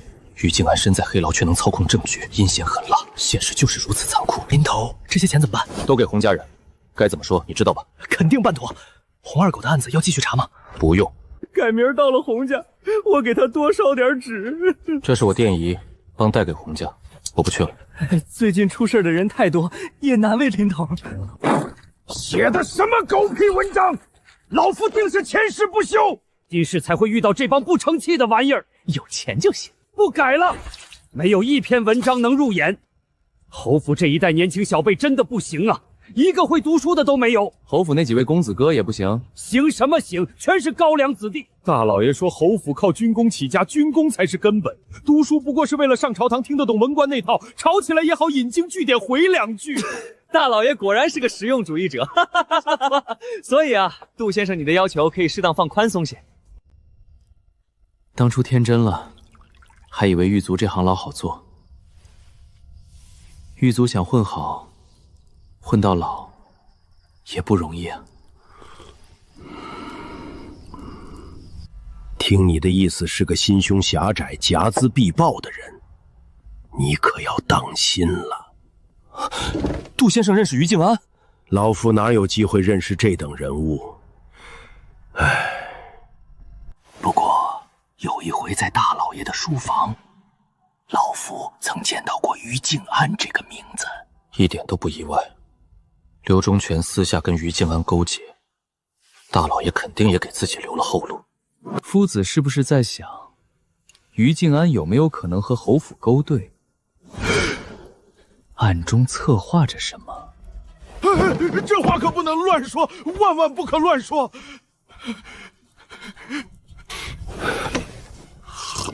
早些年大老爷旗帜鲜明的挺太子，可自从摔断腿就再没去过东宫。今儿你一提于静安，老夫就忍不住想，大老爷是不是已经对东宫失望了？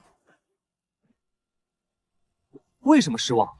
朝堂上大部分官员还是支持太子殿下的，太子毕竟是正统。你在黑牢接触不到上面的事情，或许不了解。哼，老夫曾顺耳听过1、2句唠叨，说是太子殿下越来越像陛下。你的意思是太子殿下如同陛下一般刻薄寡恩？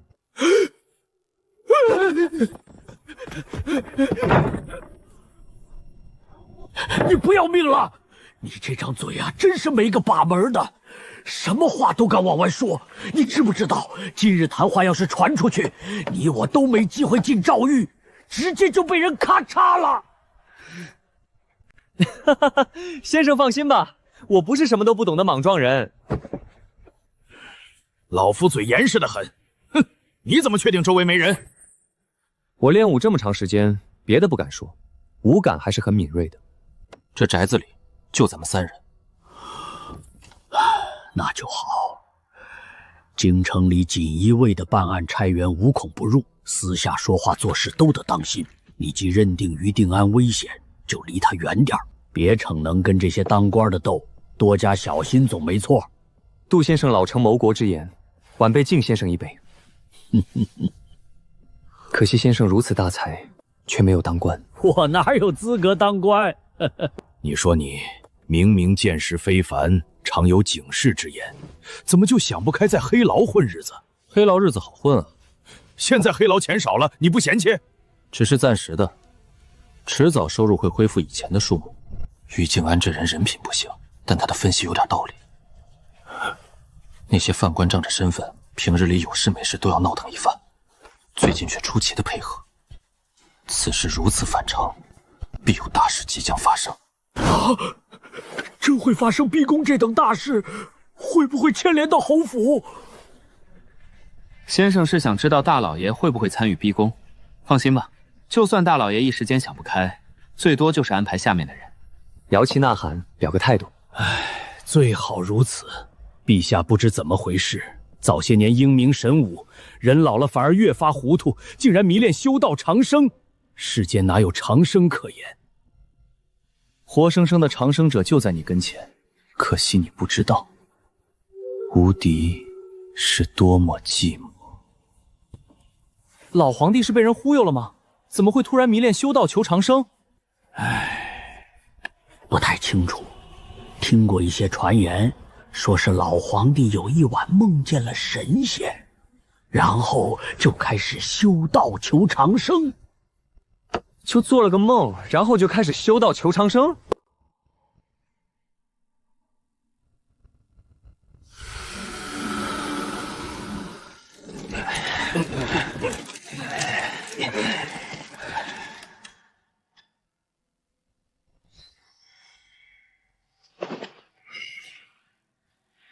今儿有什么事儿？启禀陛下，今儿收到了301本奏奏，其中大部分都是弹劾江明慧，一个个没完没了。江明慧人呢？回禀陛下，江明慧就在殿门外等候召见。叫他滚进来！诺。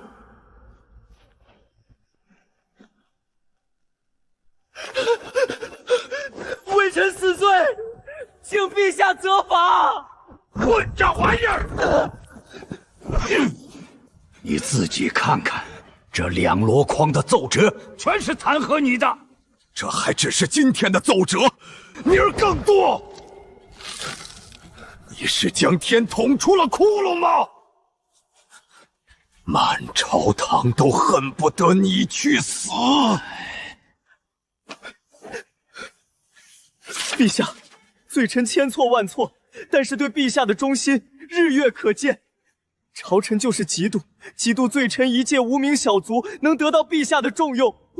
他们分明是想坏了陛下的修道大业，阻止陛下求长生。朕贵为天子，富有四海，修个道境碍了谁？一个个就不消停，你也是，做事能不能谨慎些？闹出那么多是非出来，朕真想斩了你！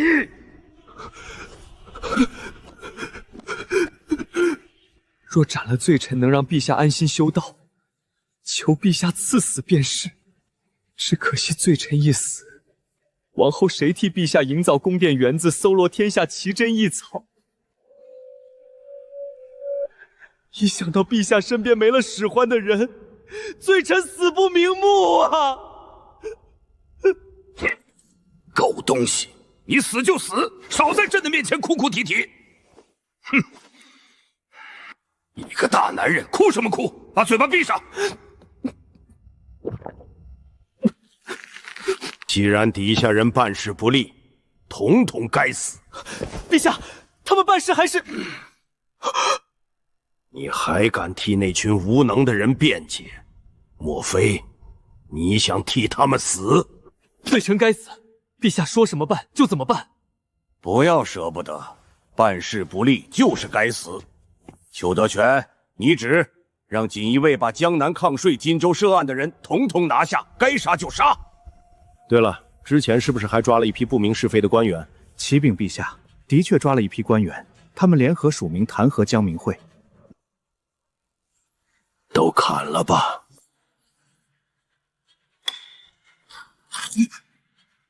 陛下，这合适吗？此事一旦传出，届时群情汹涌。你只就是，若有官员反抗，报朕知晓即可。陛下要不要再考虑一下？朕意已决。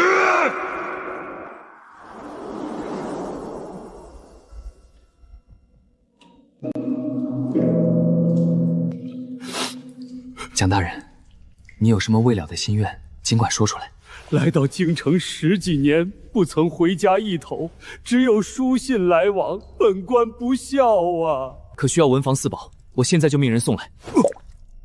本官来到京城的第一天，路过张记烧鸭，那个香味至今难以难还。本官就要死了，却还没有尝过张记烧鸭的味道，本官死不瞑目啊！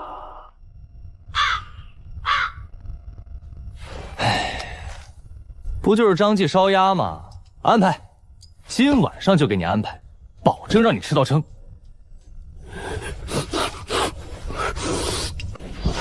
多谢林头。另外，我还欠着钱。人死债消，欠债无需操心。那就好，那就好。雷霆雨露皆是恩典。可是我这心里头为什么不服气？我要上本，我要弹劾江明慧，我要亲自写一本弹劾奏烧，烦请林头帮我转过通政司，就算是下地狱，我也睁眼看着江明慧的下场。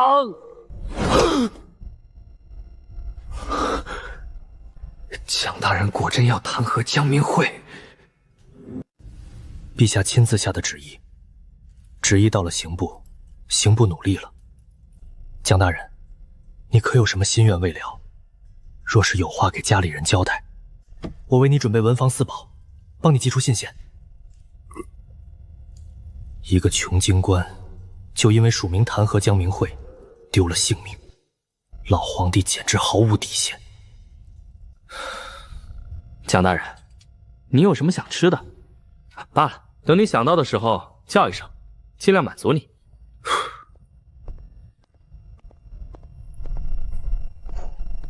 乱起来了。蒋大人被砍头，你似乎挺高兴。林头，你终于肯和本官说话，等着瞧，后面会越闹越厉害。结局改变不了，没人能改变陛下的决定，没有，除非是10年前的陛下。或许有一线可能。既然你没办法，你废话干什么？没空和你闲聊。林头这是记恨本官啊！我本将心照明月，奈何明月照沟渠。哼！林头啊，林头，你不知好歹，不识好人心。本官竟然也有看走眼的时候，真正是有眼无珠。我如果知道好歹，这会儿坟头上的草都已经半人高。你真的认为那个姓洪的劳差的死是我做的？难为于大人竟然记得一个小小劳差的姓氏。你果然认定是本官做的？哼，本官犯不着同一个小小的劳差计较。这牢里面想往外传递消息的人，不止本官一个。是不是你做的，其实并不重要，重要的是，我知道你是什么样的人，能干出什么样的事。于大人没有别的高见，告辞。我恨不得他去死！能不能管管？能不能管管？蒋文白，你活该升不了官，你就该当女人，娘们儿兮兮，不就是砍头？能不能消停点？不用管他，随他去吧。就只有几天活头，还不许人家哭一哭。你的犯人，大人是说蒋大人吗？蒋大人一直关在黑牢，小的负责看守。蒋大人临死前可有说什么？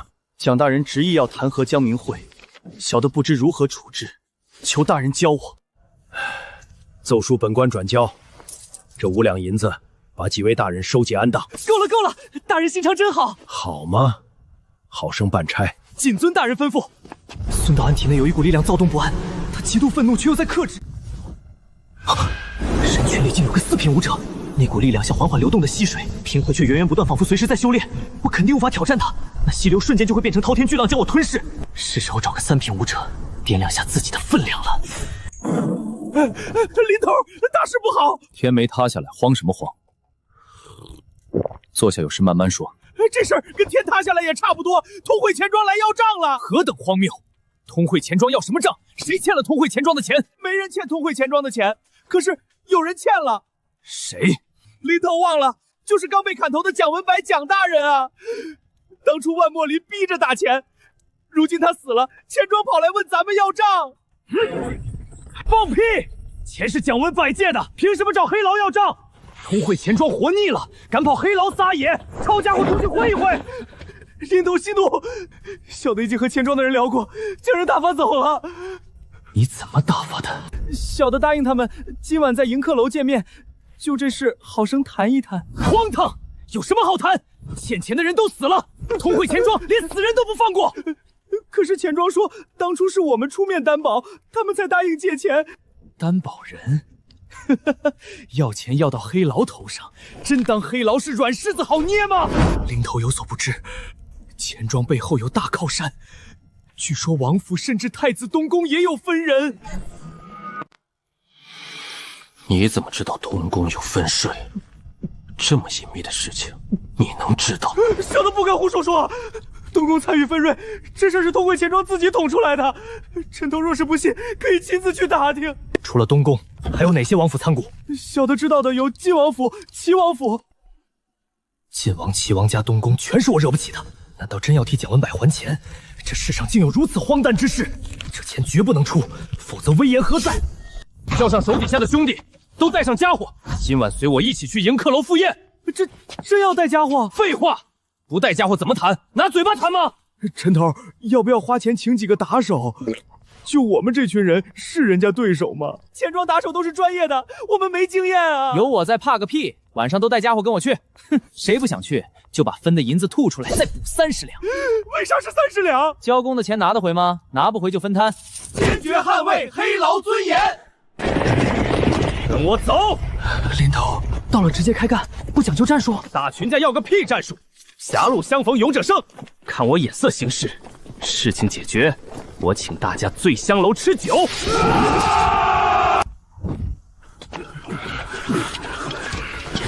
没见过世面，比不上李掌柜有格调。若有不当，还望见谅。听说黑牢多了读书人，今日一见果然不同。听闻林头同平江侯府还是本家，早就出了5通，李掌柜无需在意。好茶，林头懂茶？不懂，不过这等好茶还是分辨得出来。今儿李掌柜破费了这么大的阵仗，又是酒席又是美婢，恍惚间仿佛到了鸿门宴。林头真会说笑，听闻你千杯不醉，尝尝私酿的酒，品一品。喝酒什么时候都行，不如先谈完正事，之后叫兄弟们一起喝才热闹。好，依着你的意，先谈正事。钱是蒋文柏蒋大人借的，照规矩人死债消。你们通汇钱庄要债要到黑牢头上，率先破坏规矩，不好吧？都收起来，都收起来，什么事儿都没有，不必如此紧张。林头误会了，今儿约你出来不为要债，而是有一桩买卖想找你合作。哦，黑牢有什么买卖，值得李大掌柜惦记？林头谦虚了。老夫偶然得知林头手中有一门生意，正好我们通汇钱庄也正在开展典当生意，不如我们合作一把，如何？靠，属狗鼻子吗？我帮范官倒卖字画的生意，竟然没瞒过通汇钱庄。这等小生意，李大掌柜也看得上眼。林头真会说笑，利润数千两的买卖，怎么能说是小生意？李大掌柜何不坦诚些？我不相信通汇钱庄会看上这点小买卖。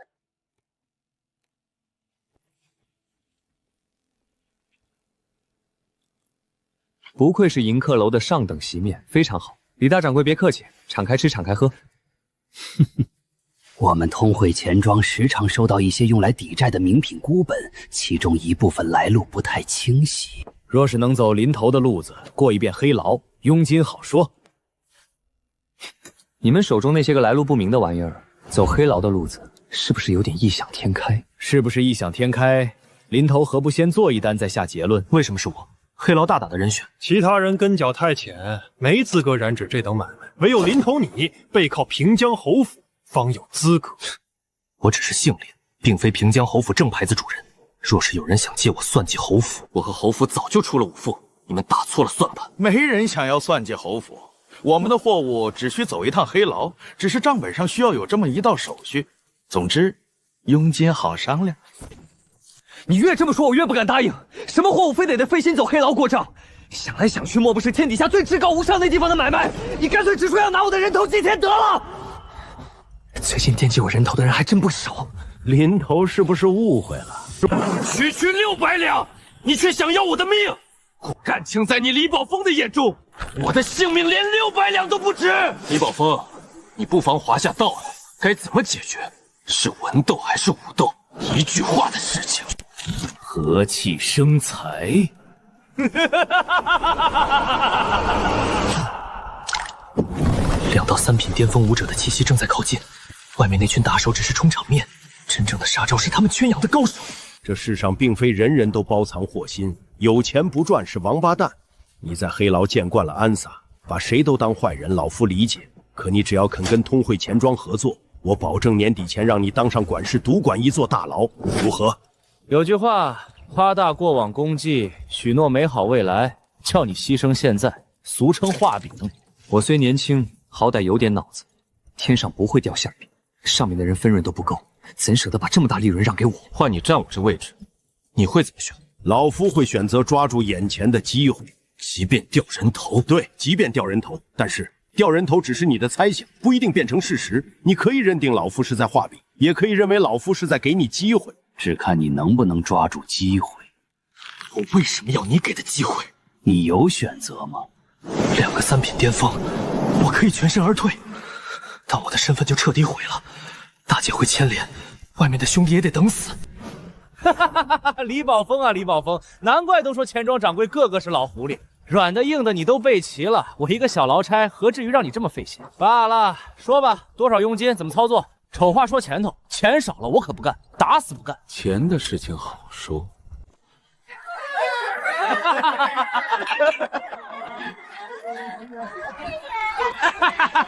林头真是知情识趣，没有和钱庄翻脸，大好事啊！寿安哥，出事了，我娘让你赶紧回去。出了什么事？你才多大，谁让你跑来的？老鸨没为难你？老鸨是我干娘。说，到底出了什么事？丫丫不见了，你大姐叫人找你，到处找不到人，我打听了一圈，才知道你在这里喝花酒。什么？林头别担心，小丫头有可能是玩疯了，忘了回家的时间。3岁半的孩子应该跑不远，这会儿说不定已经回到了家。你别想着好的，都往坏处想。如果丫丫真的被人贩子拐了，要怎么找？找谁能帮上忙？找大壮，找鲁大壮，京城3教9流他都有接触，肯定有路子。刘涉，你去请鲁大壮，就在我大姐家会合，快去！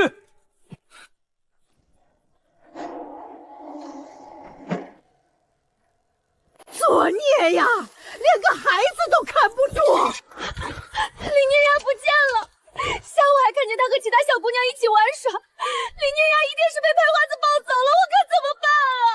大姐别哭，就算林念丫真的被拍花子的人抱走了，我保证一定把人找回来。真的能找回来吗？前年隔壁房市丢了一个孩子，至今都没找回来。你别急，这事我来想办法。确定林念丫是晚饭时间走丢的，只要人在城内，就有机会找回来。就算出了城，上天落地，我也保证将林念丫找回来，好不好？苏守义也说，这个时候应该还没出城。苏守义那边已经安排人通知了各个城门，这几天务必留意出城的生面孔。城门有苏家的人，衙门这边我来找人，肯定能将林念丫找回来。先别急，苏守义就在城门干活，这个时间段人贩子应该出不了城。走，我带你去找个人。谢了，这个时候全靠你帮忙。都是兄弟，说什么谢？等人找回来，你请我醉香楼喝酒。一言为定。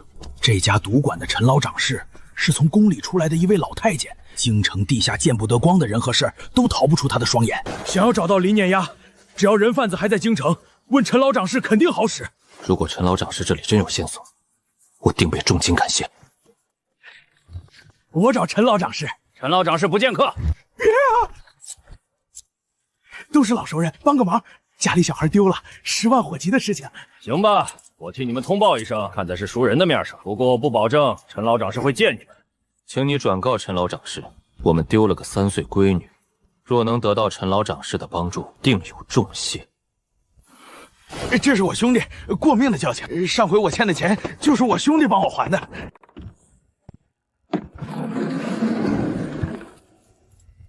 见过老爷子，我是黑牢当差的鲁大壮，这位是我好兄弟林守安，也在黑牢当差。姓林，莫非是平江侯府那个林？小子林守安见过老爷子，正是平江侯府那个林，不过在上一代就出了五福。老夫听说过你。这陈老长师竟然是4品巅峰武者，随时可能突破5品。都说黑牢多了个读书人，做事很讲究，说的就是你吧？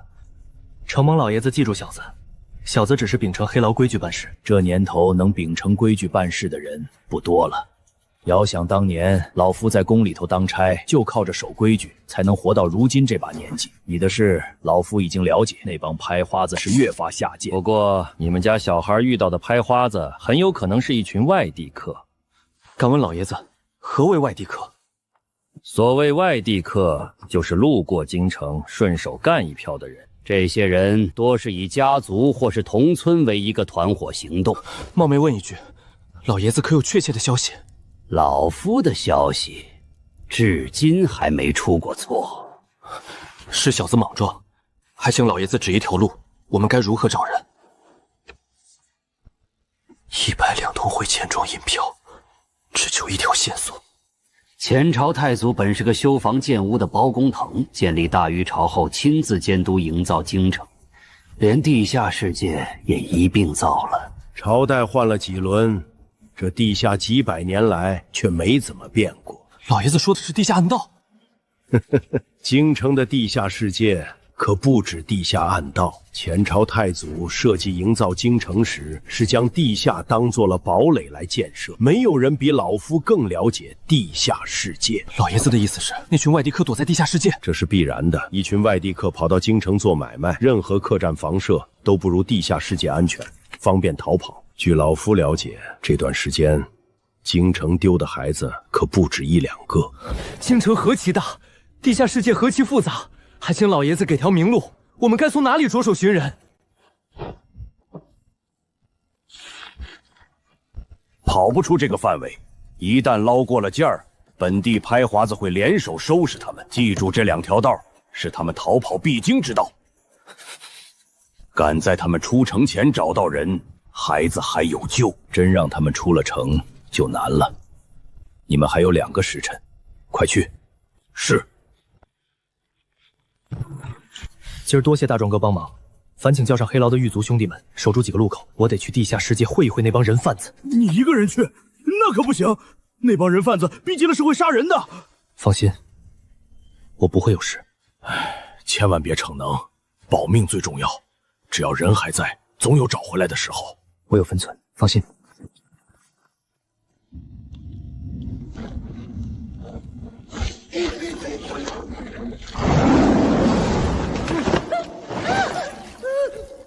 他们人在哪里？我家小孩被拐了，那群外来的拐子在哪里？告诉我，这钱就是你的。我只想找一个女孩，3岁半，穿着一件绿色衣裙，上面用丝线绣着牡丹花，你见过吗？他们藏在里面吗？那边有个大个子，好凶的！谢了，等找到我家小孩，回头请你们吃饭。就是相信在你的帮衬下，这一趟一定可以顺顺利利。少主人谬赞。谁？人类最原始的罪恶，必须用鲜血洗刷。你是谁？杀你的人，找死！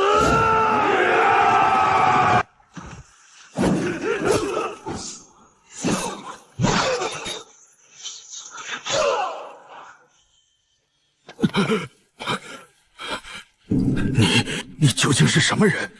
没有五脉，却拥有如此高的武功，莫非你是隐脉？说，什么是隐脉？少主人，快走！我来挡住他！隐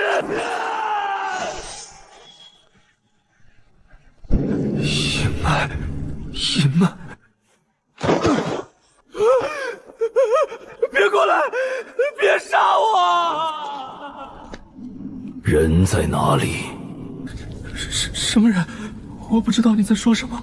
小孩藏在哪里？说！不在这里，真不在这里！我说的是真的，别杀我！我告诉你，我全都告诉你，在船上，全都关在船上。什么船？货船，湖上的货船！你别杀我，我带你去找货船。真的，只有我能带你上船。没有我，你根本不可能在1个时辰内找到船。1个时辰后，船只就会沿着河道出城，那些小孩再也找不到了。既然孩子都在船上，你们商量脱手又是什么意思？就是说，就是这回的货，不，是那些小孩，是有好有差，差一些的孩子需要及时脱手，养着就是浪费粮食。船是你的？不，船是齐衡江的。我们这回上京城是帮齐衡江找货。齐衡江又是谁？齐衡江就是齐衡江。我真不知道啊！我只知道他是齐衡江，他的来历只有我父亲才清楚。你父亲在何处？不在京城，在老家。我真没骗你，我要是骗你，我不得好死。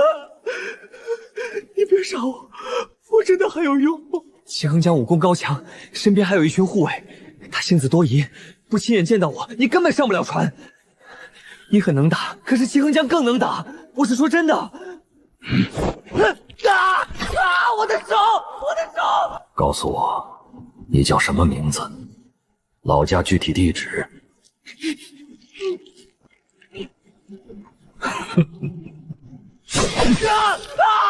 我的腿！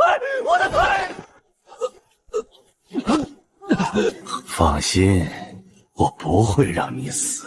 我跟一位刑房高手请教过，如何让一个人受尽108般苦刑却不死。听说你们邪修爱抽人灵根谋利，今儿便拿你试试这滋味。先碎灵根还是抽地魂？气海必须彻底碾碎，越惨越好，对吧？不要！求你放过我！我有钱，我家有好多钱！你不能杀我！你杀了我，我爹、我叔、我爷他们一定会替我报仇！我的气海，你废了我的气海，你死定了！你死定了！啊！我的经脉断了！别杀我！我说，我全都告诉你！我说。哪艘船是齐衡江的？放了我，我就告诉你。哼，我看你还没搞清楚状况，是想逼我现在碾碎你最后的经脉吗？火把，左3下，右3下，上下3下。是那艘船吗？你会放了我，对吗？这是我第一次出家门，我之前没干过坏事。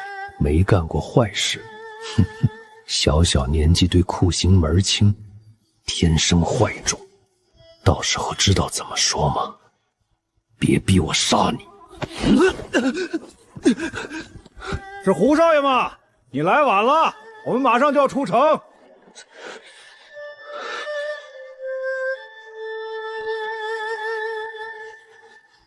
出了点事，耽误了，先让我上船，我要见齐衡江。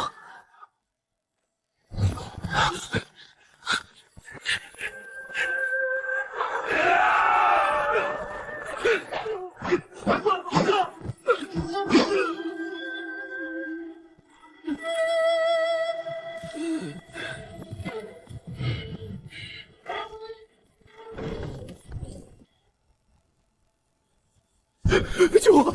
救我！张黑脸，救我！他杀了我的人，杀了所有人，树也死在他手中。张黑脸，你杀了他，快杀了他！我走。你又是何人？杀了胡少爷，你知道会惹来多大麻烦吗？麻烦？我就怕麻烦不上门，否则我还要费心千里杀人。敢问兄弟哪路讨生活？可有魂号？以前不曾见过。何须废话？齐衡江在哪里？兄弟很莽撞啊！连我们的买卖你也敢阻截？你真当自己是行侠仗义的大侠了吗？不自量力！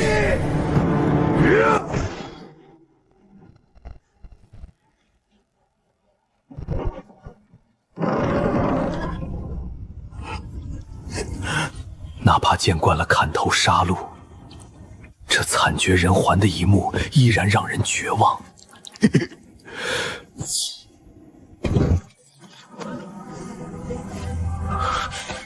若是晚来一步，这些孩子杀尽天下人贩子！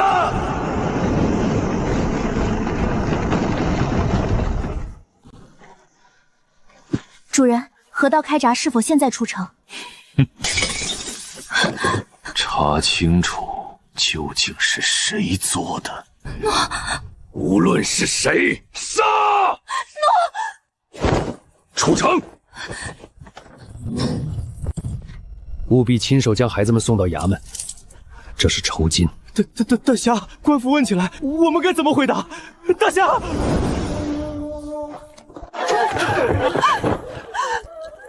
丫，我的丫丫！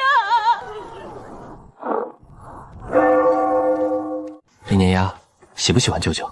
舅舅给你买糖吃，好不好吃？林念丫能找回来，多亏了你。我没能帮上什么忙，大姐千万别这么说。鲁大壮都跟我说了，要不是你掏钱打听到线索，林念丫未必找得回来。你说能不能找到那位行侠仗义的无名大侠？我想给救林念丫的大侠立个祈福长生牌，行不行？没必要吧。无名大侠做好事不留名，肯定也不希望大家花钱给他立祈福长生牌。你懂什么？做人要有良心。我和其他几家丢孩子的联系了，他们都同意立祈福长生牌。改明儿约好一起去静安寺，大家凑钱，一定要立一个祈福长生牌。丫丫自从回来了，整晚整日睡不好，特别容易惊醒。我听说城外有个道婆，最擅长替小孩子收惊。你哪天有空陪我去一趟城外？姐，你说的道婆行不行啊？要不这样，我给丫丫请个大夫，让大夫开一点安神的药，肯定有用。已经请过大夫，也开了药，不管用。那肯定是大夫的水平不够。这样，我知道哪里有好大夫，我带着丫丫登门求医，保证药到病除。丫丫吃糖，别怕，有舅舅在，舅舅会打跑所有欺负林念丫的坏人。乖，对，坏人都被打跑了。舅舅好，舅舅会一直对林念丫好。姐，我现在就带丫丫出门看大夫，你别着急，丫丫肯定能恢复。前几日我经过李大红家，发现刘婉娘已经不在那房子里。她一个女人能去哪里？刘婉娘自有她的去处，轮不到我们操心。这怎么能叫做操心？身为同僚，关心一下遗孀是理所当然的事情。瞧你这模样，莫非你知道刘婉娘去了何处？有什么内幕消息，快告诉我！我哪有什么内幕消息？只不过像刘婉娘这样貌美小妇人，总有她的去处。哼，你果然有内幕。那晚在李大红家守夜，你独自离开许久，准是碰上了刘氏。你俩说了什么？我不问，只提醒一句：兄弟妻不可欺。你跟李大红再不对付，人都死了，过往就该放下。你把我当什么人了？我再怎么堕落，也不可能欺负一个妇道人家。如此甚好。现在大家都在议论无名大侠，你说那个无名大侠究竟什么来历？他怎么就能知道那些孩子藏在船上？那天晚上你下了地下世界，究竟遇到了什么？看见了什么？许许多多的死人，其他的我一无所知。你信吗？我信，只要是你说的，我就相信。我们是兄弟，我相信你也不会骗我，对吧？当然，我们是兄弟，我怎么会骗你？这段日子忙坏了吧？多谢小范大人关心，小的会将之前耽误的工作补上，请小范大人放心。慢慢来，不着急。不过之前的仗义该交了，上面催得急。你运气倒好，外甥女丢了，一夜时间就找了回来。那个行侠仗义的无名大侠，你们真的不知道是谁？我至今还一头雾水。若是知道无名大侠是谁，我定要给他立个长生牌。这些牌华子真是无法无天。衙门捕快干什么吃的？我若朝廷官员，定要参京绕府一本。大人若当官，定是好官，只可惜朝廷识人不明，大人有志难伸。石红标最近接了范城组不少重担，拖欠了好几笔账目，该收网了。富贵，去催促石帮头，赶紧将账目交上。林头，石班头说迟早他能把钱交上，但不是现在，必须宽限他几天，最好宽限他10天半月。他想的真是美，当初万莫林在的时候，可没有宽限谁。你去告诉石班头，我给他5天时间，5天之后他必须把所有的账目平了，否则他自个儿找小范大人解释去。林头，真要如此做吗？你莫非是在同情他？林头误会了，只是最近大家都很难做。我不来难吗？你不难吗？大家都难。看似我在逼石帮头，实则我是在帮助大家。石帮头一人挨骂好，还是大家一起？当然是石帮头一人挨罚更好。石红标这头蠢驴不敢记恨范成祖，把账全算我头上了。不过无所谓，我现在最烦的是怎么化解通汇钱庄李宝峰的合作协议。那些来历不明的古董字画孤本背后不知道牵挂着哪些人，这等掉脑袋的买卖我肯定不能做。只是李宝峰势大，身边又有高手护卫，必须想办法拖延。李掌柜那边来了信，有一件瓷器需要你走账。我必须见一见货物，否则没法走账。林头，当初你跟李宝峰可不是这么商量的，不见货物只走账，这是规矩。哼，你跟我讲规矩，你还不够资格。林头，别不知好歹，李宝峰是在给你机会，你赶紧收回刚才的话，好好配合，我就当做什么都没发生过。果然将我当作工具人，这买卖一旦沾了手，再想脱身可就难了。我必须摸清对方的底细，货物我必须过眼，否则没得谈。有本事你们再找第2个能帮你们做账的人。来，账本就在这里，你来写行不行？林头，你非要如此？你忘了当初你怎么答应李掌柜的？你就不怕追究起来，吃不了兜着走？我怕呀，我好怕的，我都怕死了。可就算是要死，好歹也让我做个明白鬼。此事我做不了主，那就去请教能做主的那个人。你们时间也宝贵，我就不耽误你。请。我们什么运气，竟然招惹上通汇钱庄，让你帮着走账，货物肯定来历不明，你说说到时候怎么办？先生不必惊慌，到了钱庄，我们随机应变。如何随机？且看我眼神行事。货物就在2楼，上去吧。这事儿怕是不能做啊。杜先生可是看出了什么？尽管说，不用怕。以老夫的眼力，这瓷器是真品，极有可能是宫里流出来的，咱们一旦沾手，保不准哪天就掉脑袋。杜先生言之有理，果然好事不找我，找我没好事。那你说我们怎么办？人到了这里，货也看了，对方不可能轻易让我们离开，要不请教大老爷。这事儿想要破局，必须拉第3方势力入场，将这滩浑水搅乱。告诉李宝峰，给我几天时间，我会将账目做好。做个账还需要几天时间？你当做账就是提笔随便写几笔。李宝峰偏偏找我，图的就是一个真字，一切都得做得足够真。你到底需要多少天？说个具体的时间，别想着糊弄。10天半月总需要。不行，最多给你3天。3天干不了，有本事你自己干，最少10天。5天、10天、7天、8天，8天就8天。莫要做多余的事情，我会一直盯着你。你随便盯，别干扰我做事就行。娄老板好久没来了，可有我们能效劳的？我找剑客。娄老板的意思是，告诉剑客晚上老地方等他，他要是不来，之前欠下的人情加倍。可是剑客一时半会儿回不来啊。那是他的问题，不用你操心。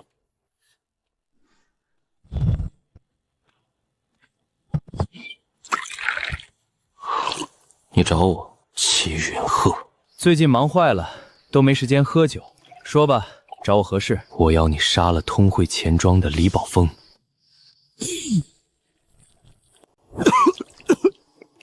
你疯了吗？我没疯，是通汇钱庄的李宝峰疯了。他一个人发疯不要紧，却逼着我跟他一起发疯。你说他该不该死？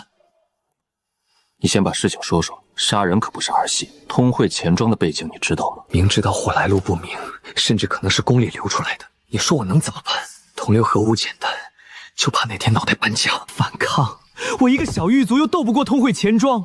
思来想去，只有李宝峰死了，才有一线生机。这件事不是非杀人不可。难不成你有别的办法？你若是信得过我，我来帮你解决此事。就你能行吗？那可是通惠钱庄。你不相信我，又何必找我？我是找你杀人，不是非要杀人才能解决问题。我保证帮你解决这件事，你总可以放心了吧？真不用杀人？难道你打算和对方谈判？你别看不起我，通惠钱庄背后有人，难道我的背后就没人了吗？比起来，谁虚谁还不一定。背后有人就好，我找上齐云鹤，图的就是他背后的锦衣卫。锦衣卫是老皇帝的鹰犬，根本不需什么太子靖王，这招祸水东引完美。行，我信你，这件事就拜托你，你可一定要将事情办妥当，别牵连到我身上，否则你就辜负了我的救命之恩。替我盯着通惠钱庄，一有动静第一时间通知我。什么样的动静算动静？你不说我怎么知道？如果有不好惹的人物，比如官府的人上门，就算是动静。怎么样算不好惹？像你这样的吗？你看我像是不好惹的吗？给你个机会，再说一遍。安哥，在我眼里，你是天下间最不好惹的大人物。安哥，我祝你长命百岁，娶8个婆娘。呸！赶紧去盯着通惠钱庄，事情办好了之后还有好处。我帮你瞒着你爹娘，你自己攒私房钱。安哥放心吧，事情包在我身上。安头，镖头跑到椅子号大牢拆借银子，四处编排你的闲话，说你手段酷烈，又说你跪舔2位范大人，毫无底线。你去将镖头叫来，就说我找他有话说。安头，你千万不能冲动。放心，我找他另外有事。镖头，你我之间远日无冤，近日无仇。我呢，按上面的吩咐办事，绝无故意刁难你的意思。但是我可以明确的告诉你，有人对你很不满。谁？你靠送表妹上位，知不知道遭了大家的记恨？偏偏你仗着范铁山的信任，对其他人不屑一顾，你这是在官场犯了大忌呀！你别吓唬我！你如果对我有意见，就直说。我对你能有什么意见？我要真对你有意见，就应该眼睁睁看着你倒霉，而不是在这里好心提醒你。你先说，究竟是谁记恨我？记恨你的人多了去。你知不知道，在你之前，早就有人看中了这个位置，并且花了大价钱，结果被你半路截胡。你自己好好想想吧。是不是范成祖对我不满？总不能是范铁山对我不满吧？难不成是宋维安对我不满？宋维安看不上这个位置，对吧？对吧？难道真的是宋维安？不管是谁，你赶紧将钱交上来。有机会，我一定帮你在上官面前美言几句。你有范铁山的关系，也可以使使劲，大不了多花点钱。如果宋维安真的看中了我的位置，为何我还能坐在这里？范铁山再牛，也牛不过宋维安吧？这里面的事情我怎么清楚？我只是看在都是黑牢当差的兄弟份上，好心提醒你一句，信不信你随意。现在你还是赶紧想办法将钱的事情搞定，钱解决了，其他事情都好说，对吧？安头，问题解决了？基本上解决了。接下来镖头会认真努力搞钱，没时间说闲话。这次的事情你做得很好，记得以后有什么情况及时报上来。差2人断水3000，涨2放。2000两，把这位爷当大爷一样伺候。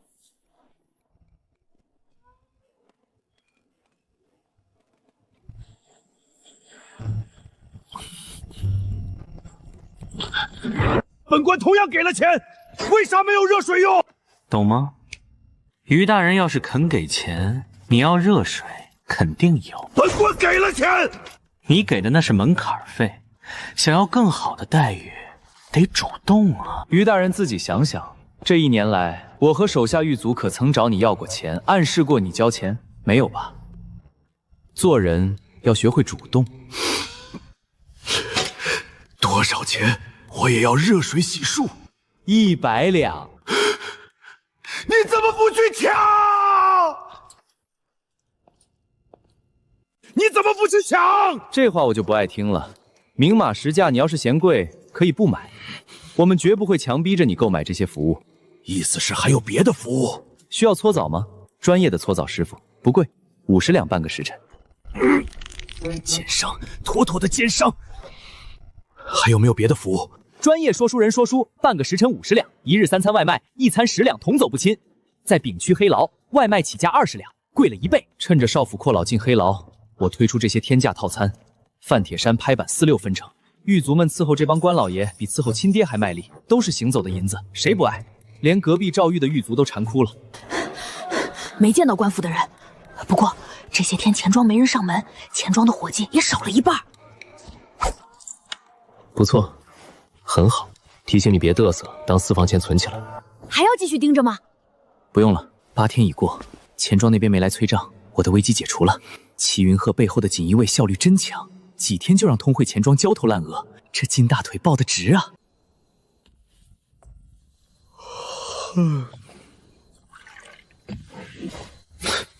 现在只有这个事情帮你办成了。通惠钱庄的李宝峰还有为难你吗？多谢。估摸着李宝峰如今焦头烂额，顾不上我这里。这几天我身边清静了许多，改明儿你早点来，我置办一桌酒席招待你，作为答谢。行，那就说定了。救命之恩算是报答了。什么救命之恩？之前那都是开玩笑。哼，你的靠山挺牛的啊，办事效率这么高。有这样牛的靠山，你何必窝在打行挣的3瓜2枣？怎么着？你羡慕？要不要跟着我干？虽然你不是武者，好歹也会3招2式，打打杂跑跑腿不成问题。收入可以保证不会比黑牢少，关键是跟我干好处不少。我在黑牢干得挺好的，目前没有跳槽当跑腿小弟的打算。你就那么迷恋黑牢的差事？除了钱多，有啥好处？你跟我说说。没啥好处，我就图个事儿少钱多风险小。我可不想哪天被人砍得血乎乎。我这人吃不了苦，只图小富即安。到底是好消息还是坏消息？妥了！今日当服3大杯，你怎么办妥的？通惠钱庄能答应你？你赶紧和我说说，我这心里头一直惦记着。我找了个很有能耐的朋友帮忙，如今通惠钱庄自身难保，李宝峰焦头烂额，根本没空搭理我们2个小人物。等他们把麻烦了结，几年内都不会再碰这类见不得光的买卖。会不会是姓林的小子走漏了风声？你不是安排了人天天盯梢盯死了他吗？可有看见他和锦衣卫相关人员接触？没发现。姓林的小子每天当差回家2点一线，最多就是和周围4邻聊聊天，打个招呼，就一孤家寡人，身边连个女人都没有。这么说，真的是我们内部出了内贼？不能吧？知道这买卖的都是心腹，谁会想不开去做锦衣卫的耳目？说，这事会不会另有内情？你不懂锦衣卫的厉害，他们无孔不入，这么大的买卖，他们不盯着才怪。身边的人都得查一遍，不光查本人，祖宗3代都要查清楚。你呀，罢了，滚出去吧。掌柜，锦衣卫的萧大人来了，快请父，老夫亲自去迎。李宝峰，今儿咱们好好聊聊。聊，一定好好聊。萧大人，里面请。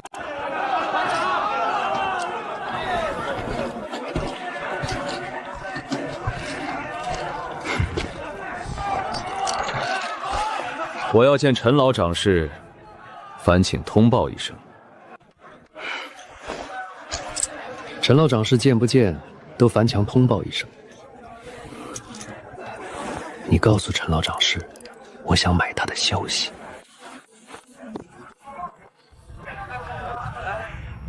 晚辈见过陈老掌事。听说你想买消息，你很面生啊，第一次来。听江湖上的朋友说，前辈消息最是灵通，故而慕名前来。都是江湖朋友给的面子，不值一提，不值一提。敢问前辈，齐衡江是谁？齐衡江的消息，恕老夫无能，无法提供。不过我这儿另有一个消息，或许你也感兴趣。若是你觉得老夫的消息不可靠，你可以不用给钱。齐衡江连陈老掌事都如此为谈，不知是什么消息。无论消息是否有用，我都会照价付钱。京城这地界上呀，最近多了一些人，正在打听无名大侠的身份来路，要当心哦。这帮人来者不善，善者不来。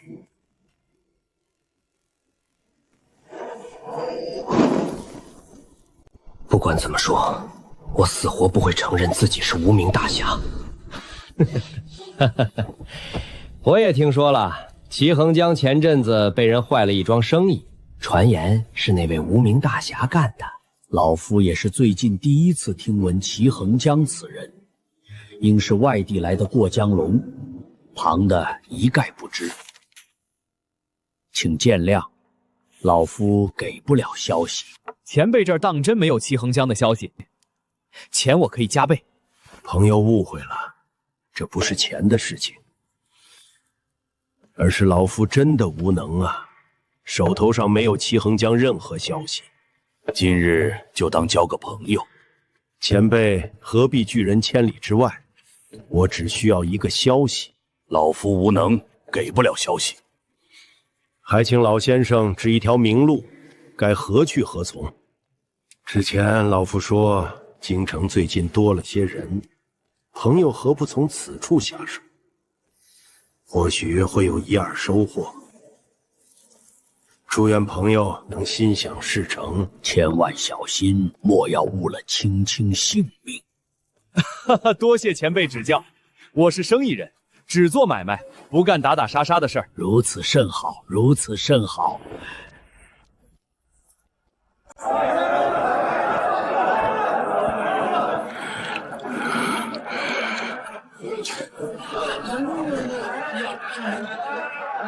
阿大，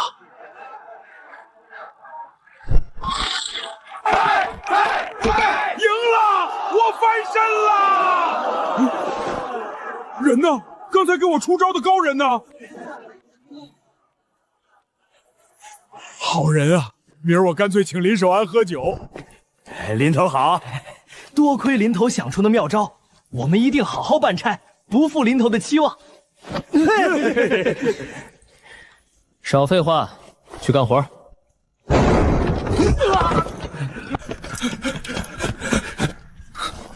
怎么回事？好像是锦衣卫要提审犯人。放过我！放过我！我有钱，我主动交钱，要问什么全都交代，我不要去赵狱。干啥吃的？干啥吃的？先摆正自己的身份。锦衣卫提审犯人，这是他们的职责。你们一个个面露不忍之色，这是想干嘛？是在质疑锦衣卫吗？大人，我们现在怎么办？怎么办？凉拌！散了，散了，全都给我散了！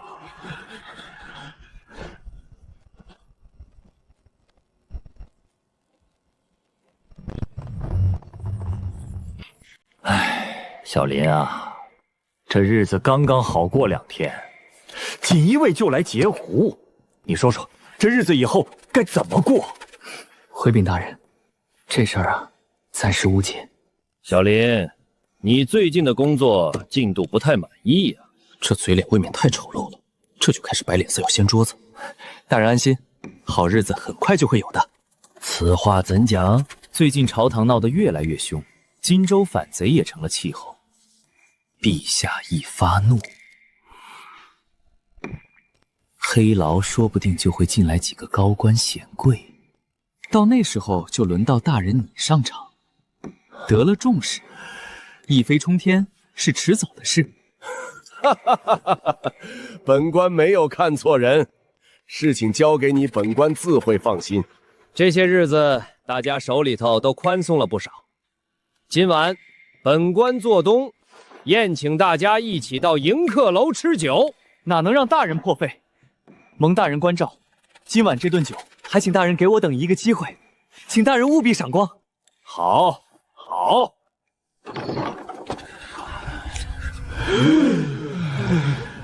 晚上该给多少钱？30呀，这要老命啊！范承宗的胃口大家心里清楚，少于这个数他肯定不高兴。差事是长久的，不急于一朝一夕。今儿损失的钱，将来自有机会再捞回来。罢了罢了，30两就30两，就当是破财免灾。林头，你可是正经的读书人，你怎么不去争一争那位置？我哪有那个本事？当个班头已经心满意足。诸位兄弟放心，只要有我小范在，以后黑牢里的好差事、肥缺，统统少不了你们的，全包在我身上。多谢范大人提携。来来来，大人只管喝酒，不谈这些。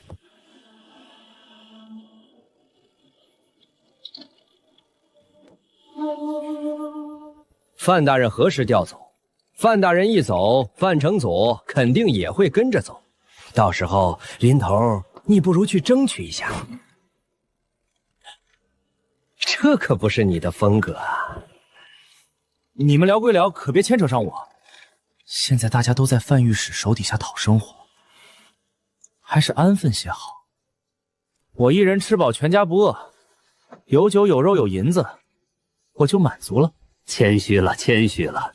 你若是能当上御吏，我们肯定都支持你。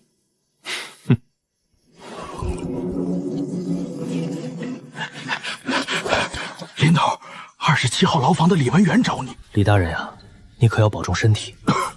你乃朝廷肱骨重臣，朝廷上下都离不开你。林头，你就不要哄我一个老头子。今儿将你请过来，是有一件事情拜托你。李大人，请说，只要你不为难我就行。我手中有一本前朝书法真迹，我知道你在做独家生意，我只有一个要求，把字帖卖给平江侯府的大老爷。为什么非得是平江侯府的大老爷？出价更高的买主不行吗？哼，别的买主我信不过，别糟蹋了我的好东西。平江侯府大老爷是真收藏，你就说吧，这买卖能不能做？能做，当然能做。我该如何联系府上的人？我给你一张凭条，你上我府宅找我夫人，她会将前朝书法真迹亲手交给你，佣金5成，1文钱都不少你。李大人说笑了，这门买卖没人能少得了我的佣金。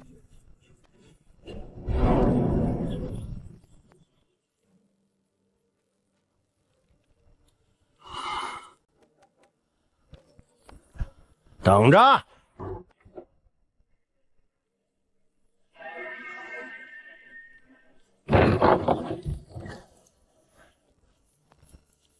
阻止林守安，给大老爷请安。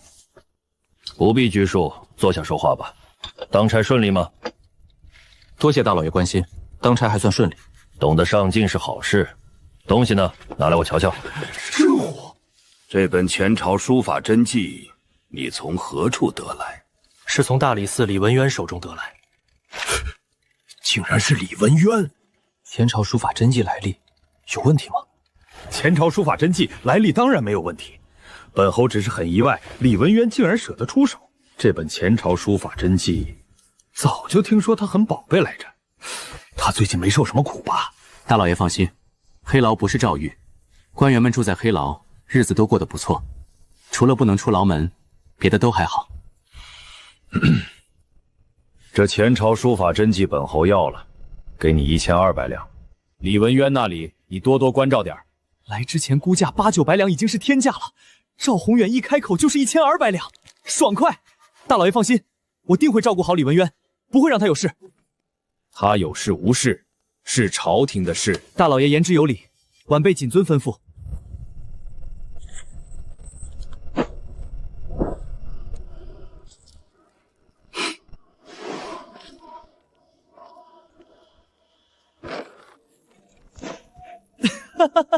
交易顺利，大老爷出手好生阔绰，我都没开价，大老爷直接给了1200两。京城这地界，怕是没有人能比大老爷出价更高。大老爷和别的人自是不同，你多和大老爷打几次交道，就会知道他是一个极好说话的人。大老爷出价如此爽快，显然他对你个人很满意。我真没看出来，没说几句话，事情就定了。哈哈，你第一次上门不熟悉，大老爷同你说了几句话已经非常不错了。换做其他不怎么顺眼的人，大老爷怕是一句话都懒得说。如此说来，大老爷也是以貌取人。非也非也，大老爷看人识人很有一套，少有走眼。总之你是入了他的眼，往后真遇上事，求到大老爷跟前就多几分机会。来，先走一杯。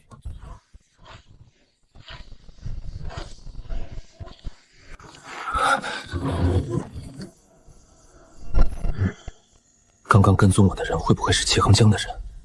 这么快就查到我头上了。既然找上门了，正好利用这次机会摸出齐衡江的底细。春香嫂，洪二哥家里怎么回事啊？你还不知道吧？洪石头把家里收拾出来租出去了，据说租房子的是个女人。小安，你可要仔细些，独自出门租房子的女人可别招惹。春香嫂，你可别瞎说，我什么时候有招惹独门独户的女人？我人品很好的，好吧？小安，新搬来那户人家的底细哦，我打听清楚了。什么来头？作孽呀！那小寡妇潘玉娘一家3口，家里的顶梁柱都没了，被那些恶毒的族人吃绝口，软硬兼施，硬生生逼得他们进城讨生活。原来是这样，也是一家苦命人。能帮则帮，都是邻居，但是你不可见色起意，败坏人家潘玉娘的名声。别人都稀罕良家女子，有钱就赶紧娶一个回家。哼，你倒好，净稀罕外面脏的臭的。春香嫂，你这是偏见，你是不是怕我带坏了大哥？你敢！我懒得和你掰扯。明儿侯府办酒席，人手不足，我得去帮工。不年不节的，侯府办什么酒？大夫人的生辰，京城数得着的豪门大户、勋贵皇亲都请了，快点来！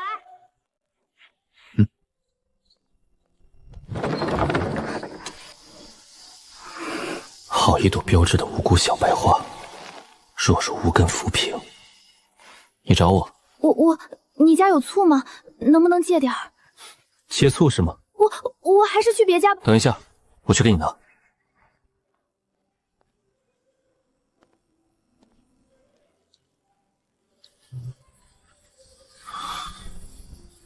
够吗？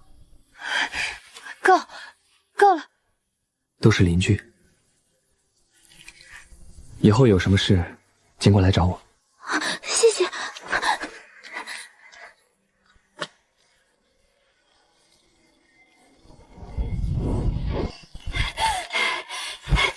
侯府2房夫人的娘家庶出侄女睡了，被晋王府的公子给睡了。2夫人气坏了，大夫人当场撂脸子。现在侯府乱成一锅粥。还有呢？你怎么知道这么清楚？侯府没下封口令？出事的时候，好多人都去围观了。等到下封口令的时候，该知道的都知道了。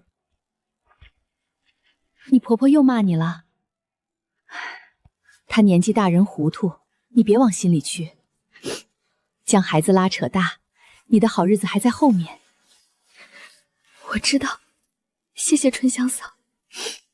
我来是想问问哪里买布匹，我打算给婆母还有孩子做一身能出门的新衣。瞧你干的好事，把人都吓坏了。能不能讲点理？我连话都没说。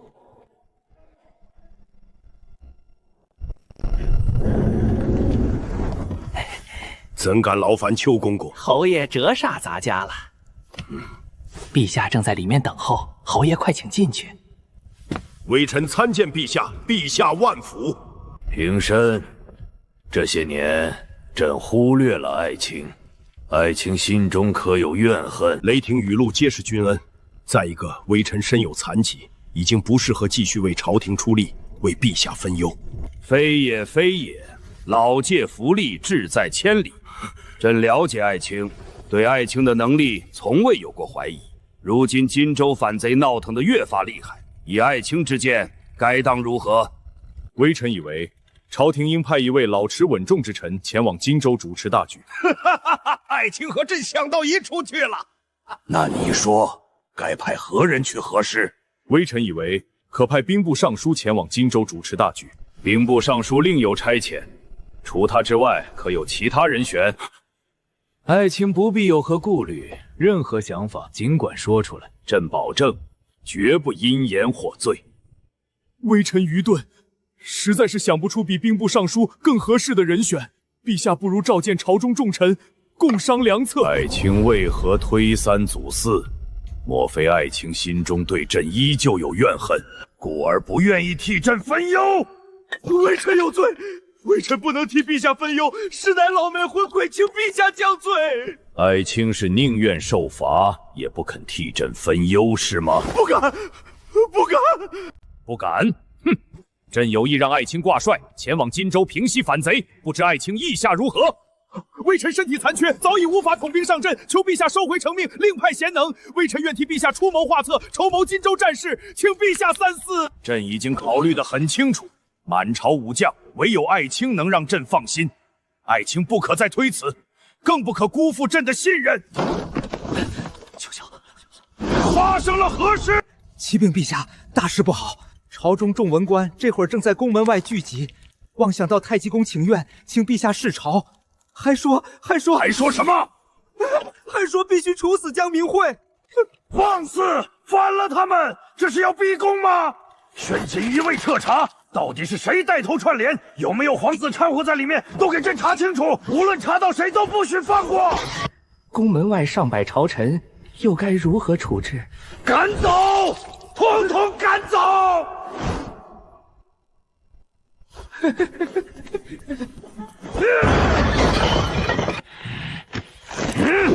打死你们一群废物！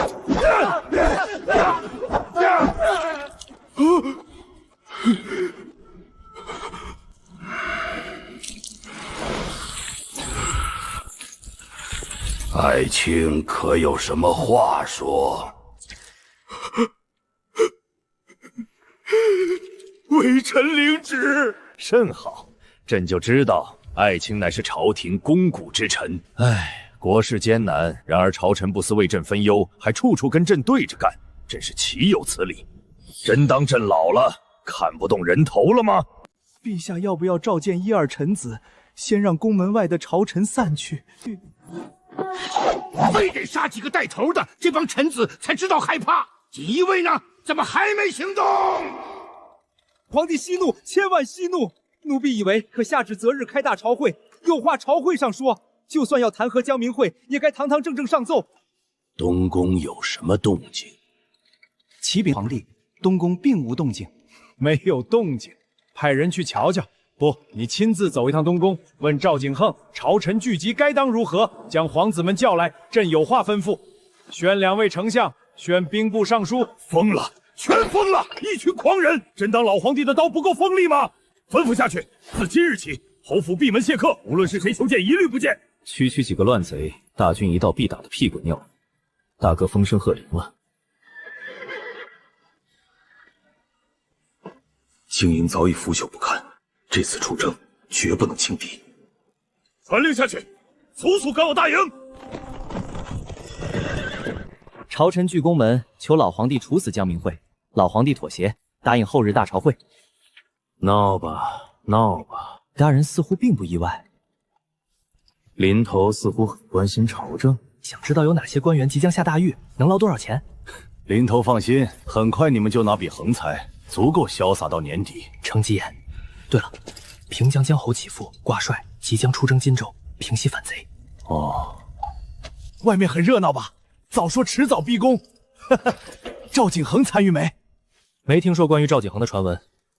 这么好的机会，赵景恒竟然置身事外。朝堂大事，我个狱卒哪里懂？于大人别给我找麻烦。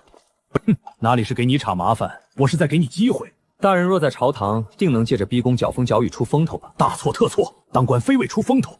眼下大好机会，林头可想抓？这机会不敢要，我还想长久活着。没出息，给你机会都不中用。老皇帝老了，随时变天，高高在上掌控生死，你真不稀罕。我可不想死在黎明前的黑夜中。我不傻，真有这好机会，能轮得到我？林头疑心太重，你我无怨，我为何害你？因为你看我不顺眼啊！荒谬！本官岂能同你计较？哪有那般小肚鸡肠？是不是小肚鸡肠，大人最清楚。不陪闲聊了，别惦记我手下。红石头死后，大家都怕得很。放肆！你竟敢污蔑本官！朕决议，命赵宏远挂帅出征荆州，户部兵部速筹粮草，再备一笔钱，用作开帛费和边军犒赏。请陛下收回成命。朕心意已决，无需再谈。再有反对者，统统下诏狱。陛下不可！诸公皆是为国为民，纵然有过错，也该给一个改过自新的机会，岂能因言获罪？请陛下收回成命。谁胆敢求情，就和那帮人一起下诏狱。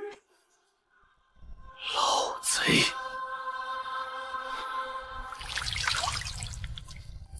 恭喜李大人，沉冤得雪。林头特意来送老夫，老夫承你的情。多谢李大人，应该老夫谢谢你才对。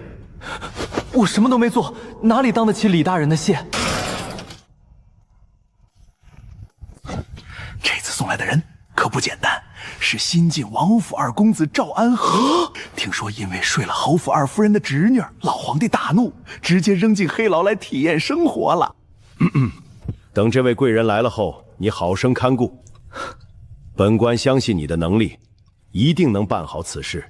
承蒙大人看重，小的就怕办事不力，惹了贵人的厌隙。不会不会，你读过书，进退有度，说话贴心有趣。本官对你有信心，你对自己也要有信心。小的一定用心办差，尽心全力伺候好贵人，不令大人操心。在贵人面前少说多做，都记住了吗？拿不定主意的就来请示我，贵人的伙食每天都给盯死了。若是出了问题，我们所有人都吃不了兜着走，记住了吗？记住了。很好，现在可以松懈松懈，一会儿贵人到来，都给我打起精神。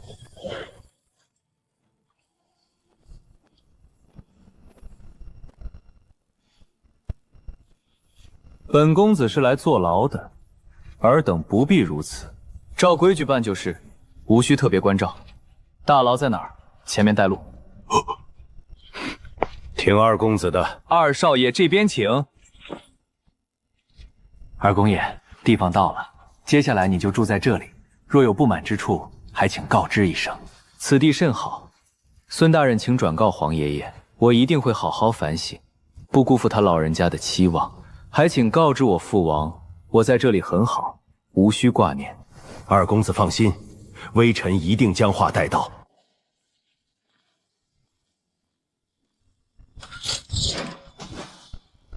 务必照顾好二公爷。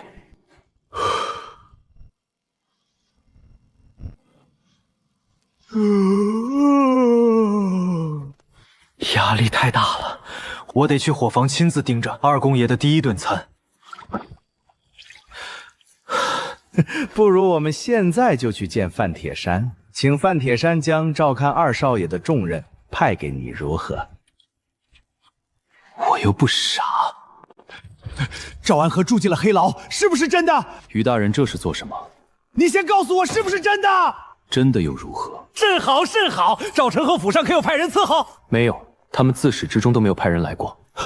如此也好。敢问于大人为何如此兴奋？想知道吗？抓住我给你的机会，你什么都能知道。不识好歹！那个胡桂兰真是的，潘玉娘那么老实规矩的女人，非得整天逮着骂。哪天把潘玉娘逼死了，看她一个老太婆怎么带潘小宝。天天骂，可不是嘛，我都看不下去了。要不你让潘玉娘学着强硬一点。江山易改，本性难移，行不行难说。好几天没见到你，黑牢最近有这么忙吗？总感觉京城乱糟糟的，锦衣卫3天2头上街，能吓死人。你在衙门当差，有没有什么内幕消息？我哪有什么内幕消息，全是道听途说。就知道朝中众文官去宫门口请愿。有种不祥的预感。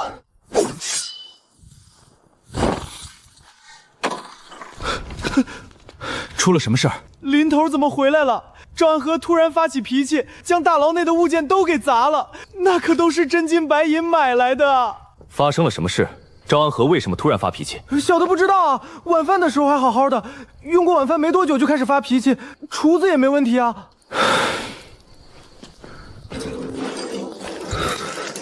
你姓林，平江侯府那个林。小的给二公子请安。小的名叫林守安，同侯府一个里，不过已经出了五服。想来也是出了五服，否则侯府岂能同意你在黑牢当差？毕竟是谏业，有辱名声。读过书吗？略微读过2年书，认识几个字。难怪，进来陪本公子说会儿话。这不合规矩。你想到哪里去了？本公子不是那样的人，蠢货！本公子要什么样的人没有，岂能稀罕你？不进就不进吧，你是不是觉着本公子活该？小的不懂，公子为何有此想法？为父求情，此乃孝道，怎能说是活该？你真这么想？有所为有所不为，私下里大家都很钦佩二公子能在这个时候站出来。虽然结果不太好，但勇气可嘉。光用勇气有什么用？还不是落到这个地步。可有酒？有的，只是可能不太符合二公子的口味，不如等明日天亮，我去打一壶上等的酒水。无妨，本公子现在就想喝酒。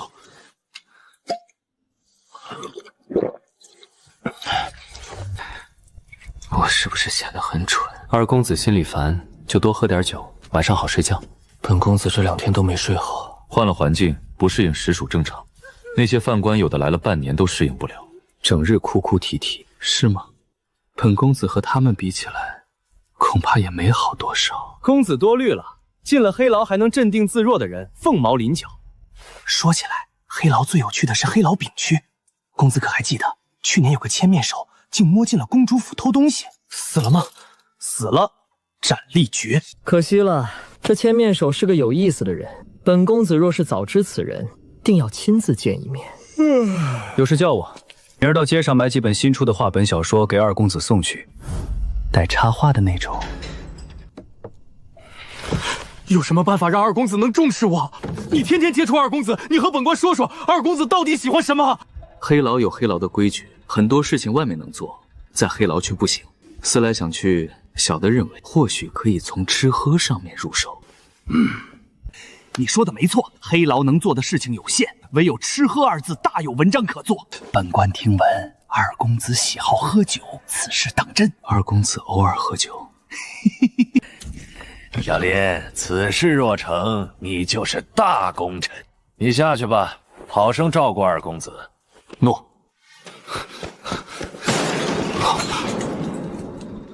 范成祖送的酒，皇孙要是死在黑牢，我们所有人都得被诛9族。